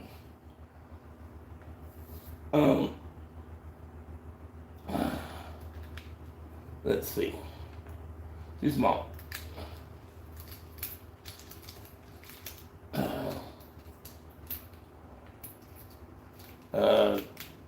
Too big. Oh, let me see.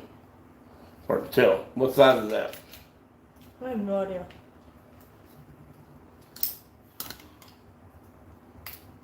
Look at this one. It's bigger. That's a little big. Let me see that one. That's way bigger.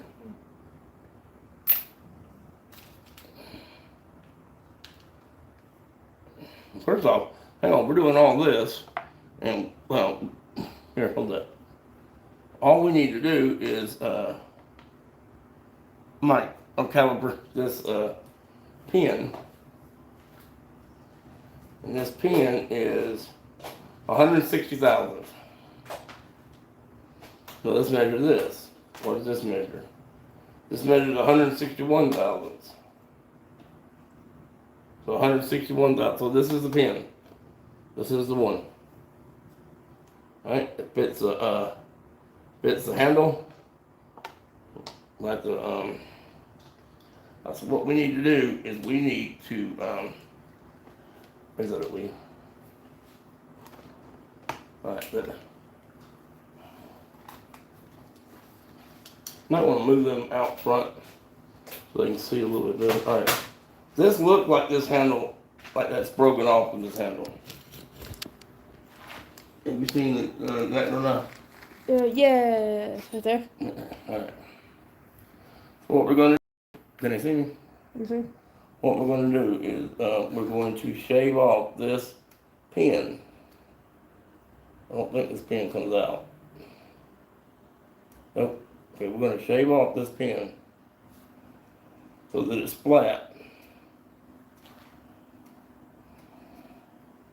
So that we can, come on, good ready, come on.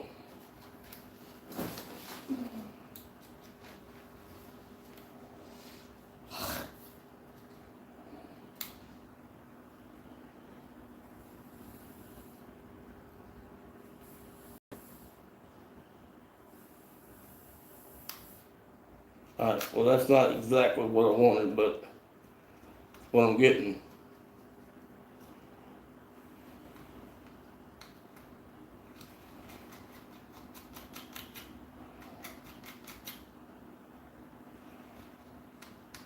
Alright, so now we need to I think the metric system is, oh, we got a leaky cap? Yep. We got a leaky cap. I think the metric system is bonkers. So, I mean, the American, I mean, so I'll try our drill bits. Holy cow. Yeah, we got letter drill bits, number drill bits, fractional drill bits. What the hell were they doing? They had to have been drunk. Anywhere. Alright, so, what I'm going to do now is I'm going to, let's see, You're not moving your stuff around so many places. I have to keep getting up and moving the camera. that's too big.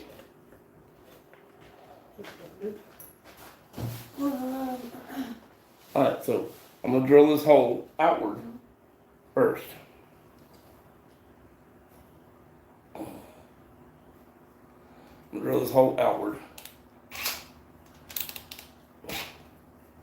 The reason why we're doing this is because the pin broke on the trigger and the trigger pulls sideways. So we're going to make the pin go all the way across.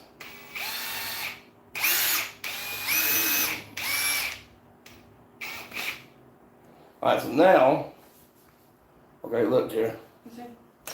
Look, now I can put the handles together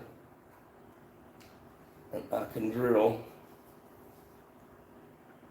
using it like a template.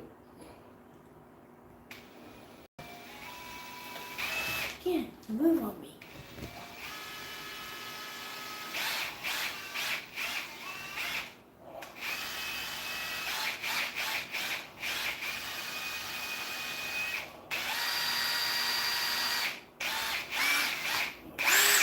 Alright, now we have that situated.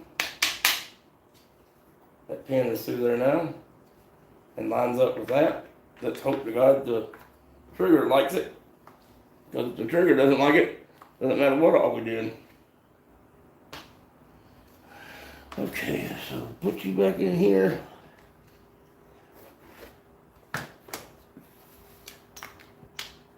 What do you think about?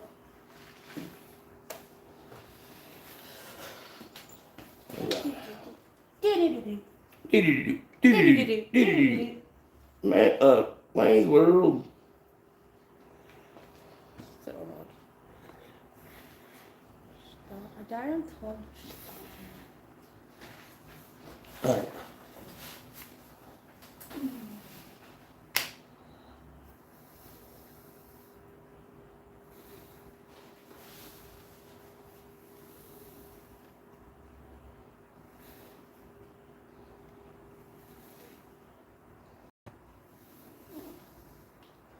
Alright, so now there's that.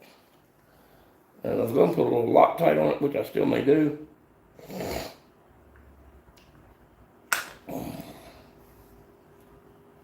That don't want to go back.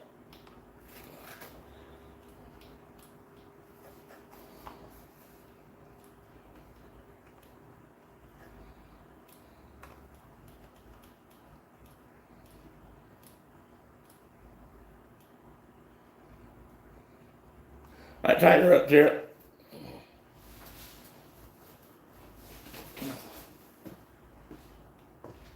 There. And then please.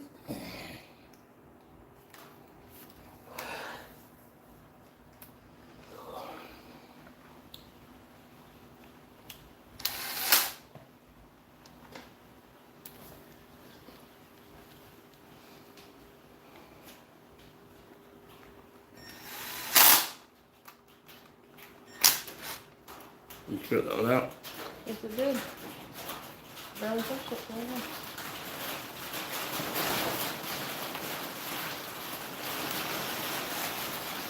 Whoa.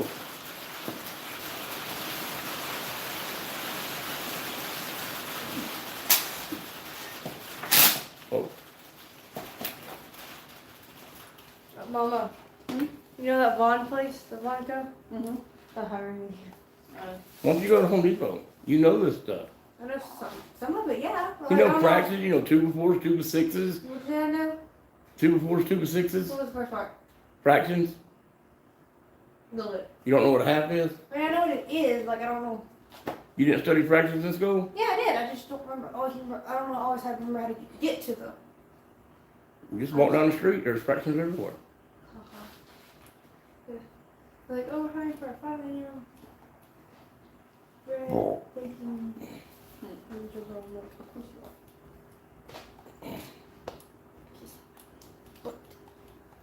Give me a little PB. We had to put a pin all the way through. I'm going to put a little dollop. No, not a daisy. I was gonna say a dollar for Daisy. Oh.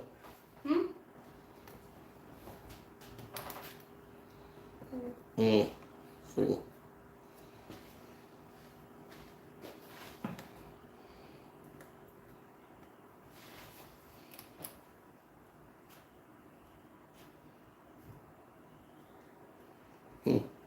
Let's see if I can do this.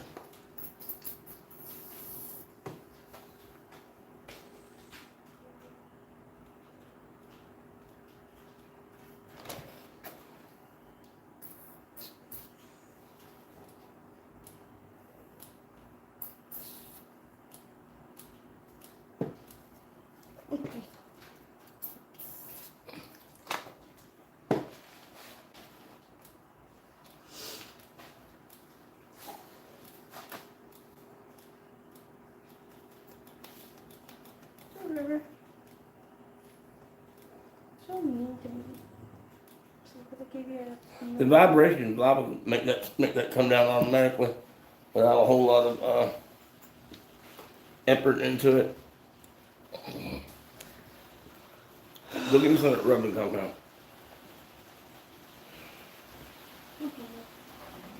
This is for my grandson.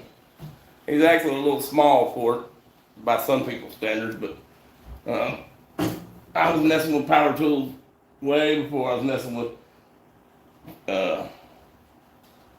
Tonka toys and stuff. We put the throttle's a little sticky. It doesn't come down fast. It does come down. I just need to get worn in.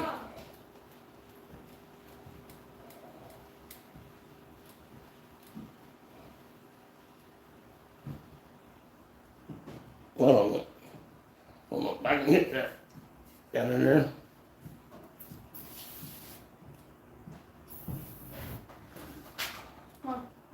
Have you seen the living compound? I don't know. Big green bottle sitting over there in the corner. Oh, no. So it's the bowl. Oh, not the bowl. I know, I'm saying that's the one that was over there as well. Did we use the living compound in the house like for today? I don't think so.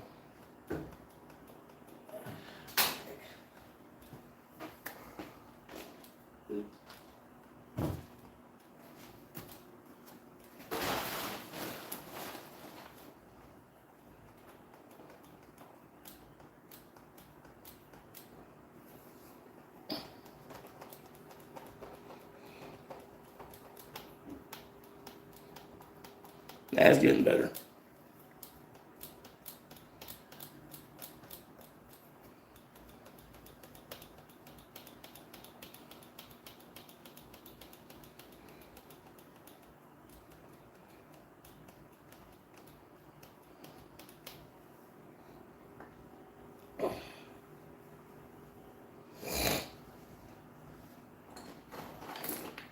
So we now thank you, Glenn, for the weed eater. I know it's not a still or a Husqvarna or anything like that. Actually, I don't like Husqvarna weed eaters no more. We had what was it, 2 of them, and they both took a crap on us. We got warranty on one, and they didn't have that same one, so we had to buy another one, which wasn't what we had. And I'm like, y'all don't factor in no tax or shipping or nothing like that, you know. So all you replace is the tool. I can't replace the shipping. No, found it. What? It was in the radio room. Excuse me.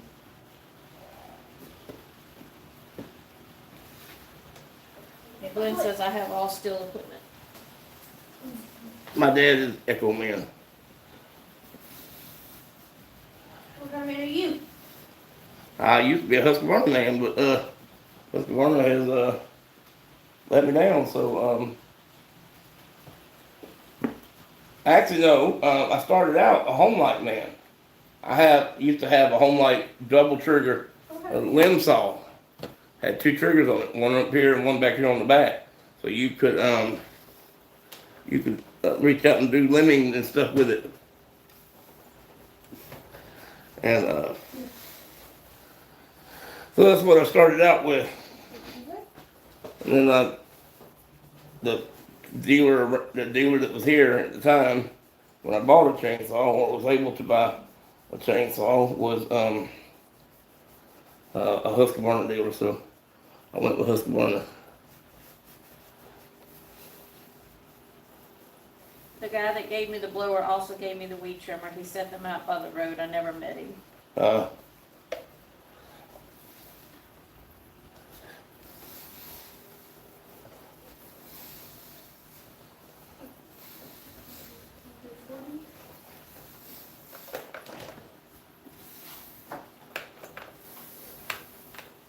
there.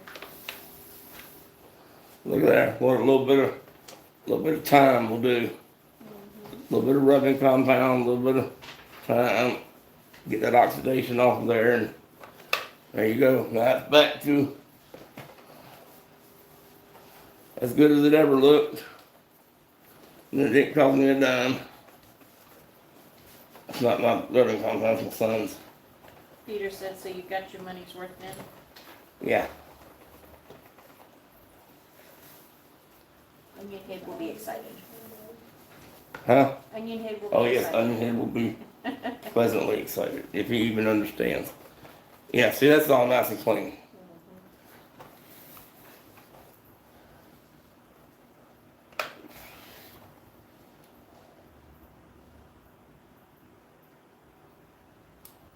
The trigger's home.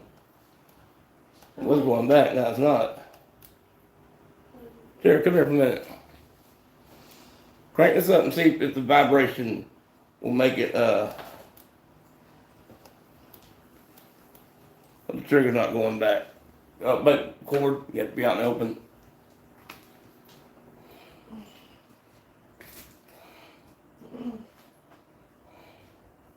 Choke it, half choke, you know. Don't heat up the cables down there.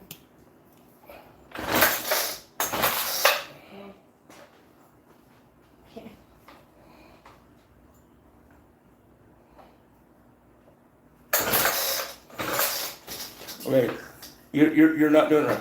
When you go, look, put your hands like this. Okay, when you go up with your right hand, go down with your left hand. Now, half choke.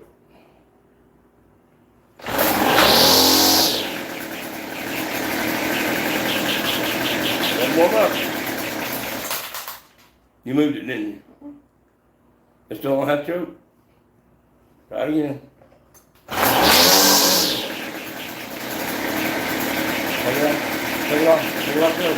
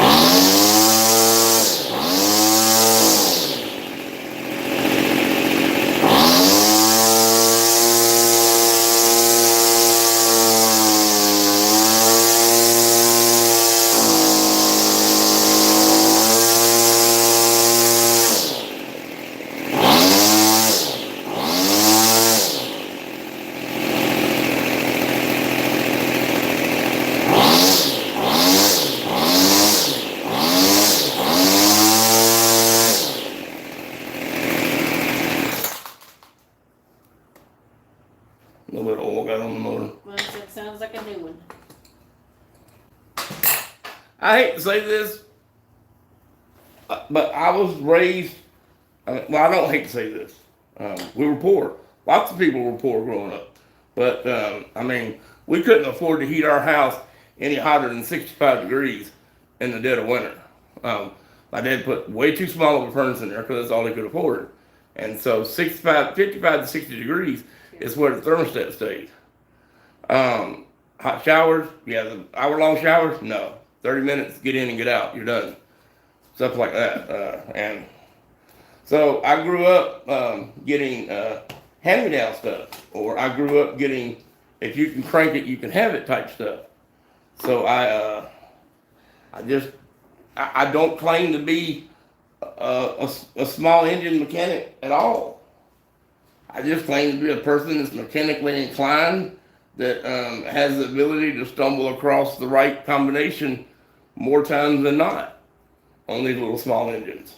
There are some times that I have had to go and say, you know what, the carburetor's just not going to come clean. I'm going to put a new carburetor on it and do that. And could I have saved that carburetor? Maybe. But if I can get, like, for instance, I used to have a Murray lawnmower, a little 12 horsepower Murray lawnmower, that every year I would take the carburetor apart and just blow it out. Take it apart, blow it out, and put it back together, and it would idle and run so smooth. If I didn't do it, it wouldn't do it. So every single year, my son asked me one time, why don't you just buy a new carburetor? I said, well, first off, it's the pride in being able to fix your own stuff, and the carburetor, you know, at the time, that carburetor was a couple $100, and the gasket set was $38. Well, now, the carburetor for that particular engine is $38, and the gasket set is 40 or 50 bucks. So, yeah, it just pays. Peter said 30-minute showers. We lived in a desert, 5-minute showers at best for us. Yeah, but the first thing I did, Peter, when we bought this house, and this may seem childish, and I hope it is childish. Matter of fact, I hope it is very childish. But I was always told to never stand in the refrigerator with the door open. I was wasting money. Because, okay, if you put everything in the refrigerator on the same shelf, same spot every time, and I know where it is, I can go whoop, in and out the door like that, fine. But when you constantly move shit around, no. I can't remember where it is, so I sat there and find it. And so the first thing I did was grab the chair and took a picture and sat in front of the refrigerator and snapped the picture and sent it to my father and said, here, see, now my house, I can stand in front of my refrigerator if I want to. Then also I ran the heat up to a comfortable 68 to 70 degrees, about 70, 72, depending on where you are in the house, and sent him a picture of that too.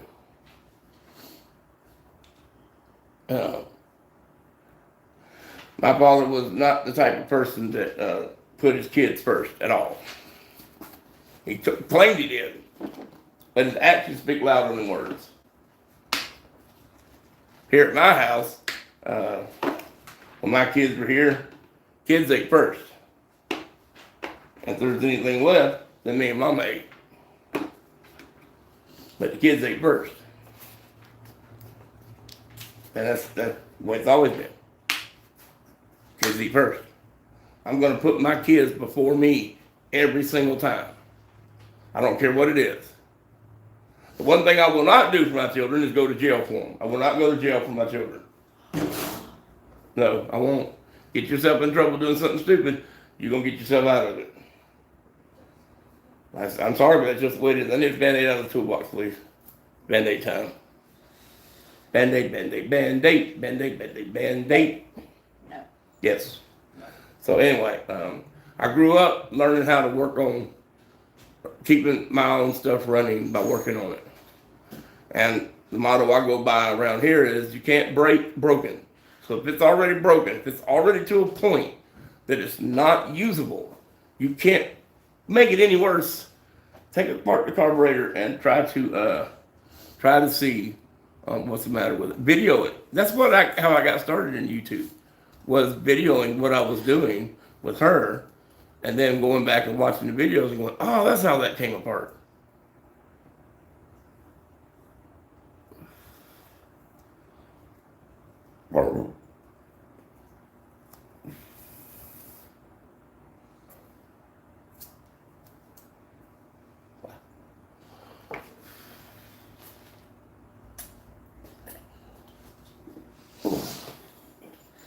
But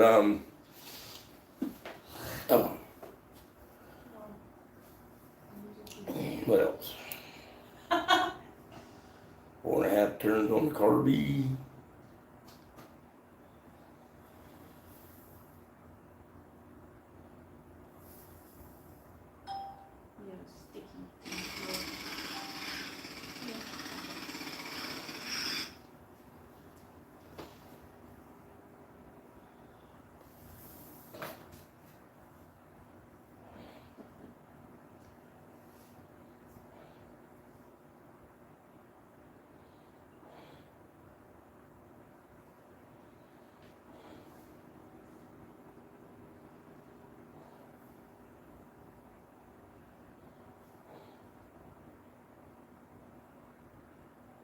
Peter said consequences of your actions are your own problems. FAFO. Flip around and find out.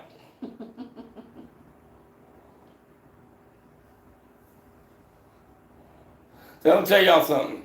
I did not know.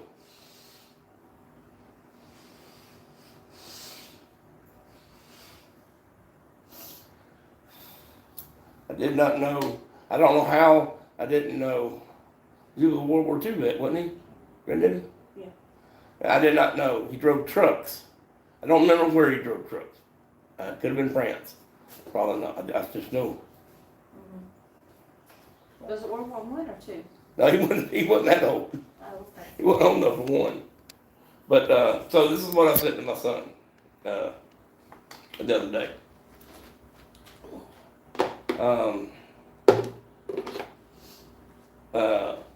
Yes, us poor people only have ourselves to rely on. I think that makes sense. Yes, agreed, and not too ashamed to admit it. I said, amen, brother.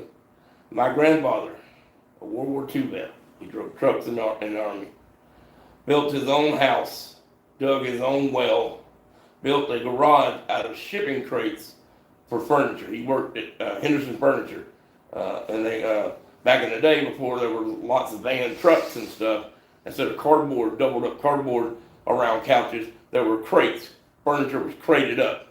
And so you got a good bit of wood if you bought like a whole house full of furniture. Well, a lot of these people would come in on there to pick up the furniture. They would take it apart and assemble it, put it on these people's trucks or cars or whatever they had to haul it with, and they would haul it home, and then the wood would be left at the plant or store, whatever.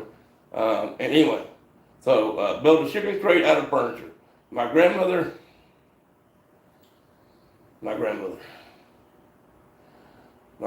made a lot of her own clothes. My grandfather grew his own food for us. I am very proud of the cloth of which I am cut.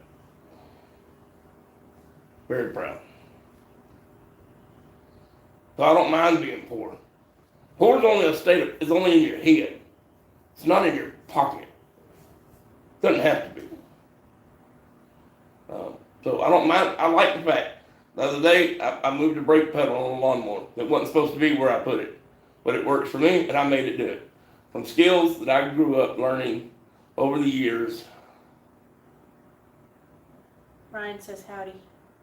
Rashella? Mhm. Hey, Ryan. So I grew up learning how to do things over the years from people that were dirt poor. And if you wanted something, you either modified what you already had to make it do the new job, or you made it from scratch altogether. My grandfather built a table saw. Him or my daddy, probably my daddy, built a table saw out of 1x6, true 1x6 boards. He built a square, another square. He put three together and made a leg, and then he put a pillar block bearing and a shaft. And so you had to put the blade on, put it up under there, and then 4 carriage bolts. And then I'm not sure if it was a gas engine or an electric motor. I don't know any of that, or I've forgotten it. But they made their own table saw, and if they wanted to rip a board 3 inches, and you pulled the nails out of the fence, and you moved it over to 3 inches, and you drove the nails back in. Now these were double-headed nails, so you could get the hammer back under. So they drove the nails back in. What do they call those nails? Casing nails or something? I don't know. And then you cut. So that was it. Motor on, blade running, no other guard, no other nothing. And they ripped all these boards down and made the garage. My grandfather and my father built the garage out of shipping crates for furniture. Built trusses out of the same shipping crates. Those trusses have been there 60 plus years. In 60 years, they have not settled at all. Peter said, if you have the love of family, you're rich in my eyes. Oh, my family loves me. And I love my grandmother, or in Peter's case, my nan, and my grandfather. My grandfather was a hard man, and rarely did he say "I love you." Matter of fact, I don't think I grew up ever hearing it. Maybe there towards the end, but he showed you. He did things for you. He'd come in and set your present down on the table or something for doing a good job and walk out. He didn't want no recollection.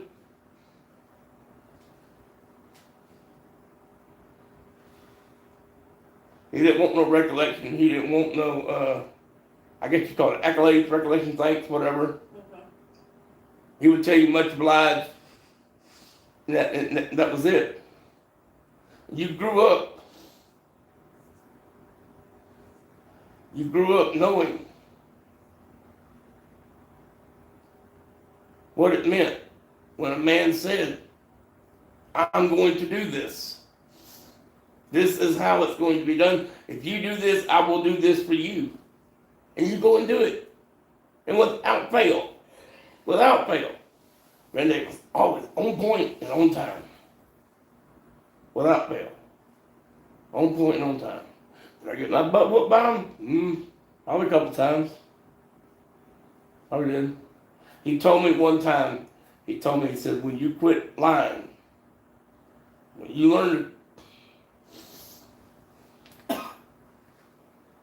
learn to quit lying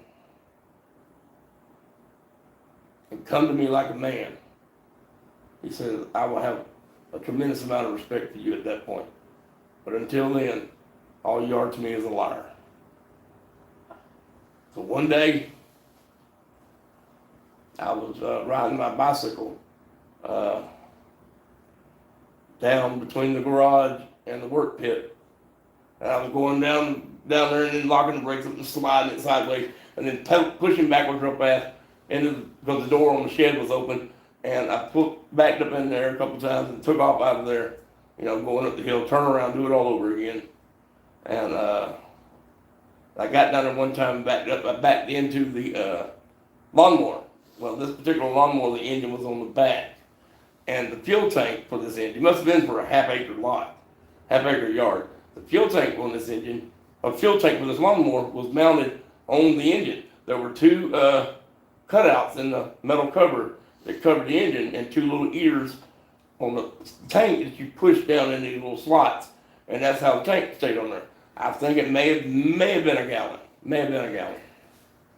So I'm when I say flying backwards, I'm going down a hill, sliding around to the left, and going up a little hill, and then letting it roll backwards. Just kind of hovering my feet above the ground. So the bike would take off and go backwards. And then when I would get level, I would take off again. Well, I went too far. I hit the gas tank, and I knocked the gas tank off of the engine, and it fell. It was full of gas. It fell, and it broke the fuel line. It broke the filter.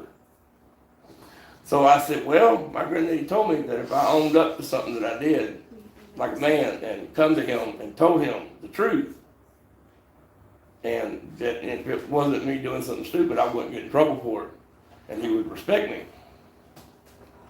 So I went to him.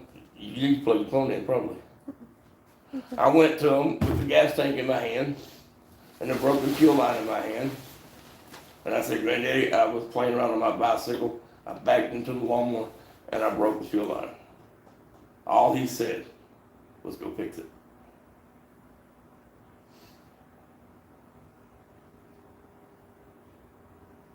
So all he said was go fix it. And from then on, my granddaddy come and got me. Every time something needed to be done, plow the garden, he come and got me. Cut the grass, he come and got me. Work on the house, come and got me. Work on this truck, come and got me. This is a man that rarely said I love you, and the only thing he ever said to you was a kind word would be much obliged. I mean, thank you, that was it. For Christmas, Granny gave us a present. Granddaddy never once handed me a present. Well, I think for my birthday one time, he handed me something. I don't remember what it was. He left it laid on the kitchen table and walked out. Walked out of the room. He's going outside.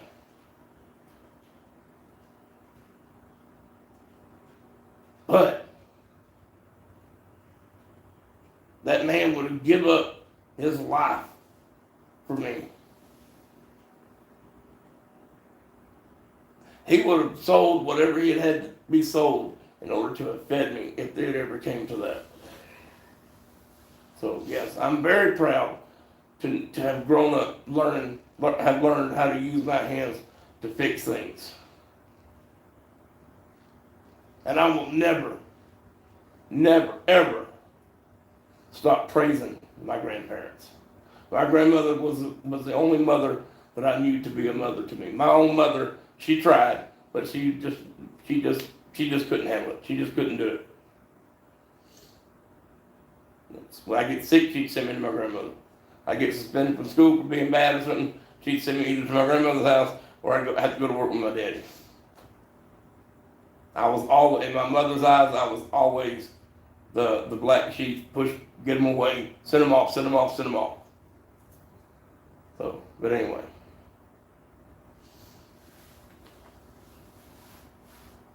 So the weed eater works. It'll probably take a little more tweaking on the carburetor because, tomorrow morning when we crank it up. See, I will go, I was making gross adjustments tonight, and tomorrow we'll crank it. If it runs, we'll leave it alone. But if it doesn't, then we will make teensy little adjustments. Because you got to remember now, you're backing a screw out of not a tapered slot, but just a round hole. And one turn too much, and you're so far back that it doesn't matter whether the screw's there or not. So it's a really, really fine line to get just the right amount. I'm just lucky that, just glad that it all worked out. Yeah, it might be seen childish and not manly enough for some people. I don't care. I get emotional. Oh well, I don't care. There's a saying, if you're not feeding me, funding me, or, well, this is a family channel. I learned how to do a garden from my grandfather. If I ever mess around and get a tractor, we'll have another garden. I will give up a section of yard to my neighbor. They like to garden. If they'll garden it, I'll plow it.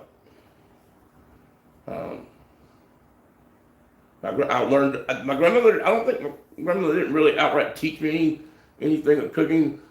Basically what I did is I just simply learned how to cook what she cooked. So, but she turned, oh man, my grandmother's food, buddy. I'd hurt you over a piece of cornbread come out of her house. Yeah. I guess this has turned into a fireside chat, whether we wanted it to or not.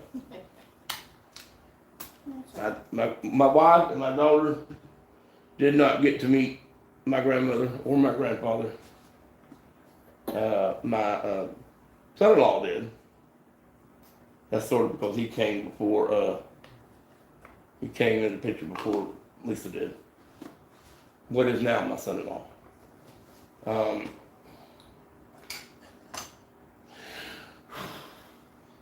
But yeah, they had a little 1 acre lot in Riverdale. It's where they were when I grew up. Before they were on probably about 1 acre, 2 acre lot in College Park, Georgia. And so to me, walking the tiller down the driveway, clunk, clunk, clunk, clunk, clunk, clunk, with a big old segment. It's this tiller here showing, babe. It's just this tiller right here. Now there was another tiller. This is the second incarnation, going down the tines. Yeah, so that you go down the driveway, clunk, clunk, clunk, till you get to the garden. The garden gate was a screen door that had been repurposed, and a wooden screen door that it had hardware cloth nailed to it, little 1/4 inch, half inch by half inch square. Well, it's what you put up here. I don't know about in Australia and anywhere else. Screen doors have a fine mesh screen to keep bugs out, but then the hardware cloth over top of that to keep animals when they jump up on the door from coming through the screen. But this whole thing had been covered in hardware cloth. So that was the gate. And you simply raised it up and over the peg and swung it open. You had to carry the gate. There's no wheel on it. You carried the gate, go in with the tractor or the tiller and till the garden up. Yeah. There were times that I would help them. do it.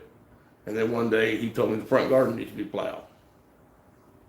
Ryan said those front tine tillers would rattle you to death going over hard ground.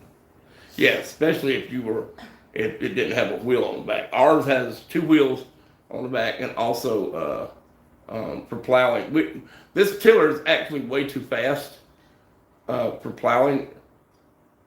It just wants to go. We got a set of wheels for it that we made, but it just goes way too fast, and it doesn't have a whole lot of. Well, it has power, but it's just way too fast. The gear ratio is too fast. Even with the smallest pulley, I think it's 1.25 inches, 1.5 inches. That's a small, on a 5-inch pulley, and driving a 5-inch pulley. And we got the smallest pulley, and even then, it takes off across the yard. You better be behind it. But it goes way too fast to plow. But I got several plows that go with it. And what they did is they took some water pipe and welded it into the hub of some gears. And that's what he plowed. He went around with a turning wing, a little 6-inch turning wing. And he went around and he rolled the garden over. Okay, and then we took the turning wing off and then put the stake on the back of it. And what you did is you would go out there, turn it on, let the tires go to beating, and then you would inch it like this, picking that stop up just a little at a time for short periods, and it would go forward and pulverize the dirt as you went forward. Now this garden was 50, 60 feet long, 20, 30 feet wide, and you're moving across it 1/4 inch at a time. So yeah, you might start at 7 o'clock in the morning and finish by lunchtime. But I did it. And I could go around and see, none of my friends, they all had gang stations, and parents had good jobs. They wore designer clothes to school. When they went to high school, they wound up with their own cars to drive, yada, yada, yada. I would come home from the weekend and be proud to announce that I learned how to operate a tiller. Or that I said, no, Granddaddy, I got this. You go sit down. He'd go sit down, and I went out and plowed the front garden. I helped him unload manure into the back garden many times. I helped him build an irrigation pipe for a tree. We had a big, huge oak tree. I think it was an oak tree. At least for this story, it's an oak tree. I'm not 100% sure. But all I know is it was at the end of the garden. The garden kind of come to a point like this.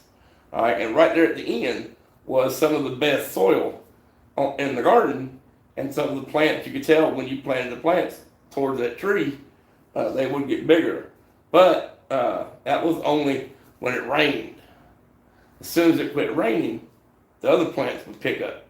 And we found out, this tree has several big roots that are keeping it in this garden dry. So we took a piece of galvanized pipe, and my daddy put a bolt in the end of it and welded it up and then pointed it. Okay, and then we took a T and put a cap, a little short nipple on a cap, so you could hit it with a hammer, and then put a garden hose valve on the side. And we drilled holes in that pipe about 1.5 feet up from the end. From the end up to 1.5 feet. We drilled holes all in that pipe, just every different direction, like little 1/16 inch holes. I remember we went through quite a lot of bits.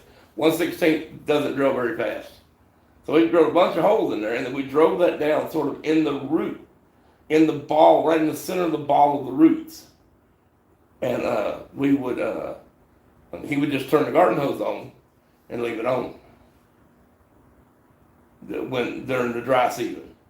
We get a sprinkle that would come up a good rain and water the garden, but if we didn't keep the tree satisfied, it would dry that end of the garden out, and then we would get 2/3 of the garden would grow and the other third wouldn't. So we just drove a piece of pipe down there and just let it Just turn it on, just let it seep out into the ground. I don't know how long you let it run for. I have no idea, a couple of days, a couple of hours, I don't know. I was 14 years old when that happened. I'm 52 now, 52. But anyway, going down the garden, going down the driveway with the tiller, that was the back garden. I had a back garden and a front garden. Going down the driveway with the tiller was, it was a childhood memory. I've taken this tiller down the driveway. Maybe I'm nostalgic or I'm stuck in the past. Hey, that's fine. I don't see nothing wrong with the past. In a lot of ways, we were much better off in the past than we are now. But yeah, them front time tillers beat you. Now, thanks to a viewer, and if he wants people to know that he did it, he can pipe up and say it. I won't put nobody's business out there on YouTube. But thanks to a viewer, I now have another tiller, and the engine that came off of it. Well, we've got parts ordered to put it back together, and it will run. But I put a Predator engine off of my granddaddy's tiller. My granddaddy's engine crankshaft messed up. Okay, I got a crankshaft that I'm going to buy. Then the original 52-year-old engine was born in 1974. 52-year-old engine will go back on the original tiller. It'll all go back together like it's supposed to, and I will park it under here with me where I'm at, and it will just be there. We'll crank it every once in a while. The only reason why I don't use it is it's a front time tiller and it's a forward direction only tiller. So when you drive it into the shed or drive it into the lean-to or something, if your lean-to's not open on the other side, you can't get out. You have to drag it out. Or you can put the wheels on it and rear it up and pull it out. I mean, there's ways of doing it. But it's so much easier just to hit that thing in reverse and squeeze the handle. So I got a crank that the guy wants $125 for. So I'll get that when I get the money, and I'm gonna put my granddaddy's engine back together. Of course, my daddy could care less about it, but I don't know. Then it'll go back on my granddaddy's tiller. The original engine that came off of the green tiller might find its way back on there, but right now the Predator is running really, really well, and it's pulling really good. I may just leave it. The green tiller actually goes a teensy bit faster than it's supposed to because the pulley that I had an inch and a half that got bent pulling it off, and cause I saw my daughter doing it, and I just didn't say anything. It just didn't click in my head to say anything. Anytime you go to pull a pulley or bearing off of a shaft, you have to clean with a wire brush or sand tape. You have to clean the shaft spick and span spotless, or else you're fighting it all the way off. When all you have to do is fight it the depth of the hub of the pulley. So I fought it all the way off. Bent the pulley. My fault. Can't nobody blame but me. So I have on there now an 1 5/8 pulley. It's a little bit bigger than the 1 1/2 that was on it, or 1 3/4 pulley. That because the 1 1/4 pulley I had on there, the belt wasn't tight enough, and it didn't have enough grip to pull it. So as soon as you engage the tire and pull the handle, the tiller would stop. So we got that fixed. Anything else, baby? Not that I can think of. Let's see. Peter said the past was fine, but don't discount the future for what it could potentially be. No, but well, nobody can cook like my grandmother could cook. Nobody can. That's the past I'm talking about. Back in the old days, where when a farmer house caught on fire, everybody in the damn whole county showed up with buckets and pumps and wagons and whatever they had, hauling water, hauling people, handling livestock. If a barn caught on fire, rounding up livestock, storing livestock for people if their barn got burnt down. You don't find that anymore. farmer's field catches on fire, instead of the next farmer going, hey, I need to do something. Oh, I'm gonna sue him. I want to live in a time where if, you know, if my barn's on fire and I'm at work, then I know the community is going to, what is that? Well, that's Chicken Studios. Thank you. Where's mine? She told me to pick us. She didn't say anything about you. No, I did, I said us, as in all of us. Well, maybe especially for me. I made it special. Here, he can have mine then. Anyway. Y'all have any questions? Ask.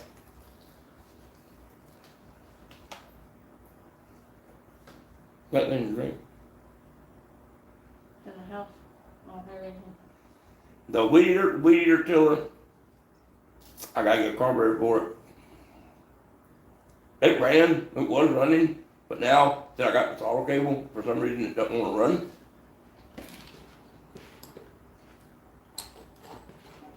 But, the weed eater, of all the things that I left out in the yard thinking, I'll get around to it, it don't work. Well, it fooled me, it does. And I found out, Glenn, if you're still watching, I read somewhere that Pine Sol would take out carburetor varnish. Yeah, along with the carburetor too. I didn't mix it 50-50. And even then 50-50, you're only supposed to limit it to like 18 to 20 minutes. I didn't know that. That's not what I read. So anyway, I just cleaned one just now and I used, what's the soap we have now? Ajax. Ajax. Yeah. I used some Ajax soap and He said he's still here. Ajax soap and it cleaned out real good. I think it's a combination of the ultrasonic cleaning, the soap, and the physical brushing and stuff that you do and blowing with the air compressor that gets these carburetors clean. No one thing is gonna be. It's not a saving grace.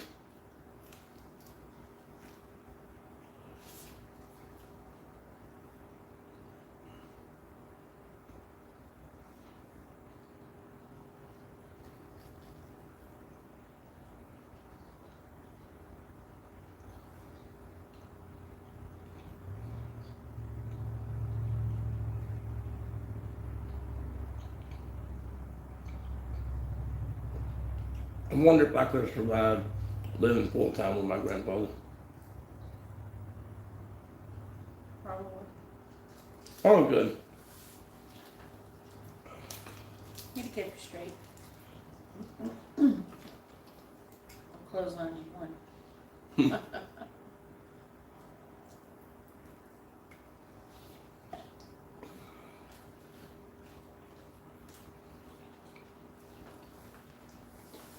Did a head gasket and possibly a carburetor for this engine. I have a Nicky carburetor.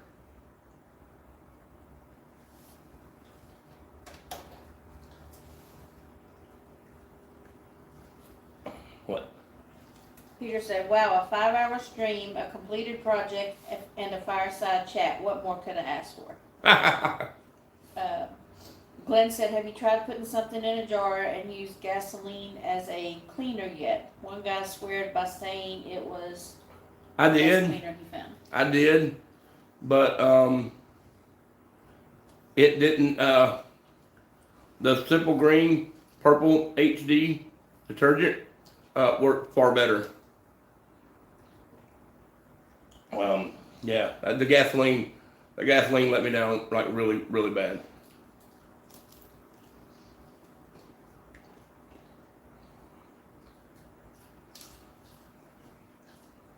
But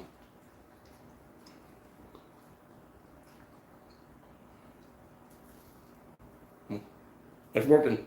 Thank you. It's working.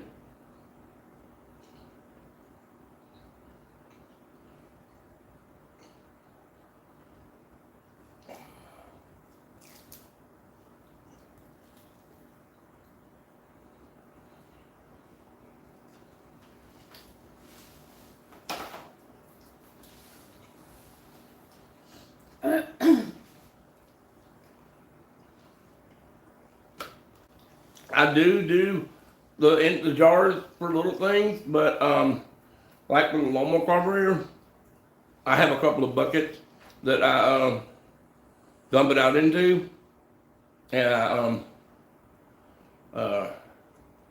it's easier for me to bring hot water out of the house than it is for me to wait an hour or two for that to heat up. It's only a 400-watt heater. It'll maintain the temperature. Like right now, it's in there steaming because it's maintaining it. Well, it gets up there.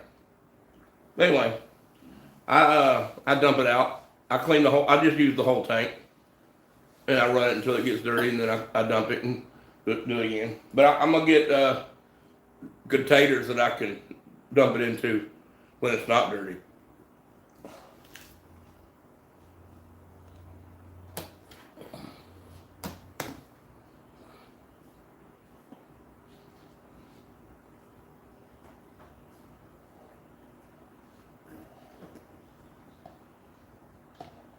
So I'm gonna get Tara. Glenn, if you need any floats or filters for your lawn equipment, give me a holler before you buy one. I could probably send it to you cheaper.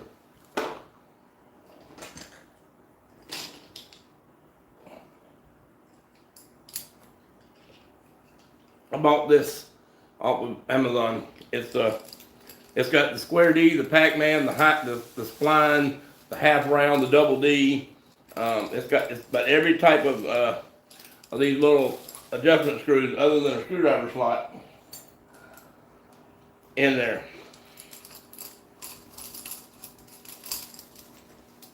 And it comes with a little set of brushes. Oh, come on, I forgot. Let's put half of them in the other way. Oh, my twist drill. I need to get some more twist drill bits. Actually, I'm gonna buy a twist drill. It's in the whatchamacallit? Amazon wish list. Yeah.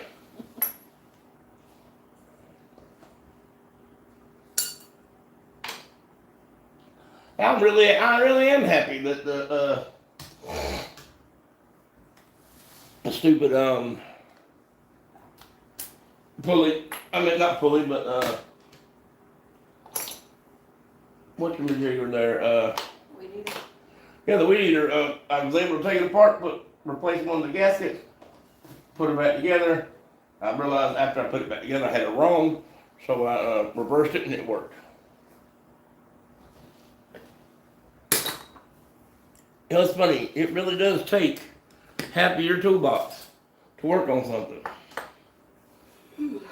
And the more you do, the more you buy, because, oh, I can buy this tool and it helps me do this. Well, then, if you're anything worth the salt that you are, you figure out different ways. Now, as far as this carpet goes, I did not have any problem. I kept the carpet nice and clean. We could lay down on it, work on the lawnmowers and stuff, but when we started burning that oil, this carpet is black. And I don't know if that carpet is black because something in the air settled on it from the burning the oil, then that means we were breathing that stuff. And I have COPD. I can't do that. I'm on borrowed time when it comes to my lungs. If I stay right where I'm at, I'll be okay until the day I die. So I mean, I have no more get out of jail free cards, no more go collect 200. I have nothing left. There's nothing left. They bounced back from my smoking a little bit, and I haven't smoked, and I found it on Facebook. I think it's been about 12 years. You couldn't get me to smoke now. I tease the wife sometimes. Hey man, babe, when you go in the store, buy me a pack of cigarettes. She looks at me like, what? Ever take your ass home somewhere? Well, now I have gone through with all these carburetors, all of my gasket material. Now I made some out of a different type of. This is cellulose. This is cellulose rubber, or rubber cellulose. Oh, wait a minute, hang on. I can tell you what it is.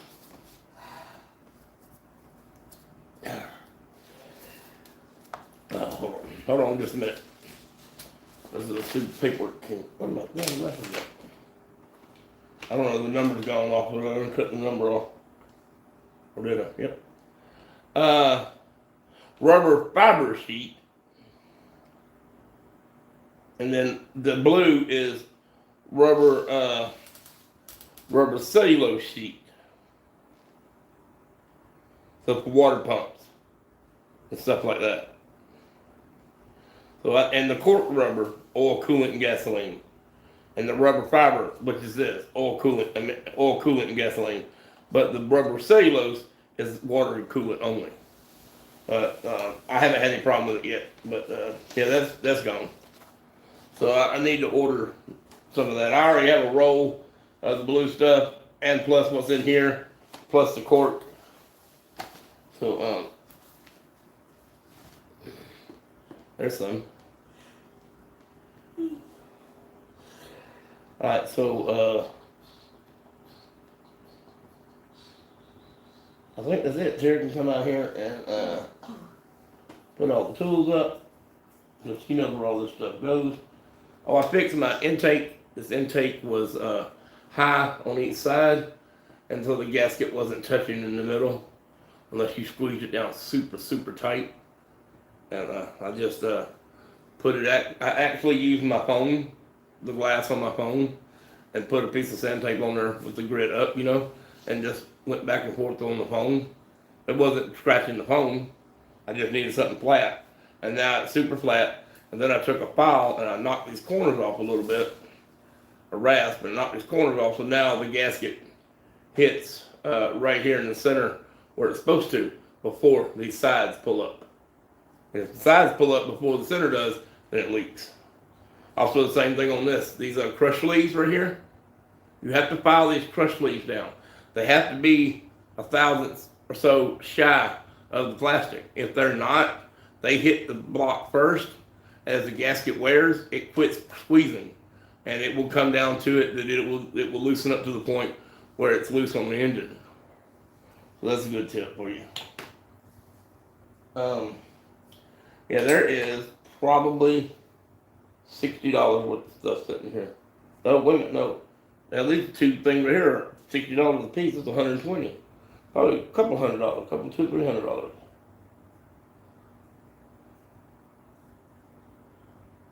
Take everything. Got something stuck in my hair, won't come out. I don't know.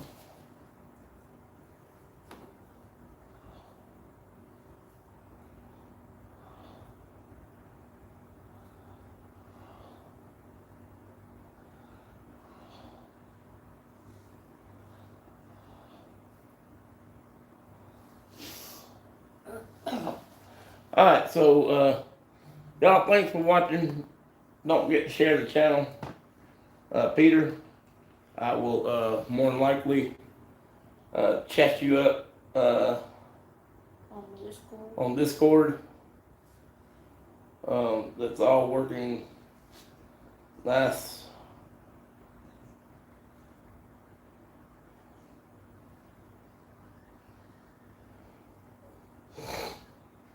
Let me see if I can pull up my picture of my daughter.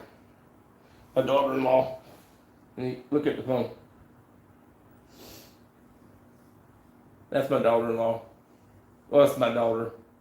I don't consider her a daughter-in-law. And she's just as sweet as she can be too. She ain't nobody's sucker though. But she's sweet. Really nice.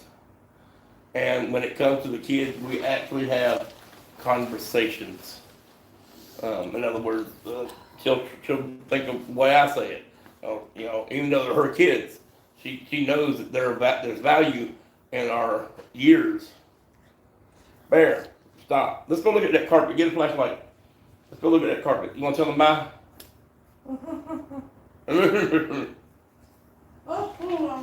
She's got food in her mouth. Take it out. Turn off the sonic cleaner. So we're done with it for the day. That carburetor that we just did, Glenn, on this little weed eater, I did it in Ajax soap. How much soap did y'all? Oh, we put You measured it, I don't know. We put in like a 3-inch beaker, little 3-inch round, or round beaker, about a quarter of an inch of soap in the bottom. That's all we put. I'm gonna put this on charge. Come by. Bye. Bye. Mommy, pull it out. Goodbye.